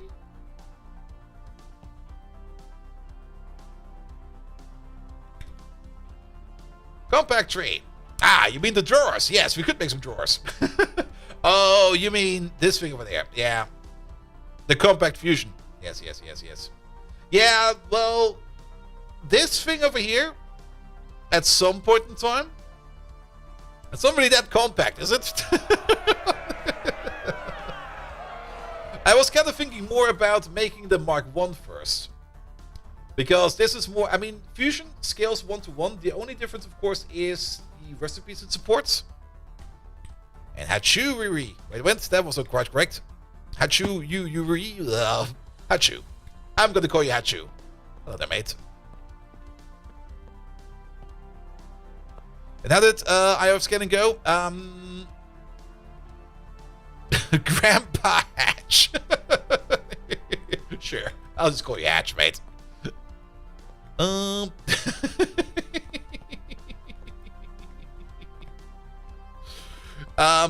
Hey, director's off.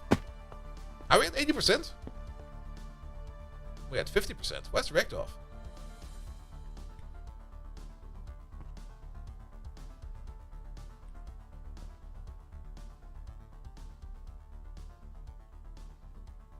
Are we missing an input? Wait a minute. There we go. We're missing an input. We are out of deuterium. Really? Okay. How's Megatron doing? I have not opened up Megatron yet. It's what the GregTech New Horizons community has started calling you since Tree gave me the nickname. Oh, I see. Yeah, I'm not that active in the community yet. I mean, sometimes I'm over there asking some silly questions. But yeah, we're mostly over here having our own little fun. All right. Yeah, we got some deuterium issues. But yes, hey, wait a minute. We can ask Megatron. Where is he? We probably have to reboot him because he's been running since yesterday and the day before. Let me just boot him up real quick. All right, but apparently we got some deuterium voice, and we get our deuterium. Oh, I know why. We broke something, or not really broke something. We need to reconnect something because the fusion ring used to be over there. We ripped it out from over there. And deuterium was usually being made over here. We probably still have deuterium in here, actually. Yes. Yes, we do. The only thing we need over here is a proper connection. Let's have a look real quick. And this is a bit stupid. I don't really want to put in another peer-to-peer hatch over here. What we could do. Yeah, let's get rid of this peer-to-peer hatch. And the reason why I don't really want to put it in there is we're kind of running out of lines over here on our on this cable. So we're just gonna make it a little shorter. Where's the thingamajig? There it is. Cap. Pick up you. Move you over there. Fine. Get the rest. All right. You go over there. there now. So that's your connection. And I guess we're just going to do the stupid thing. I mean, we do kind of want this connection over here either way, because there is going to be... Why is there a cable there? God damn it. Pom, pom, pom, pom, pom, pom. Here we go. Yeah, let's go this way. No, that's even worse. Let's go this way. Nope, nope, nope. Yes. Alright. And then also, reactivate you. And reactivate you. Good. Yeah, they make deuterium and helium-3 for us. Did we ever set the storage up over here correctly for things like... What are you? That's deuterium. For deuterium, there's nothing much we need to do about. For helium-3, we...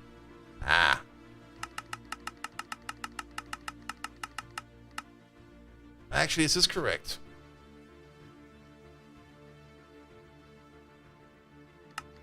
We get helium-3 from the moon. Not our moon, another moon. But if we set the priority over here to very high, then we start consuming our own helium. Now, it's not really like we don't have like infinite helium. But I guess we do want to use the helium first that we get from the mine. That'll be fine. Yeah, that'll be fine. Alright, but yeah, that should be our deuterium again. I hope we didn't waste too much power with that, because technically the reactor will be turning itself on and off again, and then on again and then off again. Which is wasting at least some power. Let's hope we didn't waste too much. Also, Megatron, can you give us a good source for deuterium? We need like a metric ton of it. We also need some helium-3. And what can we do with that? Alright. Yeah, the reactor's running again. Space pumping. I've not done space pumping yet. Okay, 52%.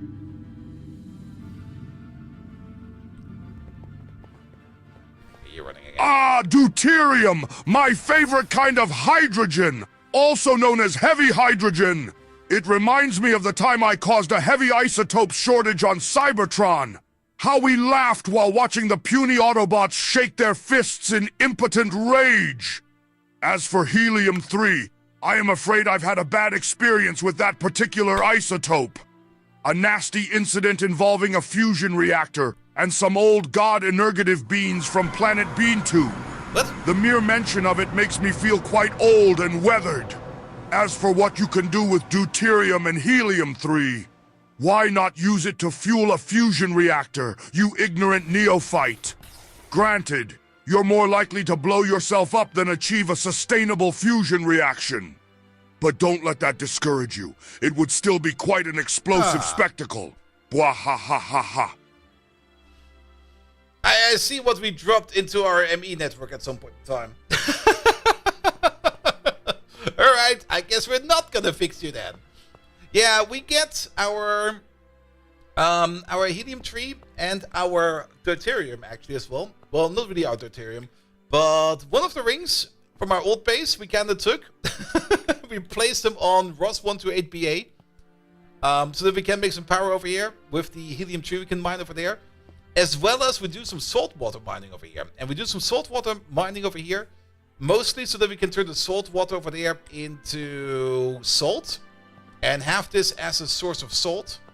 But I think at the moment we are kind of full over there. Well, helium-3, we got more than enough helium-3 in here. We don't need to worry about anything. Pum pum pum pum pum pum. We're backed up on salt water, and I guess we're backed up on oxygen. No, we're not backed up on oxygen. We're backed up on hydrogen. That's the issue. But yes, well, we got a small little outpost over here, and this place over here is also running super duper fine. And the main reason why we kind of made the base over here, or not really a base, but like a small little outpost on Ross 128BA, was mostly because of the ores we can get over here. Because with a void mine over here, we get basically, not really, well, we get infinite supply, but not really a fast infinite supply of things like, what's it called again? Of fluorine-rich ores. Which is something we do need all the time. But then again, we might have solved our fluorine issue, because let's check up on that as well. Also, tool. Where's my toolbox? There it is. We'll fix the rest later. Floor. Okay, we're still... Don't tell me the fluorine machine over here broke. Oh, you know what's probably the case now? We're probably now backed up on wastewater. Are we even processing wastewater? Have you ever played Stationaires on stream? Nah, never played that one. There we go. No, we're not backed up on wastewater. We're not backed up on anything like this. Calcium dust. Fluorine-rich water. Why are you not being processed? Are you just broken? 31 minutes ago. Wait a minute, why are you off?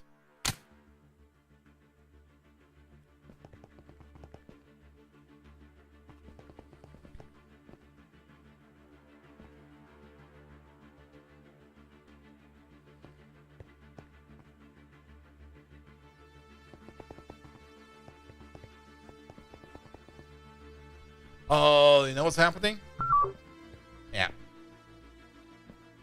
This cable over here is currently flooding all power into there. And there's not enough space left there for the machines over there to do their work. So until this thing over here is full, those machines will be off, which is kind of stupid. But it doesn't matter. We're just going to let this thing fill up and it'll be fine. It's a big plumbing game, more involved than the one you think by just the dance. I've seen some people play Stationaires, and I've also seen some people play Stationaires, and suddenly their stream started to lag, and the whole PC started to burn up because something exploded. Maybe at some point in time, but you know how things are, that there's only so much time in the day, in the year, in the month, in the whatever. So yeah. Alright, so we have to wait on that process over there for a bit. That'll be fine. Yeah, it's only a temporary issue. Good. And that's probably also the reason why none of the crafts are progressing, because all the power is over there. There's only so much time when every playthrough is 500 plus hours. Yeah, and that's kind of the thing. But then again, I do enjoy these long playthroughs. Just cultivating for something for so long and having fun with it. Absolutely great.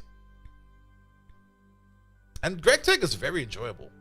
I mean, we're playing it rather slow. We're not really doing it super duper fast. We're mostly doing it like one step at a time. And then something breaks again, and then we do something else. And then something breaks again, and then we start exploring over here a bit. And then something breaks again. And then we kind of realize we've been stupid all along. And then something breaks again. You know, the usual. Alright, while we wait on that thing over there to recover itself, let's check out what's storage real quick. And we're not using the hole, we're actually using the ladder. Proper, not really ladder, proper staircase. There we go. How are you doing? I can see one that's green. I can see more green over there. I see loads of green over there. And a bit of green over here. Never ending building? Yes, but building in GregTech, and it's also in Minecraft, is just kind of enjoyable. Because it's like I always say, it's like playing with Legos. And Legos are fun. Legos are a lot of fun.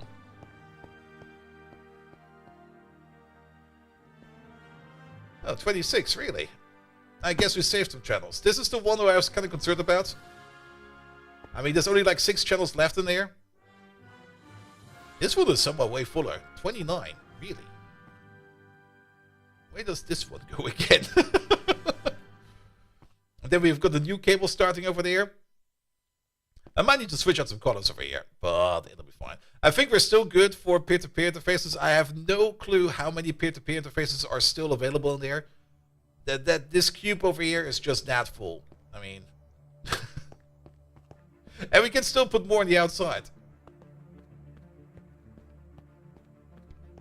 Alright. Did it actually...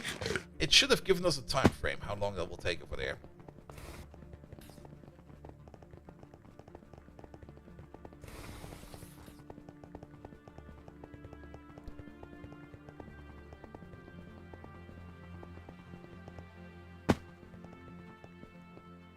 27 minutes. Ah. Ah. 28 minutes. It's going up. Wait, what? Excuse me. Go down. Not up. At least we're filling it up with 2 million EU per tick, but it's gonna take a bit. That's fairly annoying. Especially since all the crafting machines on the left are currently off. How are we doing for the quadra now? Ah, okay, we now are back up to 15,000. Perfect. So nothing to worry about over there either. Can we somehow...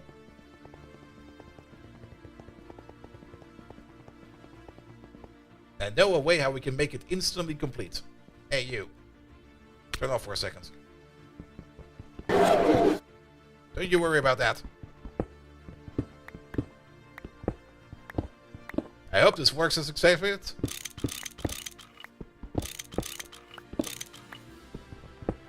This either completes it instantly or we have to do it again.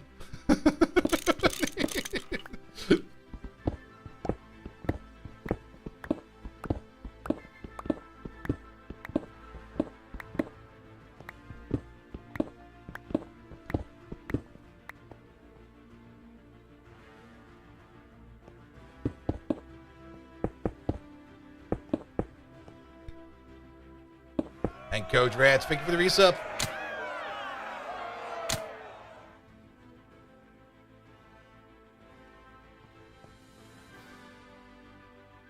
Use capacity 113%.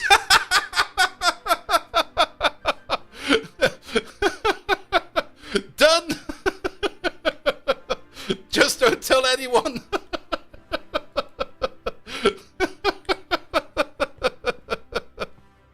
Coach Rat, thank you so much for 35 months. All right. Wait a minute, we need to reactivate you now.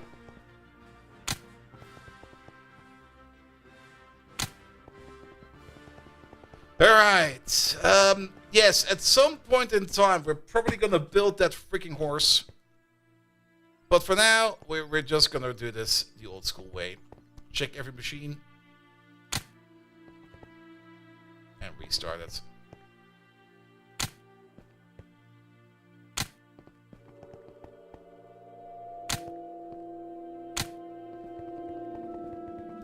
And it should only be the machines on the left. You're good. You're good. You're good. You're good. You're good. You're probably off. No, you're fine. What about you? That's how you operate. You're good. You're... Oh, wait. No, you're not good. Downside is, we probably have a couple of crafts in memory that are currently kind of broken. Because if one of these machines over here breaks down like this, whatever they're making will be voided. Which of course is suboptimal.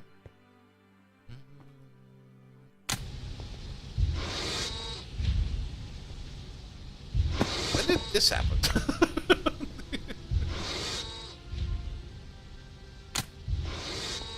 Alright, and then the big machine over there. Good. These machines over here should all be fine. Let's just check them sporadically. Yeah, you're fine. You're fine. Actually, are they gonna be fine? That's...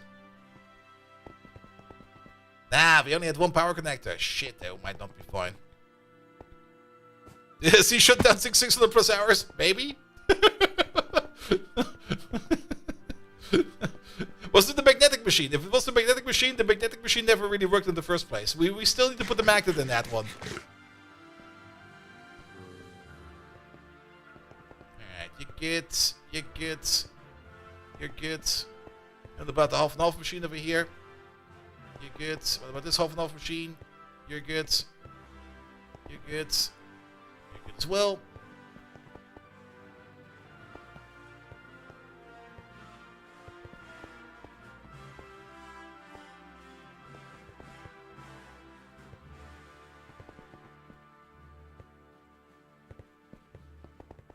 What about you? You're good.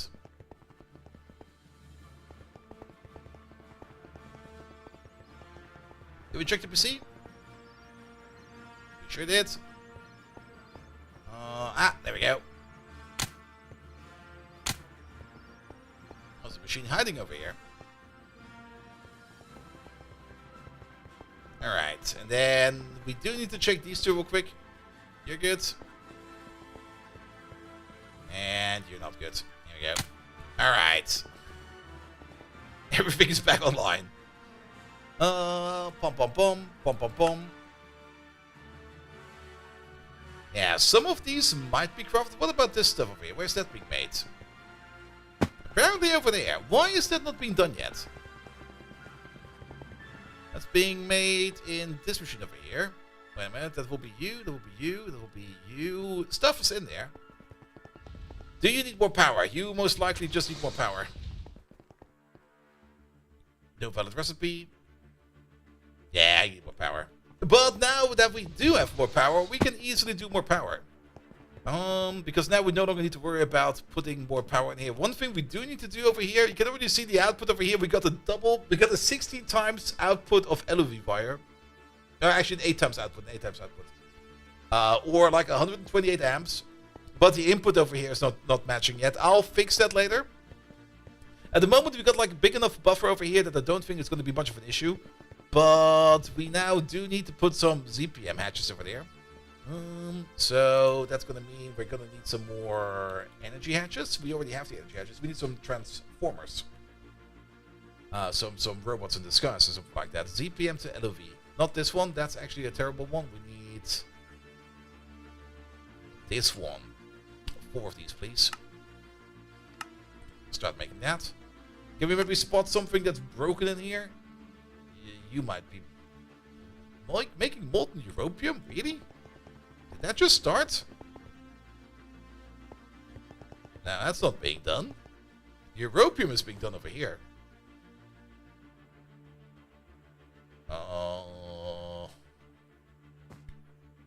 I don't see that happening.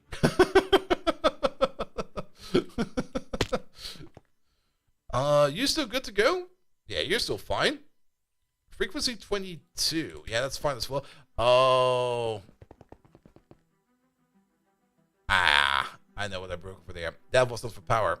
That was your crafting one. And let me guess.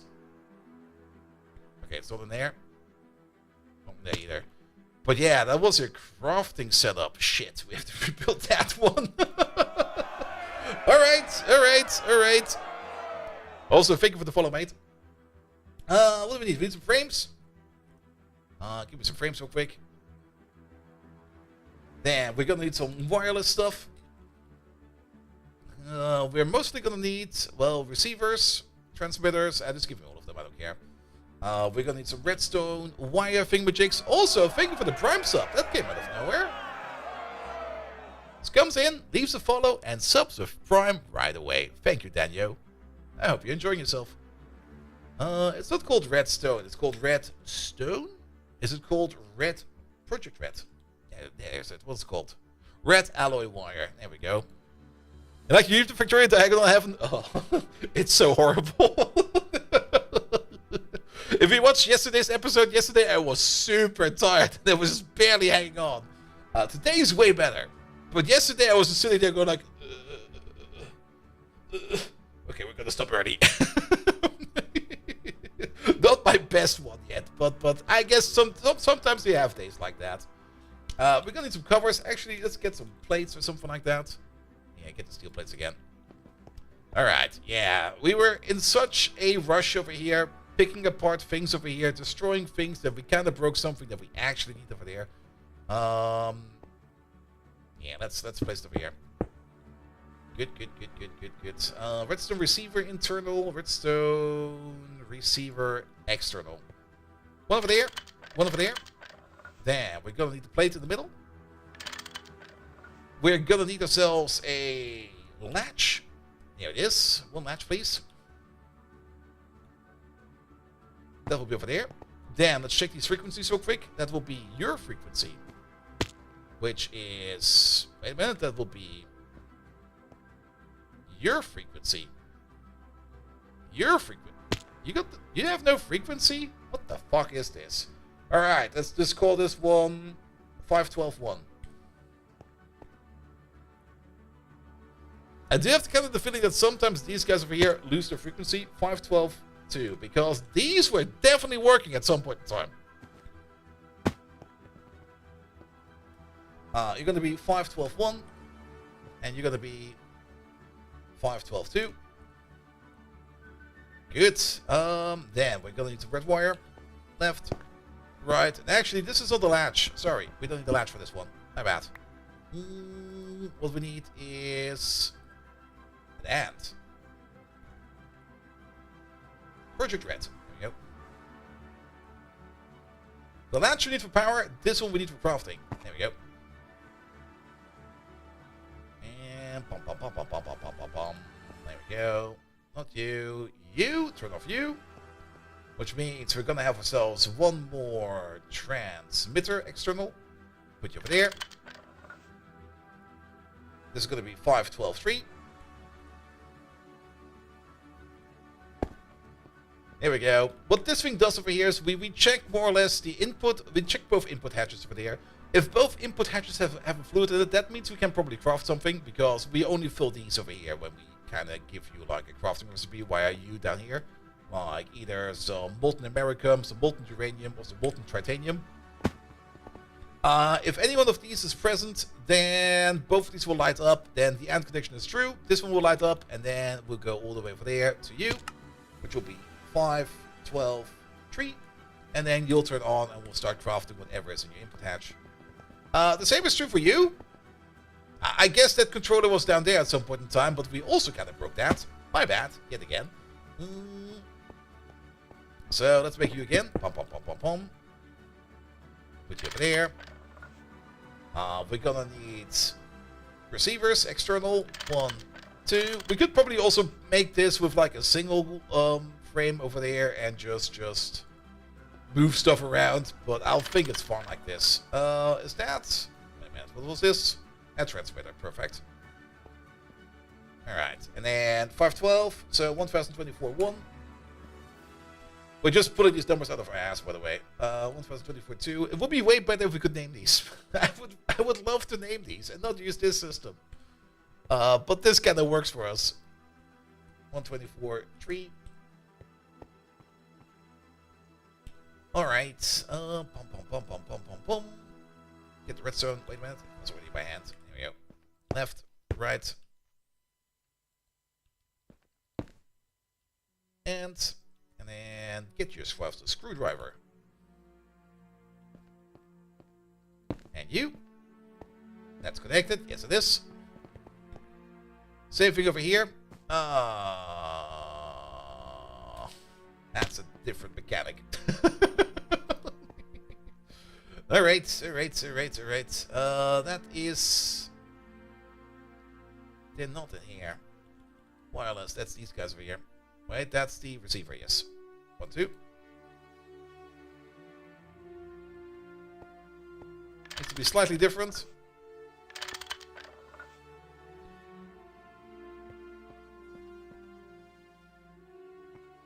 Alright, you turn... And these are a bit better, because these over here... Wait, we can also shift click it apparently. These ones over here, we can just name. Fusion Craft Input 1. There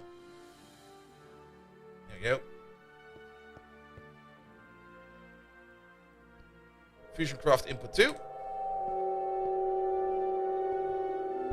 Then you are already off. That's already all set. And then the only thing we need to do over there is make sure that you over there have the correct frequency, which is going to be 1024 3. Good. I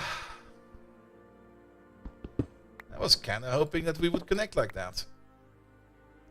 But apparently, that don't work like that. Where's my crowbar? Did I put my crowbar back in here? Sure do. Here it is. Boop. Boop. I think we can move you and direct connect you like that. I think that works. Let's try it. Though sometimes I have the feeling that there needs to be like at least one element of red wire in between. Well, we can give it a try. Alright, over there, crafting input 1. Crafting input 2. There you go.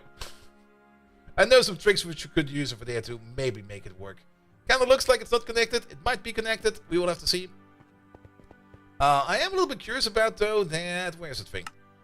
That European craft over here is not working, so let's cancel you real quick. You are probably also broken beyond control. Cancel you.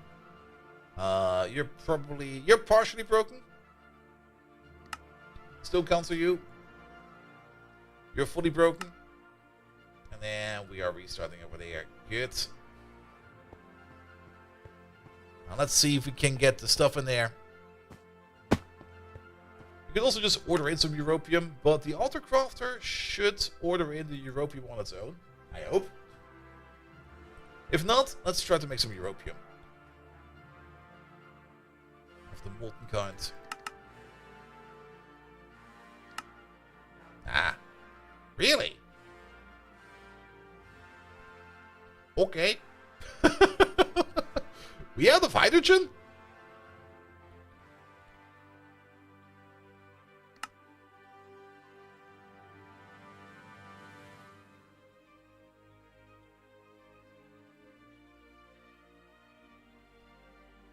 It's currently a bit low.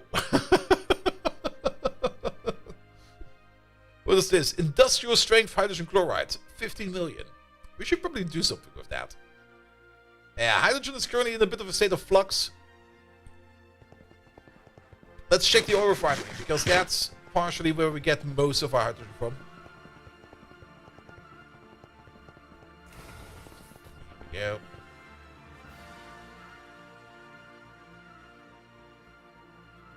That's also where we have like a big, not really a big, there's sadly no such thing as a mega electrolyzer.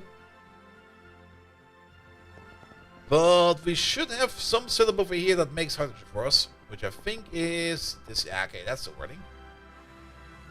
Making about 20,000 hydrogen per second. Yeah, we can't really speed it up that more than that.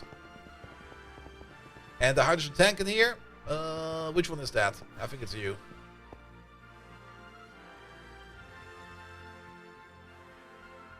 Yep, that's you.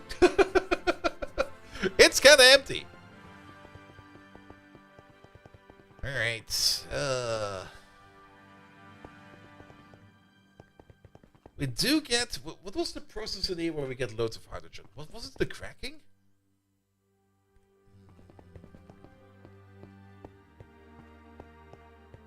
No, it was the benzene making. The benzene making over here makes a lot of hydrogen.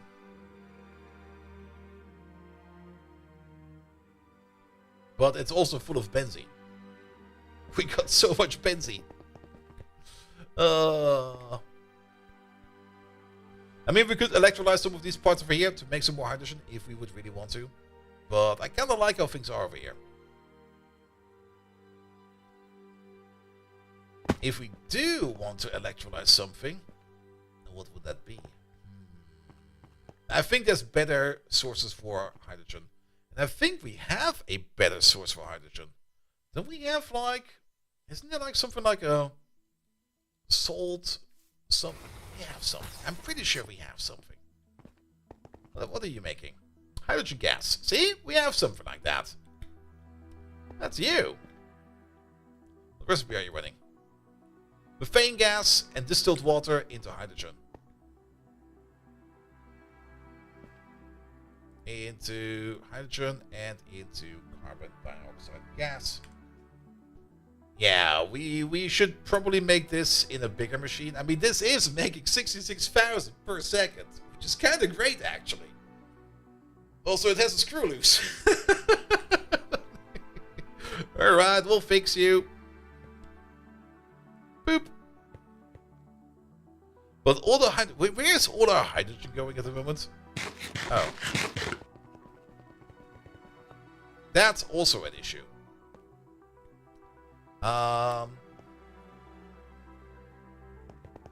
Yes. Also, not quite sure why that is like that, but that's also an issue. But we can fix that one real quick. While we are going to be fixing that one... yeah, I think I know what we can do. Do we have another transceiver in here? No.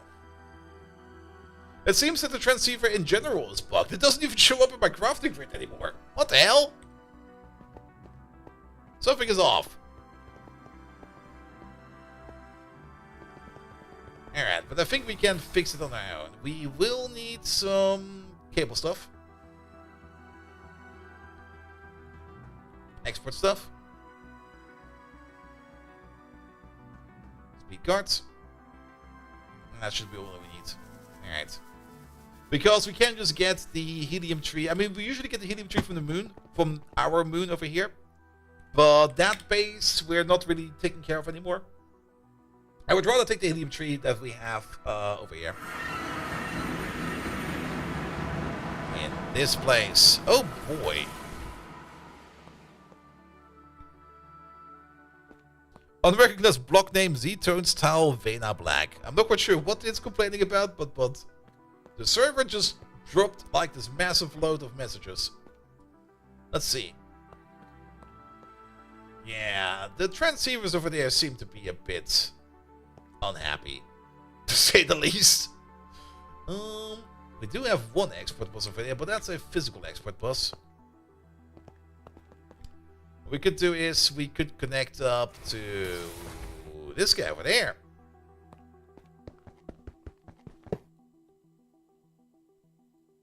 That would be you over there.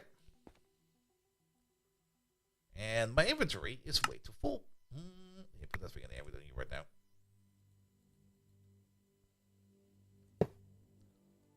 Okay, bottom one over there. Let's configure you real quick.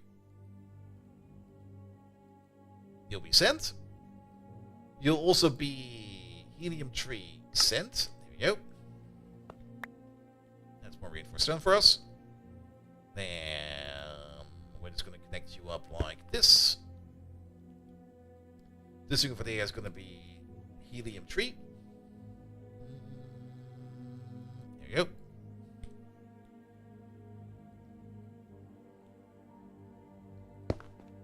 Let's see. There must be a cable around here somewhere, right? Right? Oh, wait, it's right over there. Let's go through the middle. Middle. And there we go. Good. How do we get off this one? I'm stuck! Stuck! Good. So now we should be exporting the helium tree that we're mining in here as well. And we can use it back on Novus. Earth. God damn it. Speaking of Novus, Randall has updated a post on his Patreon. I'm not quite sure if it's a public post or a paid for post, so I'm not going to be talking too much about it, but he did kind of give us an update about the current state of space exploration and what he's currently working on, which was really, really nice. Also, how was the quintessence? The quintessence was, we got all these new cool mechanics in Factorio 2.0, and they all go against what we try to do in space exploration, so now we have to fix everything. That was more or less the quintessence. But there's work being done over there, and I'm very happy to see that. Also, while we're here, we can refix you over there real quick. Bum. Yeah, so the main issue was more or less, in Factorio 2.0, you got like this singular one-to-one connection between space rockets, or rockets going from a platform into space and back. And in space exploration, you got like this end-to-end thing, where you have like any rocket can go to any platform on any planet. So that's kind of counterpoint, more or less. Alright, let's make sure that this connection over here works. And then... wait, we're too low. But yeah, like I said, I'm not quite sure if the post is public or private. Also, we should put these in there. Oh, where are they? Okay, we're sending it. Perfect. Wait, we're not sending it. Wait a minute. Are we sending it?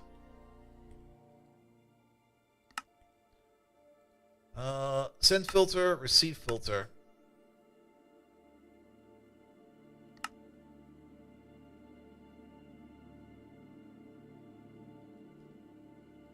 And bum bum bum. So the send filter is a blacklist. If item list is empty list, all items will be allowed to pass, but we're not really sending much. Helium tree is set to send over here. And that is in pull mode. That means send mode, but I'm not quite sure if that is actually the one we need for liquid select. It'll be fine, I guess. Maybe the tank is already full.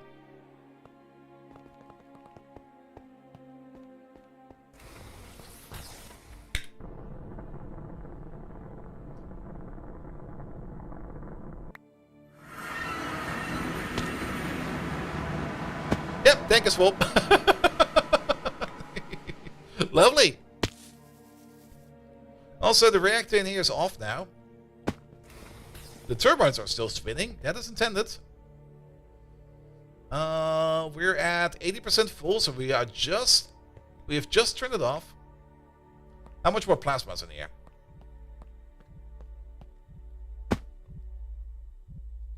Still quite a bit, but that's in the hatch. So let's hope that this plasma over here will be enough to not make this thing overflow. Nothing will happen if this thing overflows. It'll be fine. But that means that this thing over here did its first full cycle. Lovely.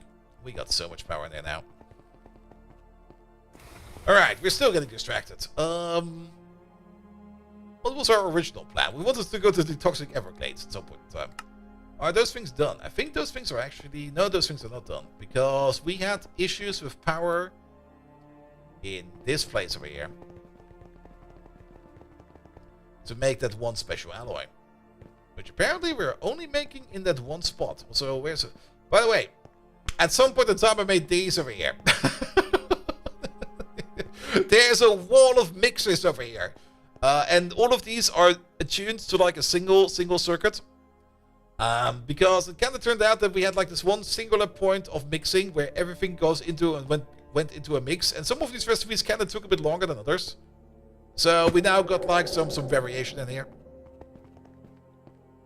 That is you. ABS circuit 8 with liquid. Are you not being copied over here? Oh, you're not. You're unlinked. Okay. I guess it's fine for now.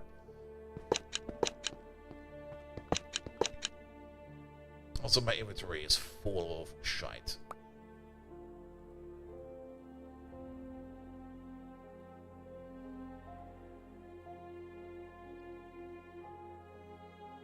There you go. Should be better now.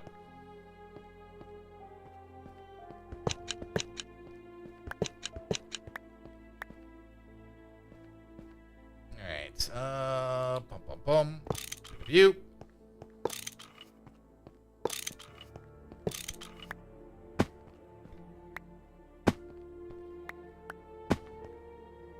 Alright, we got them all.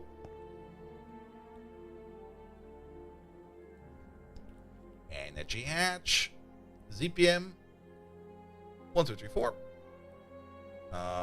Transformer, ZPM, 2 to 8 amperes, perfect. This one over there. So ZPM energy hatch. Here we go. You're getting an upgrade. Then you get the transformers.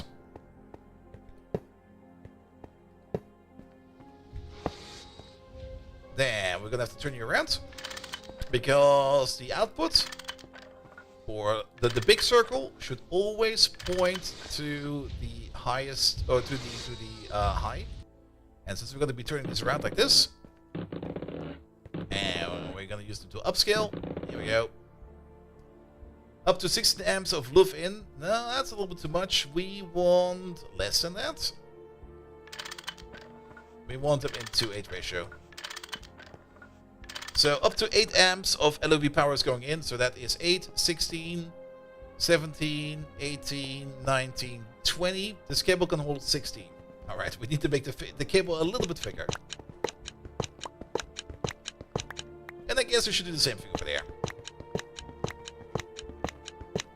Here we go. We need thicker bunkus wire. Super.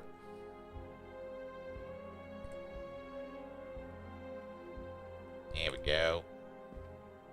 Big boy wire. Well, not really big boy wire, but thicker wire. Same thing over here.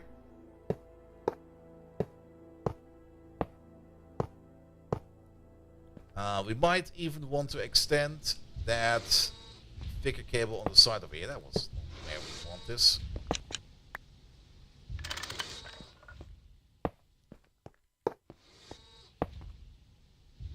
But yeah, I'm kind of looking forward to see like an update to space exploration from a rental. Because it is a fun mod pack. Alright, this thing over here can hold up to 64 amps. I guess we make you thicker as well.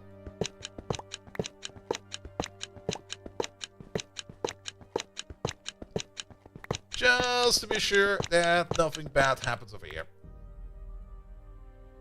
Make this 8 times wire. Make this 4 times wire. And then make this 8 times wire. And then make all of this.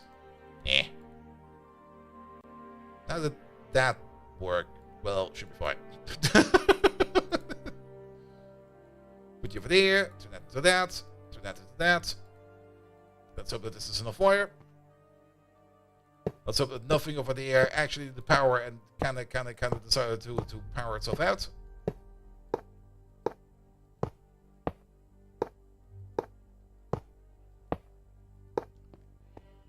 There we go. That should be fine. I mean, if something is missing power, we will notice it the moment that something is stuck in crafting. And we just go over there and go like, hey dude, why are you not crafting? And then it goes like, yeah, because I'm out of power. And you go like, alright. That'll be fine. Alright. And then, what was it called? It was called the... I can say the machine. Toxic. Okay, toxic is enough. The containment frames. We need 12 of these, right? 10 of these. 3, 6, 7, 8, 9, 10, 11, 12, 13, 14. It said 12 in the quest, right? 10 in the quest. Never mind, we need 10 of these. I'll take 10.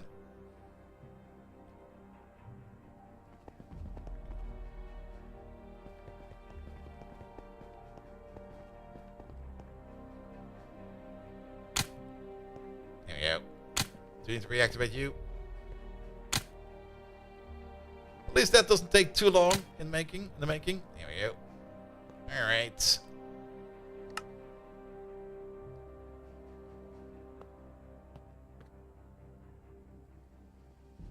But we made this. But we made this, right?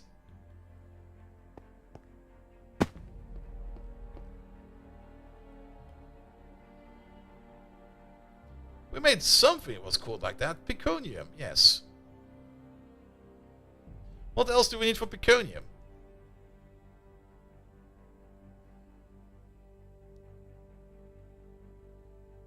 Oh, no, wait, that's correct. Circuit number 8, all of these things.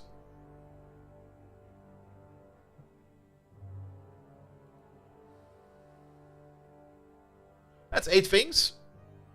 Yeah, let's put you over there for a second.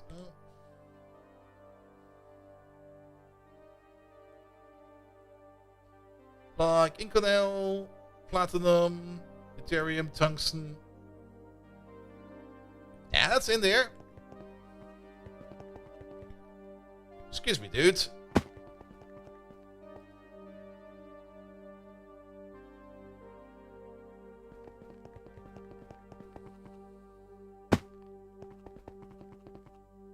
Did the wire burn?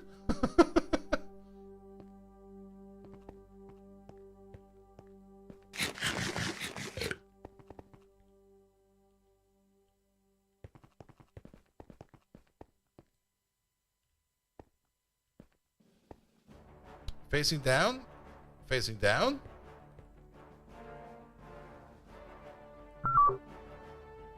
But you're not getting any energy. Did we...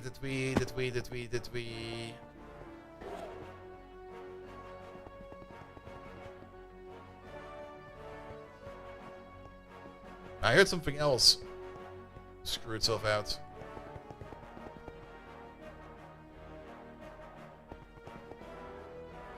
No?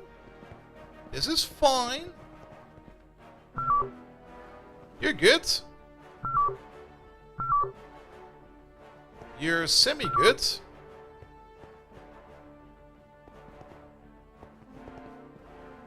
Where do you get your power from? Where do you get your power from over there? Alright. Why are you not filling up?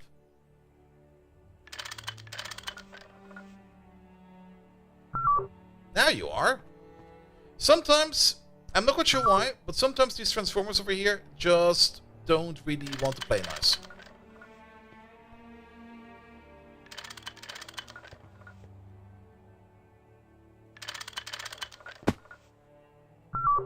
You're good. You're good. You are good, and you are good.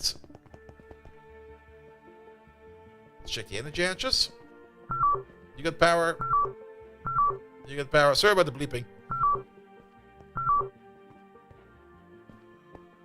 I'm not sure why, but I've been in the mood to listen to Pink Floyd today. So far, the albums Wish You Were Here, The Wall, and currently listen to The Dark Side of the Moon. Sometimes the Transformers are actually Decepticons. Yes, I mean, they can be whatever they want. How long does that take?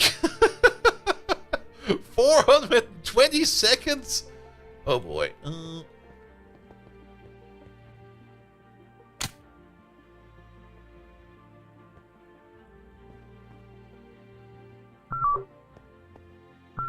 Yeah, it's fine now. Not quite sure what would happen there.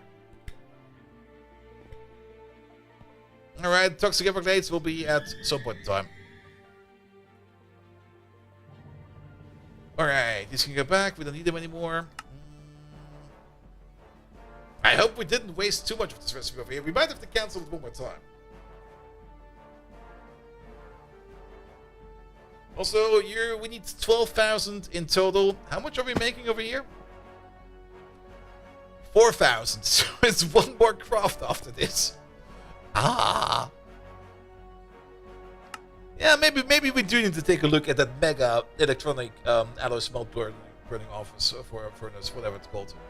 The thingamajig. One thingamajig, please. Alright, in the meantime, let's open up the quest book one more time. Pum pum pum pum pum pum pum pum pum. There's also still a way to make some cheaper EV circuits. EV circuits. By making use of more wrap of ASOCs. And ASOCs over here are made out of ASOC wafers, and ASOC wafers are made out of Naquada doped. Okay, that should be fine enough, right? With a higher voltage, you can make use of the ASOCs to make quantum PCs. Why couldn't we do this before? Am I missing something over here?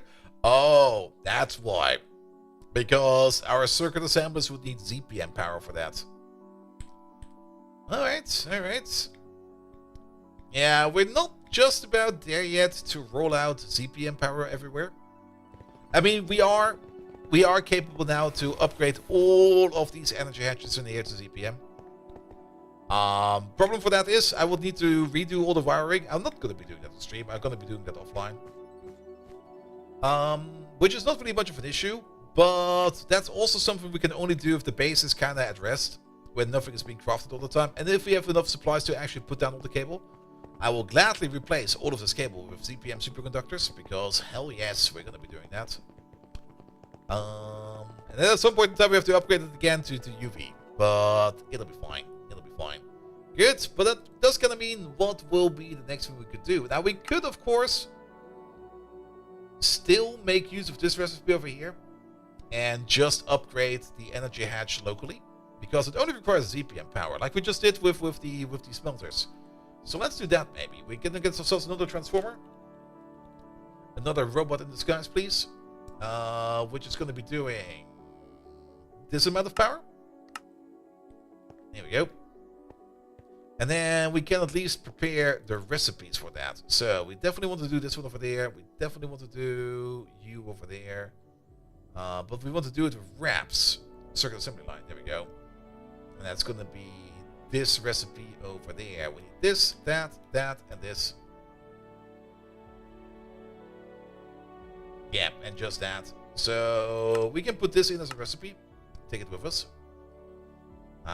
What can we make over here in terms of wraps? Do we already know how to make wraps of this stuff? Yes, we do. That's over there.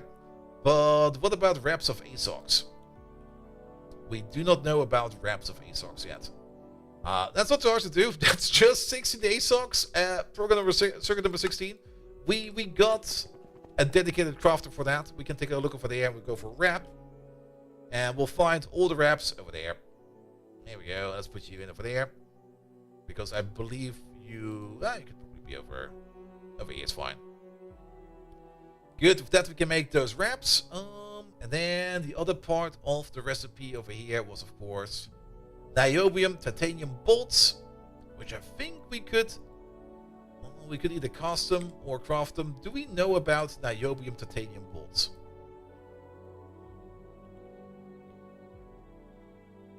We know about sticks. We know about liquid metals, but we don't know about bolts. So how about we make bolts in the casting machine over there? And whenever we're going to make bolts, we're going to be making like a whole bunch of them here. 512 will be fine. Alright, then we go for there. We go for bolts in the shaper. That's not how you write shaper. That's how you write shaper. And apparently we do this in batches of 64, but we're going to do this a little bit bigger now. There we go. It'll be fine. Alright, is my transformer done? No, not this one. I think it's still being crafted. Yep, it sure is. It's actually over there. Waiting on 2 quad ingots. That'll be fine. What about you over there? You're still waiting on this stuff over there. It's kind of interesting that you're not making the other field generator yet. Why is that?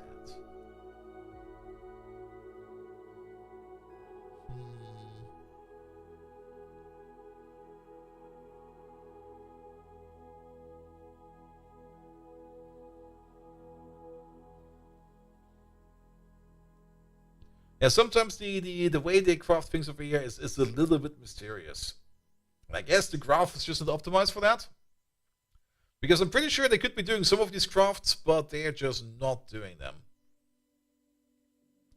For example, the niobium titanium thingamajigs over here, we already got the hot ingots in storage. They're already like in the crafting buffer. And this machine is... oh. That could be the reason for that.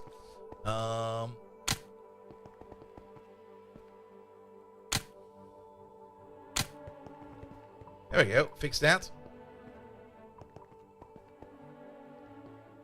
What about any of these? You're good. You're good. You're good. Alright, we do have to check all of these now.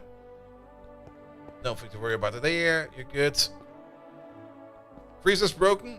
We should maybe also check up on their maintenance state. But I'm pretty sure they all broke because we kind of cut power to them. You're good. You're good. Nah, this one's not good. Which does kind of mean that we've broken some crafts again. Not you. You.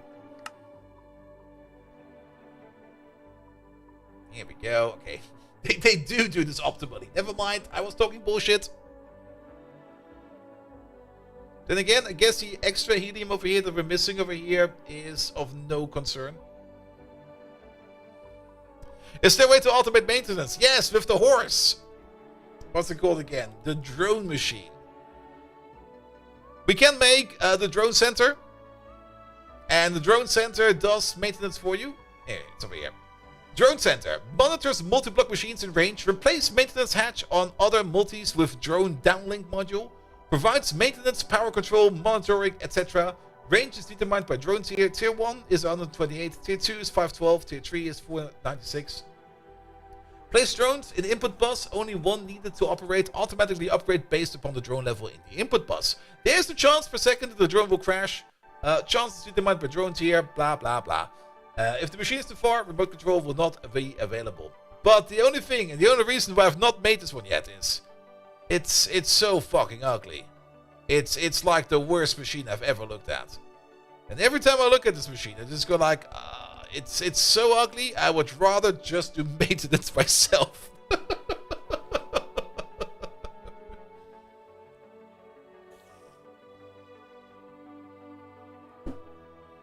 We can probably hide it somewhere. And it doesn't need power. Is it even powerless? Really?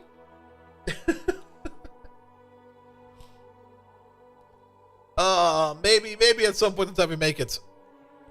I'm sure you can build something uglier. We should probably make it, because maintenance, the more machines we have, the more maintenance becomes an issue. But maintenance is usually only an issue if the machine is running 24/7. And our machines, even though we got a lot of machines, as long as the machine is not running, it will not break. It only has a chance of breaking when it's running. So maintenance is, funnily enough, not really much of an issue in our base. So most of the time, we're actually fine.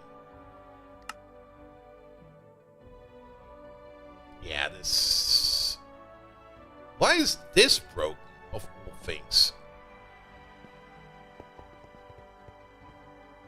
And then the fission reactor explodes. Yeah, but if that happens, so be it.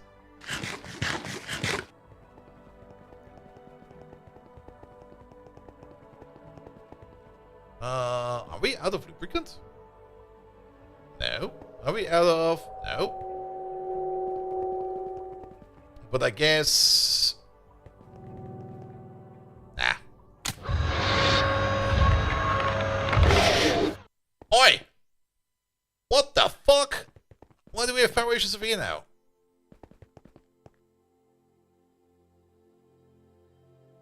We don't have power issues over here. Do we?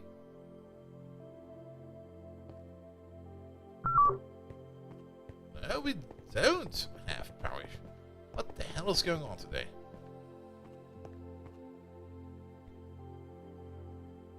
You good to go? Hey, there's no reason for you to have power issues.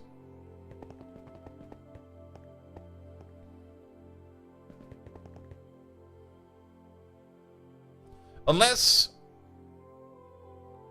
Were you broke somehow? Phantom brownout? Where is your maintenance hatch? Oh, there it is.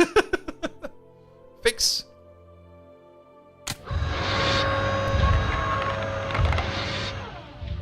It does sometimes happen, like weird...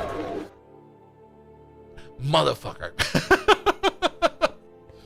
It does sometimes happen that it is not taking in power evenly with these energy hatches over here. Which is also the reason why using two of them sometimes is causing issues, but it should not be an issue. It's not on the chunk board or anything. It's in its own chunk.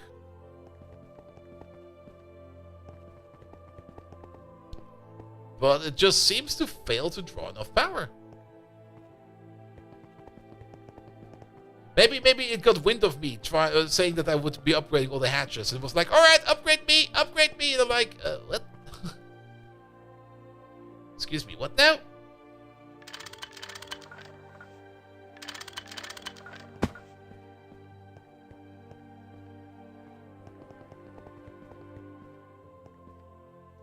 It's drawing too much for the wire? I don't think so. It should be drawing 4 amps. Like, it's a double energy hatch. The wire itself can hold 16 amps. There's nothing else on the wire right now. Like, the wire over here, there's nothing going on. Absolutely nothing. The capacitor over here is full. There's nothing going on over there either. The wire is fully connected. The wire we changed was somewhere else, so it should not be having any issues over here.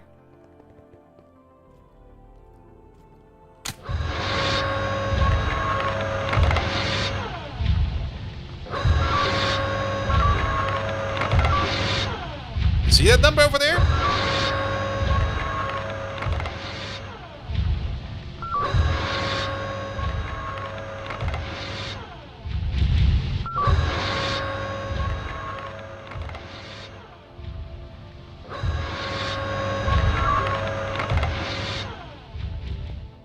That's just working. Again, sometimes weird shit happens to this one, and I can't explain why it is. And that's one of the parts I really, really, really dislike about this mod pack. Or about Minecraft in this state in general. What the hell? Alright, we're gonna swap out your hatches as well. Transformer.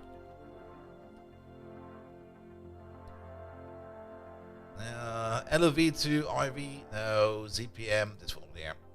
Make me another one here. Actually, make me another 4 of these for now. And gone again. In my opinion, it is because it's kind of draining like one of these energy hatches, and it might just be like a race condition. Bolt with ChatGPT now doing images. Is Bolt Pillow Ghibli? Not the Ghibli one. Those Ghibli memes are already so freaking annoying. Looks nice though, but they're fucking annoying. And the only reason why I find them annoying is because everybody's doing them and they are everywhere and you can't escape them. It's just going to be like, here, have you seen this Ghibli thing yet? And we're like, yes. I've seen 20 of those in the last 5 minutes.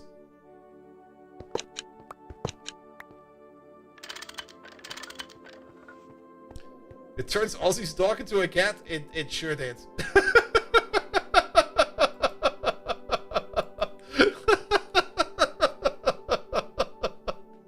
Also, how to put it? It made me way more sexy.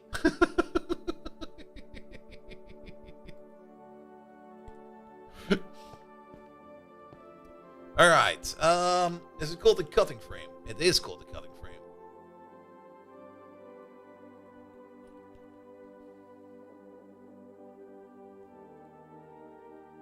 ZPM energy hatch, there we go. Alright, single energy hatch. Point down. Have a frame.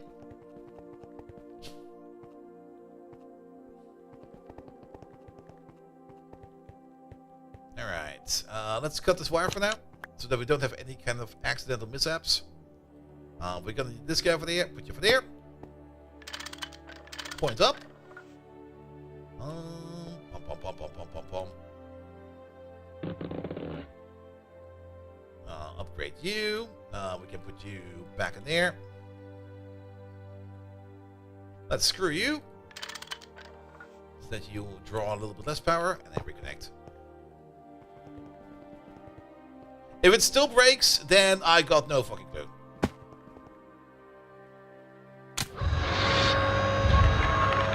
Don't you dare!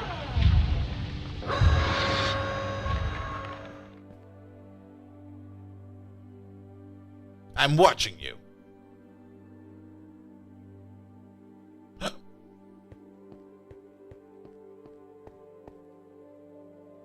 Okay, now it just works.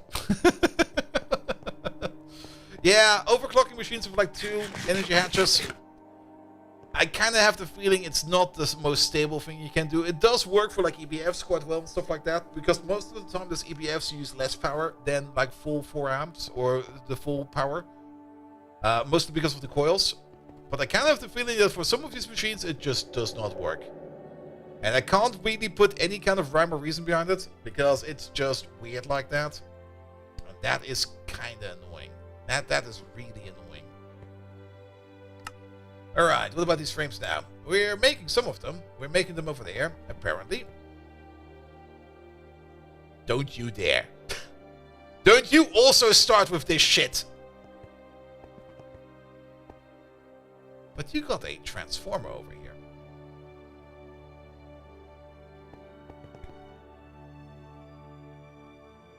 Oh! Streamlabs has spoiled it! Psst, Streamlabs! That's not going to be public use until like next week.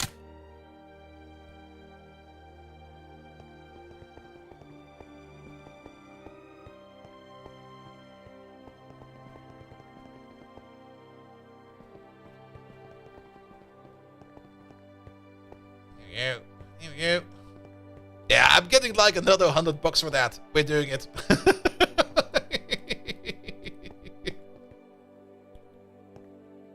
And I think it only needs to be a 2-hour stream, but I guess we're going to be doing like a 4-hour stream, because it's going to be fun.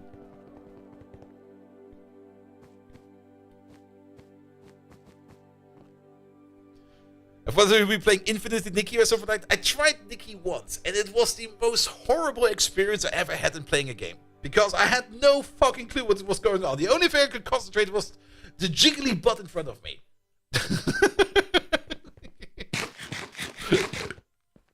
But like the combat experience itself was just like things explode for no very reason. I'm not even quite sure my aim is right. But the button in front of me is jiggling. Good game. 10 out of 10.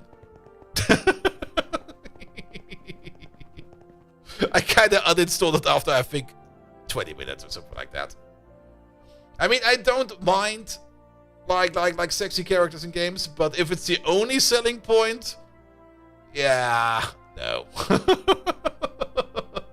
I would rather do something else. Why do you have the feeling that you broke? Why do we have power fluctuations all of a sudden? I don't understand.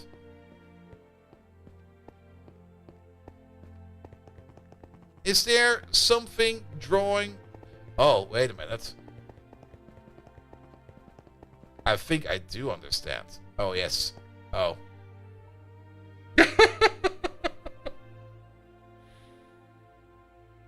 It's this line. It's this line over here. And you know what's happening every now and then? Every now and then, this capacitor over here is dumping its power into the main power plant. The main capacitor. The main capacitor is dumping its power into that capacitor. That capacitor is dumping its power into this capacitor. Because we did connect this part over there, but you know what we never, ever did? Where is it? Where is it?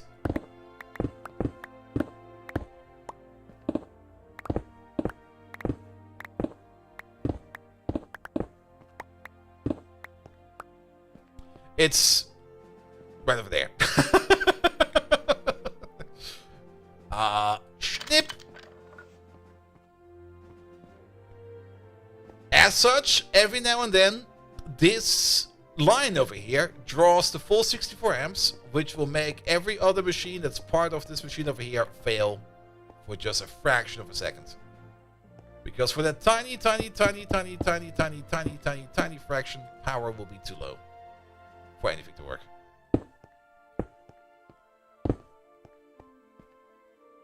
Yeah.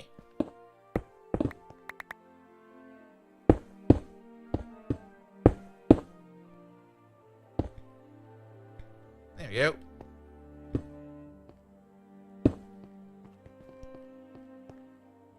Good. And we probably wasted like a bottle of crafts on that. Alright, it should be stable now.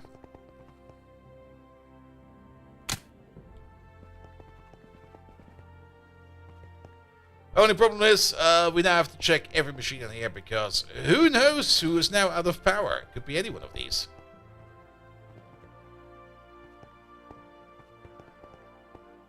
You're good, you're good.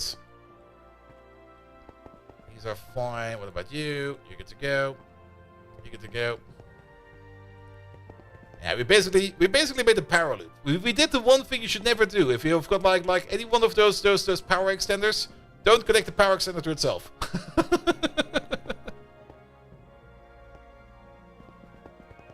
And we got indoor lights. We got these over there. Yeah, I can take my helmet off. There we go. Give it a second.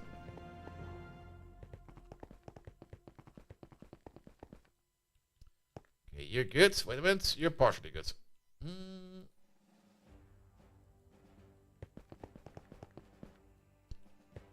There we go. This is without night vision. Okay, there's a dark corner over there. Don't look over there. Nor over there. But then again, I mean, these lamps kind of work. Though the way they look is kind of shit. I do like those arc lamps a little bit more. But yeah, let's put that one back on. There we go. Alright, you're good to go as well. You're good. How about this little PC? PC is still fine. Okay, since our base was already like in a mode of low operation, I don't think that many machines over here are actually off.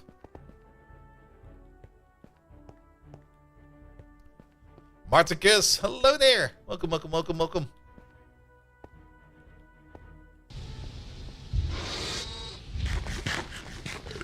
We check these over there. We did. But yeah, don't build power loops. It's the worst thing ever.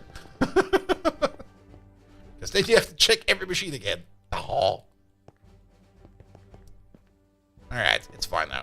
Good, but that is going to mean that we already know that every craft in here that's currently being crafted, like this guy over there, all of these are broken most likely. Are you on?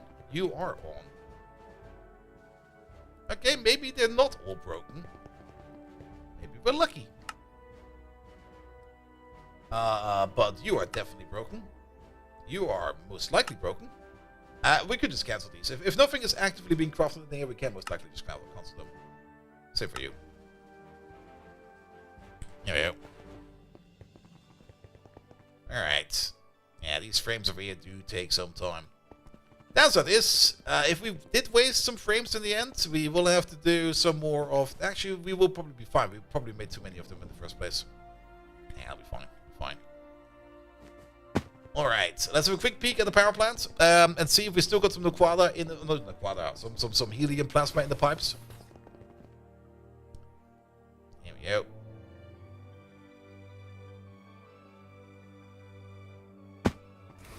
Okay, power plant has stopped. Perfect. Not quite sure if we did actually waste some power, but we're now 96% full. It will take 1.3 days to empty this thing out. Then again, the more we draw in general, the more this thing over here will also emit. So, it'll be fine, I guess. Oh yeah, no more plasma in there. The only thing we have to take care of, or to have a look at, is if this thing over here, because currently it's off, which is... I don't like that. What we could do, and I think that's the perfect solution for it. Yes, it'll work. Let's move the maintenance edge. You over there, and you over there. You'll be over there. You'll be over there. Same for over here. You over there. Oh, wait. You over there. You over there. Bum, bum, bum, bum, bum, bum, bum. Where are you? Over there. Let's get ourselves some covers. What do we need? We're gonna need some fluid detector covers, both of them. And we are going to need ourselves some wireless covers. Wireless. We're gonna need 2 transmitters. And then we're gonna need 6 receivers in total. So we're gonna have to make 2 more receivers. Thank you very much.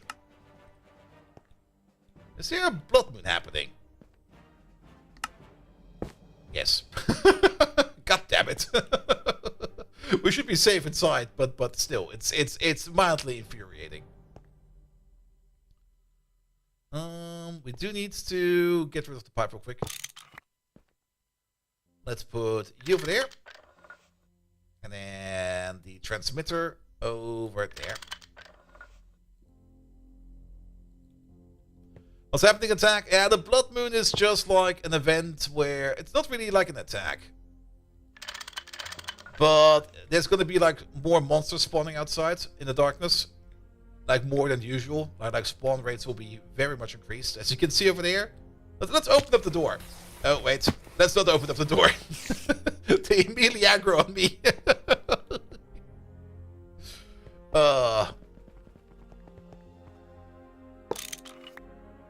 Let's place you over there.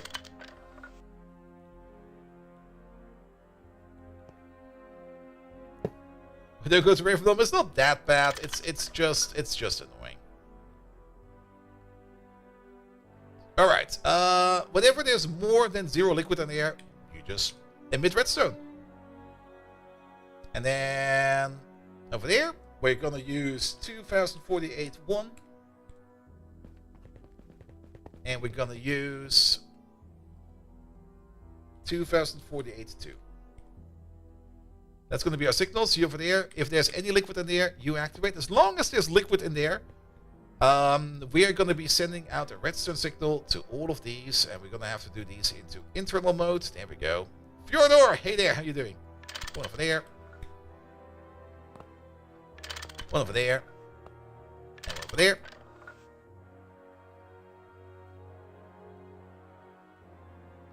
2048 2.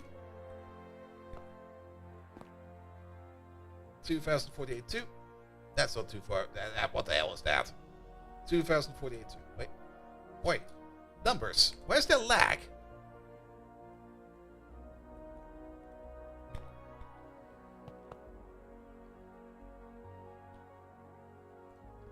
There we go. So as long as that heat exchange over there has hot plasma in its input, these machines over here will be active. Same for these ones over there. Yeah, that's the other wireless ones. These are external. Turn them into internal. One over there. One over there. One over there. 2048 1. 2048 1. 2048 1. There we go. Good. That way around, we don't need to worry about these machines being off. They're now going to be controlled over here by the redstone receiver. And that should turn them on, right? That's how we always did these. Right? I think that will work. It's been a while. Alright. Containment. We got 6 of them. The other 2 over there, I think we wasted them. I'm just going to cancel this real quick. We're going to pick up these. We're going to pick up 4 more. The other annoying thing about the Blood Moon is you can't sleep through it. So you're going to have like this Mexico mode for like a couple minutes, which is kind of annoying. Oop. Leave me alone. On the plus side over here, where the base is like lightly lightly brightened up, where it's not dark enough, we don't need to worry about anything. Alright, did we ever get the Europium crafting tested again? I mean, we got more than enough Europium ingots, but I do kind of... Okay, we're still missing hydrogen gas. Really? Who's sucking up all my hydrogen? Are we venting it somewhere? No, we're not. But somebody is eating all of our hydrogen. I need to take a look at that at some point in time. It's not, hydrogen is not expensive to be made, so we don't need to worry about that. But somebody is very, very, very, very hydrogen hungry.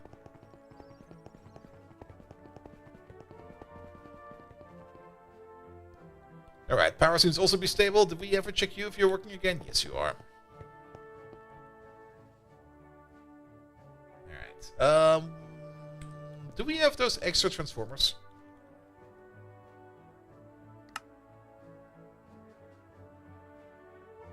Not these, please. This guy. Alright, EV circuits. UV, LV, MV, HV, EV?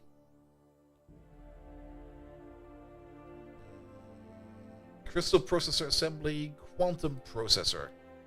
We're looking for quantum processors. Good, it's this guy over here. Let's hope that we need one of these right now. There we go. We are gonna need an energy hatch. Pom pom pom pom pom pom. CPM, please.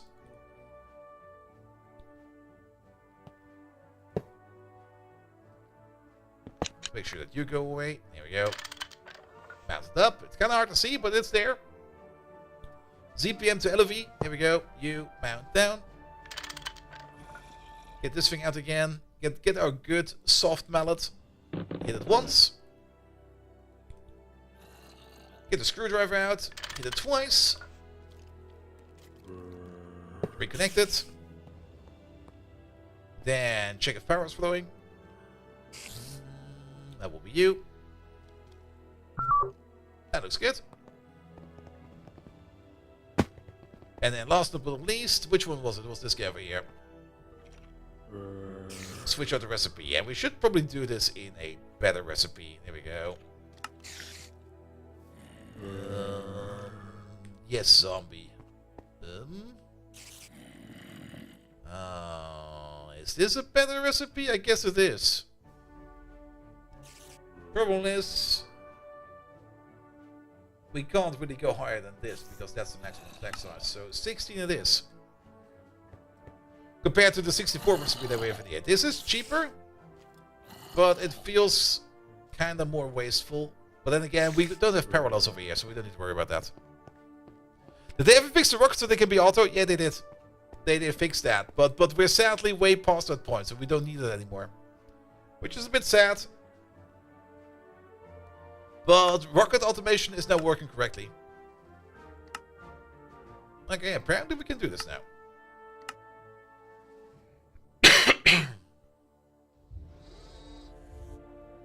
Also, the containment frames are done. There we go. Containment. 10 of them.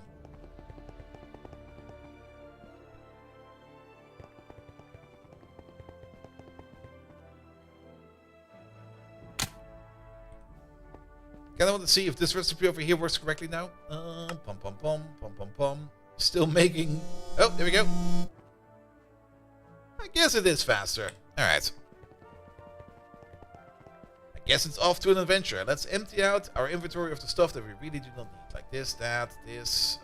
This recipe over here will be yeeted. There we go. There we go. We don't need this. And then everything else we don't need will go into this inventory. Time to go to Florida. Yeah, let's go to the Everglades. How bad can it be?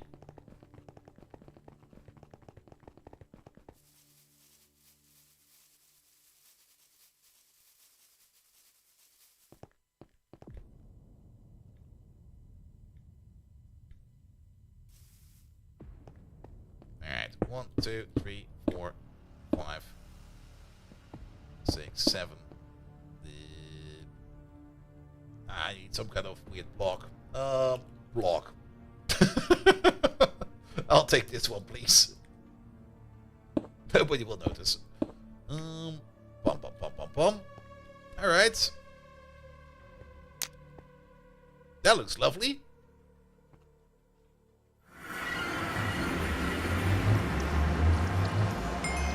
Why is there weapons floating around everywhere?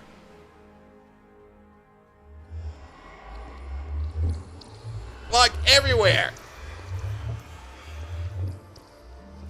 Are these invisible mobs?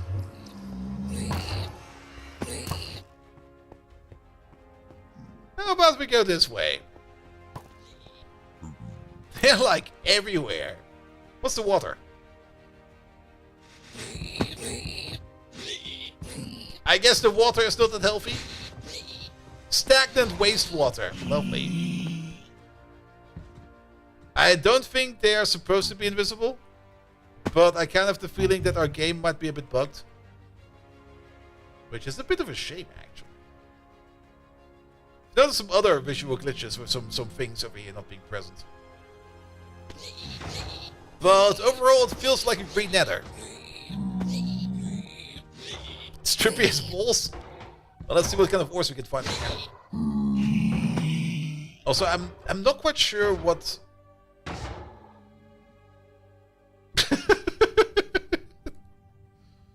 Alright, what do we have over here? Agartite? Cryolite? Really? We get cryolite in here? Where? Oh, quite a bit actually. Alright. Whatever Albernite is. Ebonite, Gigulite, Eroricite. We get some lanthanites over here. Alright, it might be worth mining around over here a little bit. Necromite. Xenotime. Okay. What are the veins called?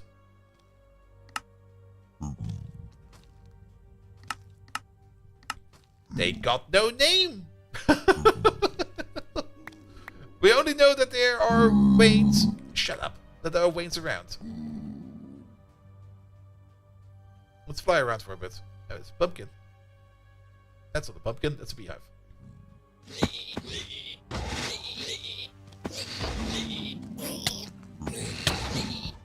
It's a plague zombie. Oh no. Ah, don't do this. I fucking hate this.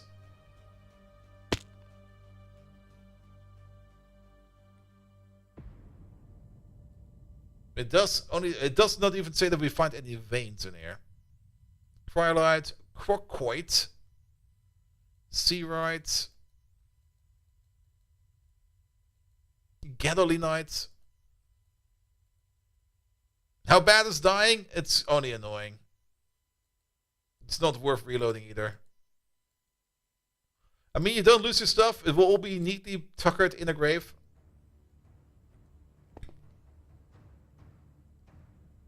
Alright, I'm a little bit annoyed about the fact that we don't see any mobs. Let me just do a quick restart. Let me also restart the server real quick.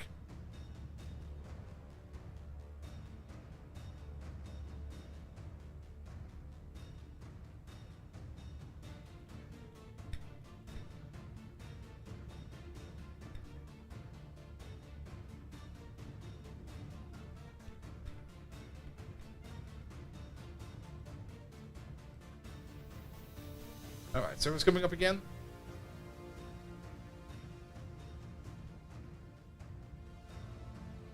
Because it was only a minor update. But for it to have this many weird visual glitches is kind of annoying.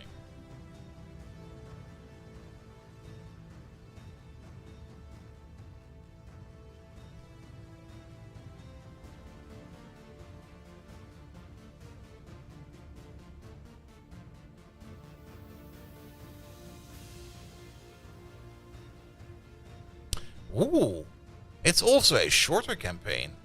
Ooh, so we can do another stretch. Oh, that would be fine.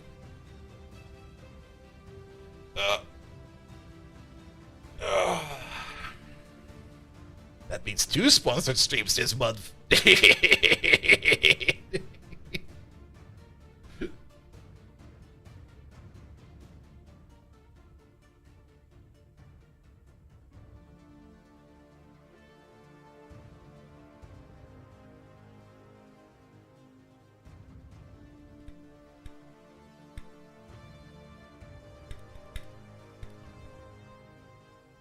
Alright, I also need to update the scene. Where's that thing?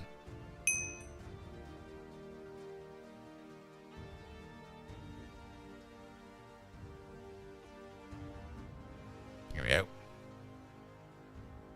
Alright, let's take a look. Can we see? Can we fight? Oh, look at that! Suddenly everything works!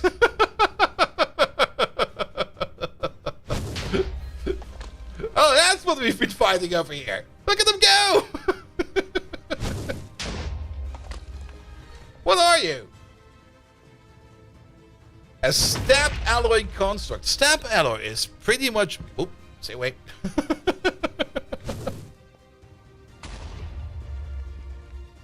Alright, do we now also maybe see the veins? In terms of in here? Okay, that's still not a thing. But I guess it's fine. Alright, anything we need to look out in for? Let's have a quick peek. Let's see. Did I just hear an alarm beep?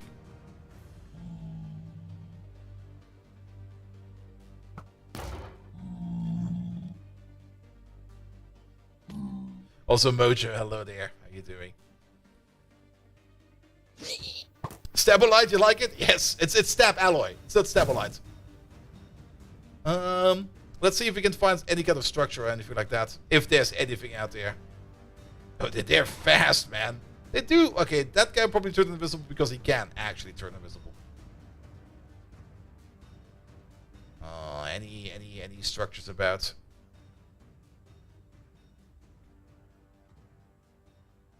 I mean, if this is similar to the Nether, there might be something like a Nether fortress or something like that. I mean, we do get... What are you called? Vampire Pigman. Alright. Those are still the same. Look at your name. It's Stab Alloy. Stab Alloy. In the ditch with you.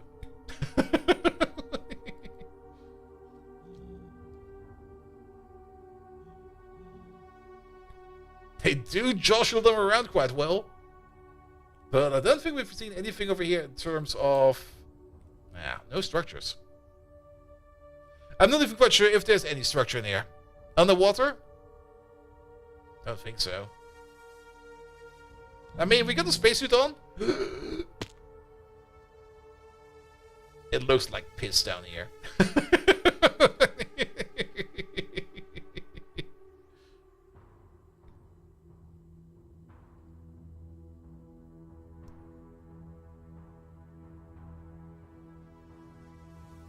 What about down here? Is it just me, or is the water just not... Is this how water behaves? There seems to be a certain lack of resistance.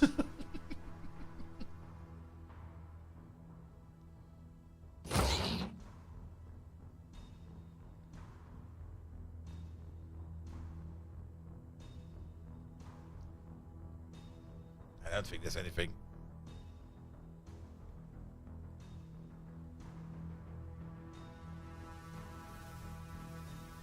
What about underground liquids? We have not checked those out. Okay, we had a lag spike. That might have mean that something has been generated over there.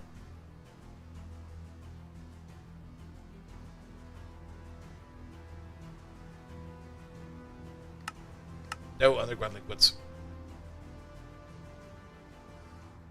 No? What is...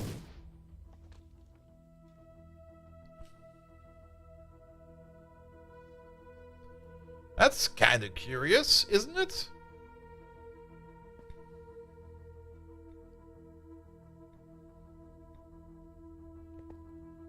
Is it lack of resistance, or are we just that dense? We're dense. We're dense boys.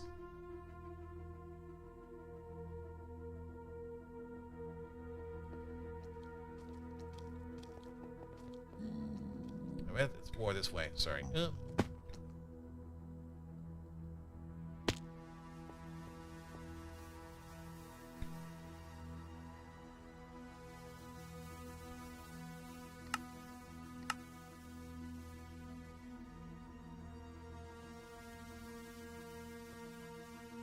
Okay, we're now on top of it. Get the shovel.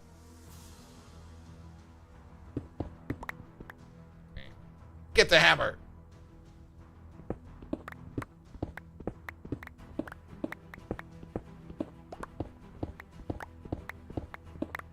Apparently there's some redstone down here somewhere. There it is. Oh, that's why. It's a beehive. Okay.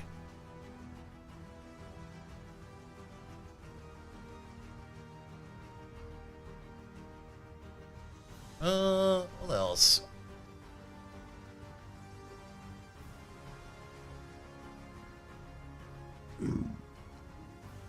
Off he goes!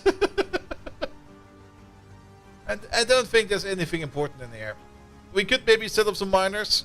I need to take a look at the ores that we get over here. Some lava over there. Not just lava.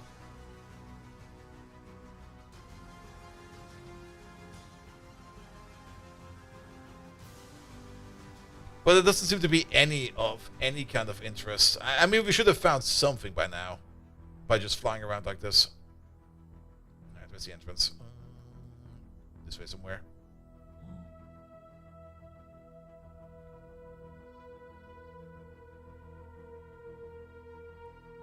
Let's see. I remember the beehive over there.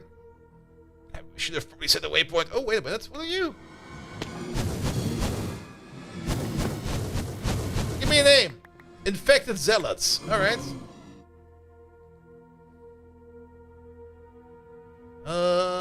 Where's my portal?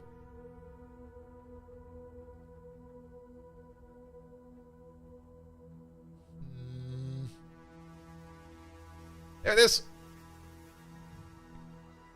Alright, what do you guys drop?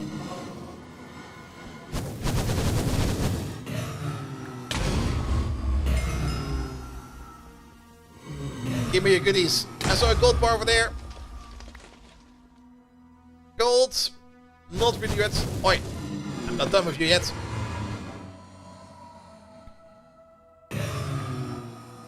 Slime balls. Gold. It's just so not worth it. Yeah, I'm just gonna leave.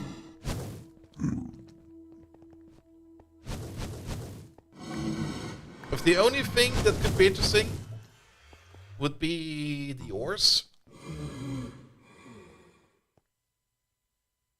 Demi-shellites, that's for bromine. Ah, okay, we get some bromine from over here. I guess we do need to set up some mining in here. Casino time also kind of looks interesting. Alberite, barite, there's so many different ores in there. Ebonite, Oneite, Erushite. Wait, Erushite?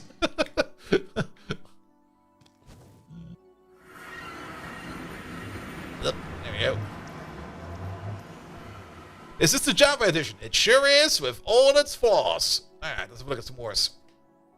Erushite. What's it called?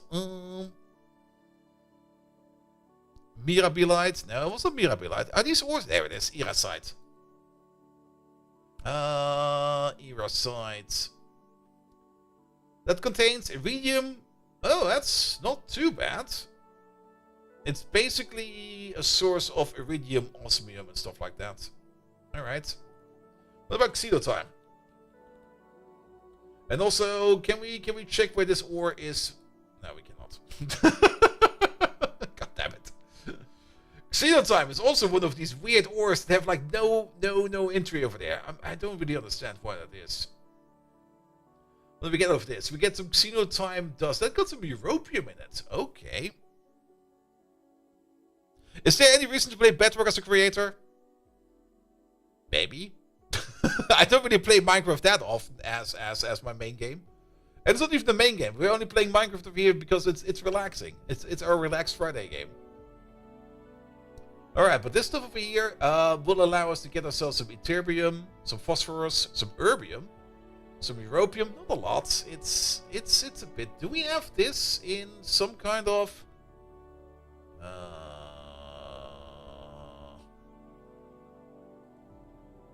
ore? The problem is there's so many ores in here.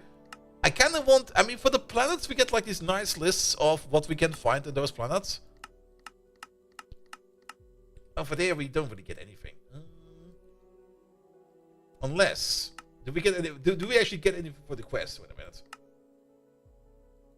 Oh, we don't even get anything. Alright, GregTech plus ores. If you want the ore distribution to make sense, be Greggy, Badger, Alk about it. Alright. What do we have over here as GregTech plus ores? Is there maybe? Oh, that could be good. Ah, there we go. So, we've definitely found this stuff in here. Cobaltite was maybe around Crocodile side was in there, definitely. That gets us some cesium. Gaculite. It's Necromite, we saw that. Chrome, nickel, the usual. Titanite, Zimbabweite. This ore comes all the way from Zimbabwe. Zirconite for some zirconium. Gadolinite for probably some gadolinium. Yes. I guess we could set up like an infinite miner or something like that. I don't even think I want to go around over there just to pick up whatever is available over there. Because there's so much shite coming from over there. That's the other part. These are all custom ores, more or less. Which means we will have to put them into our ore processing system. Whereas all the other ores and all the planets are kind of shared. Which means you can do it. Once you have set it up, you will probably be fine. You only have to add the new stuff. But this is all new stuff. All of it. Polycracy. That's more uranium-225. The only thing I kind of saw in there that might be interesting was the one that makes bromium. Which one was that? Lanthonite, Cyrenite, Niobiite, Agarite, Agardite, Niobium, Hebonite, that is cerium and calcium. Comancheite, bromine. There we go. This is where we get some bromine. We've not seen bromine anywhere else. It's also a source of mercury. I can imagine Zimbabweite increases your inventory the longer you hold it. There we go. And also the demi-shellite. There we go. Iodine is also something we can find over here. I kind of remember that we had a use for iodine, and we had not really any way to make it yet, if I remember correctly. So we can also get some iodine from over there. I also saw a whole bunch of, again, fluor holding, strontium. Nice. Some fluoride holding ores. More bromine, more chlorine. Thallium, tellurium, germanium, palladium. Just straight up palladium in there, really. Or do we get it as palladium metallic powder? We do get a bit out of that. Nice. Again, a bit of a mix. Green oxides, cadmium, and sulfur. Ooh. Strange ore. Gets us some radon, some radium, some uranium, some more uranium, some thorium, some more thorium, some samarskite, and some titanite. That's the processing going on over here. So we crush it. Byproduct could be uranium. Byproduct could be radium dust, which you don't really care about anymore, to be honest. And then we can process all of that into all of this shite. We might also... I never checked if we got some rare earths from over there, which might be nice as well. But overall, I don't really think it's worth our time. Barite has a lot of barium in there. That's radium. Alright, let's have a look at this one real quick. So, iodine. We had a usage for this, for something. Something needed iodine. Was it the hafnium iodide? Was it the hafnium processing? Maybe it was the hafnium processing.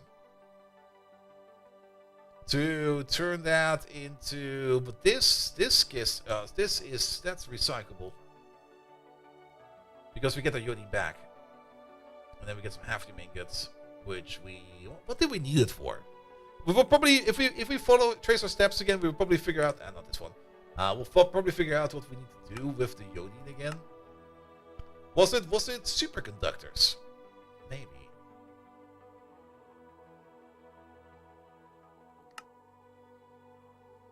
Was it agar? No, agar? Well, maybe it was agar. Also, thank you for the follow. Wasn't there something about agar here with iodine? Mincemeat, agar, palladium, blah blah blah, IV tier glass. Okay, let's go for the agar real quick. Agar is made out of gelatin. The gelatin is made out of phosphorus dust, gelatin mixture, phosphoric acid, collagen. Collagen over here requires mincemeat, and this stuff over there, that looks all fine. Iodine can be used in the rather rude, little, simple chemistry explosives, ammonium triiodide. Yep, that's a lot of stuff. That's fun stuff. I remember that. Now, I don't think it was over here. Was it maybe in the growth catalyst over here? Salt, mincemeat, agar, calcium, bacteria. Bacteria we get from biochaff at the beginning, stuff like that. No, it was not this. Was it the superconductor then? Alright, superconductor base wire. We get it of the ingot, we get it of the hot ingot, we get it of the dust. The dust is mixed out of europium, osmiridium, quadria, and samarium. That was not the superconductor either. What was it? Must have been something, right? Was it Kevlar? We're standing in the rain now. Polyurethane resin, woven Kevlar. That's made of Kevlar fiber. That's a liquid crystal. That's not what we need now. It's not this either. It's probably gonna bite us in the ass again once we figure it out what it was. But we definitely had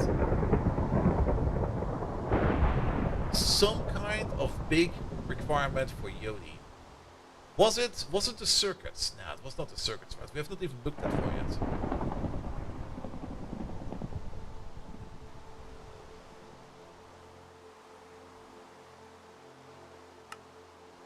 Was it the sensor?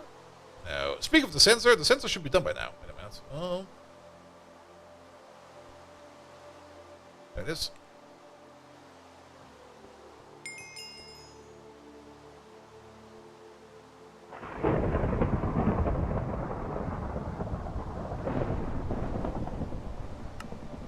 Alright, at least one more quest complete. We don't get anything for that. Boo, boo, boo. I don't remember why we needed Yodine anymore. But I think that's fine. Also, let's just sleep on top of this roof, in the rain, in the thunderstorm. What's the worst that can happen? But if we do need Yodine, we can. I will probably set up some kind of mining outpost over there, but I just don't want to be there right now. It feels like such a silly place. All right. Then back to the quest book. I mean, we do need to do all of this over here as well. The superconductors we can probably already start doing. But I'm kind of currently more curious about another topic, and that is right over there. These parts, heavy duty plates tier 6. Let's make some rocket parts.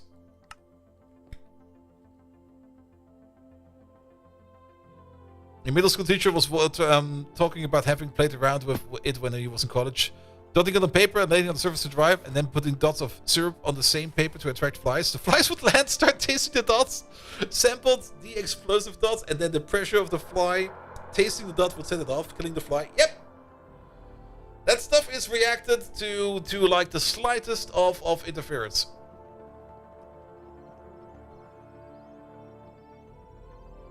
Alright, tier 6 plates. Right? Nope. Nope. Tier 6 plates, there we go. Make these, please. So, what do we need for that? You get rid of all of this, we don't need any of that. We need to make ourselves some heavy-duty ingots tier 6. We can get heavy-duty ingots tier 6 out of a assembly line machine with UV power. Okay. Maybe I do need to work on power in here then. Because these are still running on, well, they're running on ZPM. But if we want to use UV power, we can't use this wire for that. So there is a need for an upgrade then. Alright. We can put the recipes in at least. We can at least get the research done for it. Because if this is gonna in an assembly machine, we do need to make some heavy duty tier plates tier 5. So how about heavy? And then heavy duty tier 5. We have a heavy duty tier 5 plate. Let's get ourselves a data stick. Here we go. Here it is. And we can at least get this going for now. Yeah, use the better scanner. Better scanner is over there. Put you in over there. Put you in over there. Start scanning. 6 seconds. Wow, that's nice. I'll take it right away. Thank you very much. Use the little bimbo stare. There we go. And around and around and around we go. Put these in there. We would still need the recipe for that.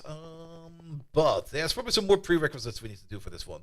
So, to make this, we need to make some compressed lead or Yakurum plates, as well as heavy-duty plates tier 5, and some titanium bolts. I'm not quite sure about the bolts. But these over here are made out of compressed lead and compressed Ori Hakurum.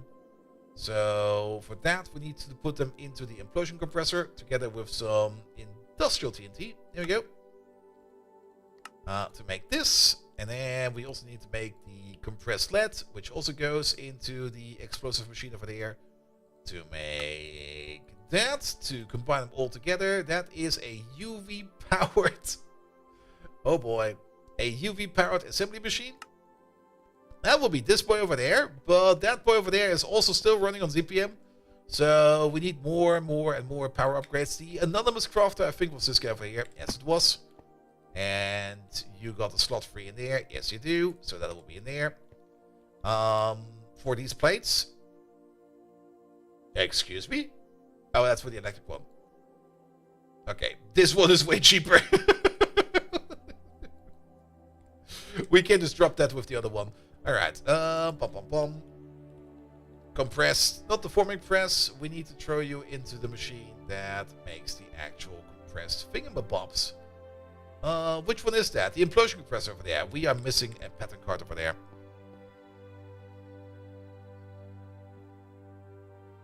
He also described why he stopped playing around with it. He had a large quantity that was still moist and put in the elevated bulk shift on his dorm room desk. And when he was working on homework, he got blasted down on him. Yeah, that the professor at the university where I was studying, every Christmas he would do like a special Christmas lecture, and he would prepare the entire lecture hall, and he would usually put aluminum iodide everywhere. Absolutely everywhere. On the steps, on the seats, on the desks. It would be everywhere. You would be walking in there, and it would just be like an absolute explosive fest. But one day, or one of those yearly lectures, kind of went a bit weird and a little bad. Maybe it was like a little bit too moist outside. I'm not quite sure what it was. But most of the stuff just didn't go off. It was just sitting there, and it was on all the desks, and it just didn't go off. Until he did like another experiment, which also made a loud boom. And then that loud boom set off all the aluminum iodide instantly everywhere. We got like the world's biggest feedback clap. Alright, what do we need over here? We're gonna need a pattern extender. That is a liquid terminal. There we go, we need one of these. Alright, where is it? You there. Yes, you. Have one of these. Have these two. Alright, that is in. What else do we need for you? Titanium bolts. These are actually not too hard to make. I'm kind of surprised. I thought it would be more complicated. But that goes into the compressed plates. That goes into the heavy-duty alloys. And then we just turn that into the heavy plates. Alright. The only thing we need is like a lot of more power. But that is the easiest of them all. Titanium bolts. Yeah, we don't have that recipe yet.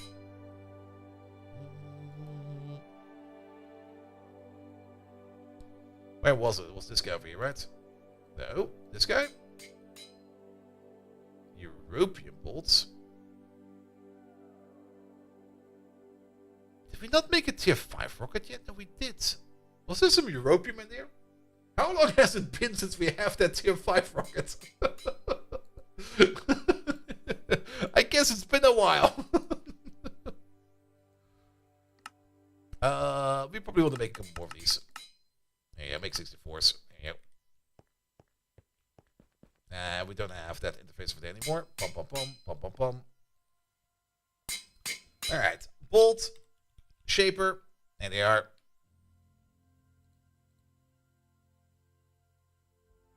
Yep, we don't have these yet. Alright. And then the only thing that's missing is more or less you. We do need to set up this recipe over here a little bit better. We can already make the compressed Oricurium plates, right? This one's what they are. Can we make like one of these? We're missing triple lead and triple Oricurium plates. No worries, we can make those. Make them out of this. And triple lead.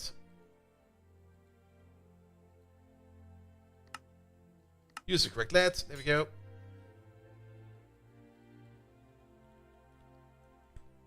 Let's get the tripper in there.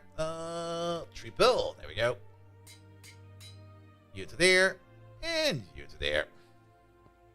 And as we're fishing for in a while. Yes. Yeah, I will also be not doing too long anymore. I mean, it's almost 1 AM over here. And I'm kind of happy that my sleep cycle is not too broken. But I also have to be careful to not super break my sleep cycle again. Because today was already weird enough. Especially with another nap of doom. I dislike naps of doom. Like, quite a bit. There we go. There's the boom bitch in action. Okay, we have to make a couple of Oricurium ingots. But that should no longer be too hard to do. And then compress all of these together. We might need to make a second one of these, actually.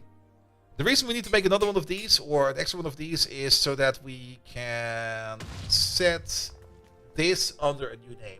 I kind of dislike that we have recipes like this. It just makes this more complicated for stupid reasons, in my opinion. Where we have to like rename one of these so that once we insert them automatically, they don't get confused about it. But I think it's fine for now.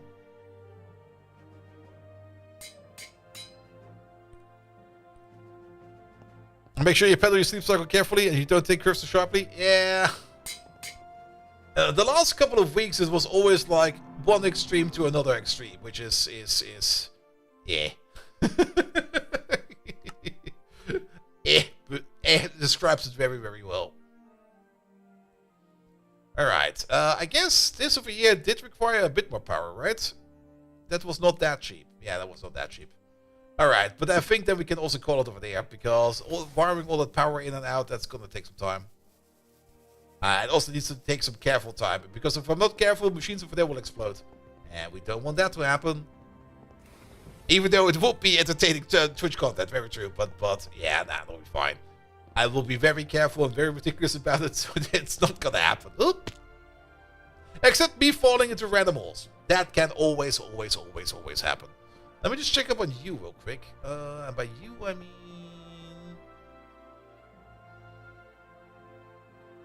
Yeah, you only dispose of water. Alright. Good. Nah, I'm good for today. We did the power plant. Let's go over to the power plant and let's sign off over there. Because the new power plant was very, very, very important. Now that we're going to be running recipes at UV power and ZPM power, we do need all the power we can get. And this thing over here is bloody magnificent. I love it. I especially love this beehive we have going on over here with like four like fusion loops just stuck into each other. At the moment it's off because at the moment we're kind of trying to eat the power more over here. We're still at 95% over there. But the more power we use, the faster this one will go down. We are going to lose about 1 amp of LOV power. Well, half an amp of LOV power. How much is LOV again?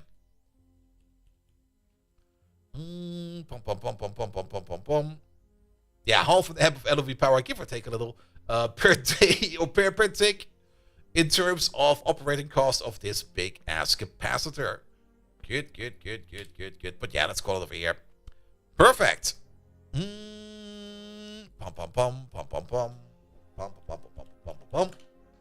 Last objective for today. Who are we going to raid today? I see Aussie nuts over there. Let's raid Aussie.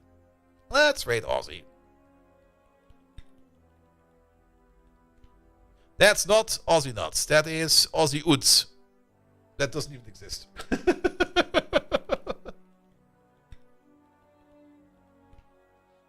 There we go. Alright, thank you so much for today. I'll be back, hopefully on Monday. Unless my sleep cycle is broken, then it will be Tuesday. With more Factorio. Monday, most likely Factorio. Tuesday, Factorio. Thursday, Factorio. Wednesday next week, special sponsored stream. We're going to be playing some Honkai Star Rail. I get some money for it. You don't even have to do anything for it. Just sit there, enjoy the show, and just don't do anything. It'll be fine. Because I get prepaid for that, and that is great as well. Unless your sleep cycle is broken. It will be so broken by then. Thursday, more Factorio, and Friday, more GregTech New Horizons, where hopefully we'll be getting a little bit deeper into UV crafting. Good. And I'm going to call this short and sweet. Thank you so much for everybody who left to follow today. Daniel OFP, thank you so much for the Prime sub. Cope Dread, thank you for the Prime sub as well. Thunder, thank you for the resub. Howder Gaming, thank you for the resub as well. That was yesterday. Well, you get another shout out. Alright, but it's the weekend time, and as I already said, I don't want to break my sleep cycle too much. So without further ado, have a good, amazing evening, and until next time, see you around. Good night.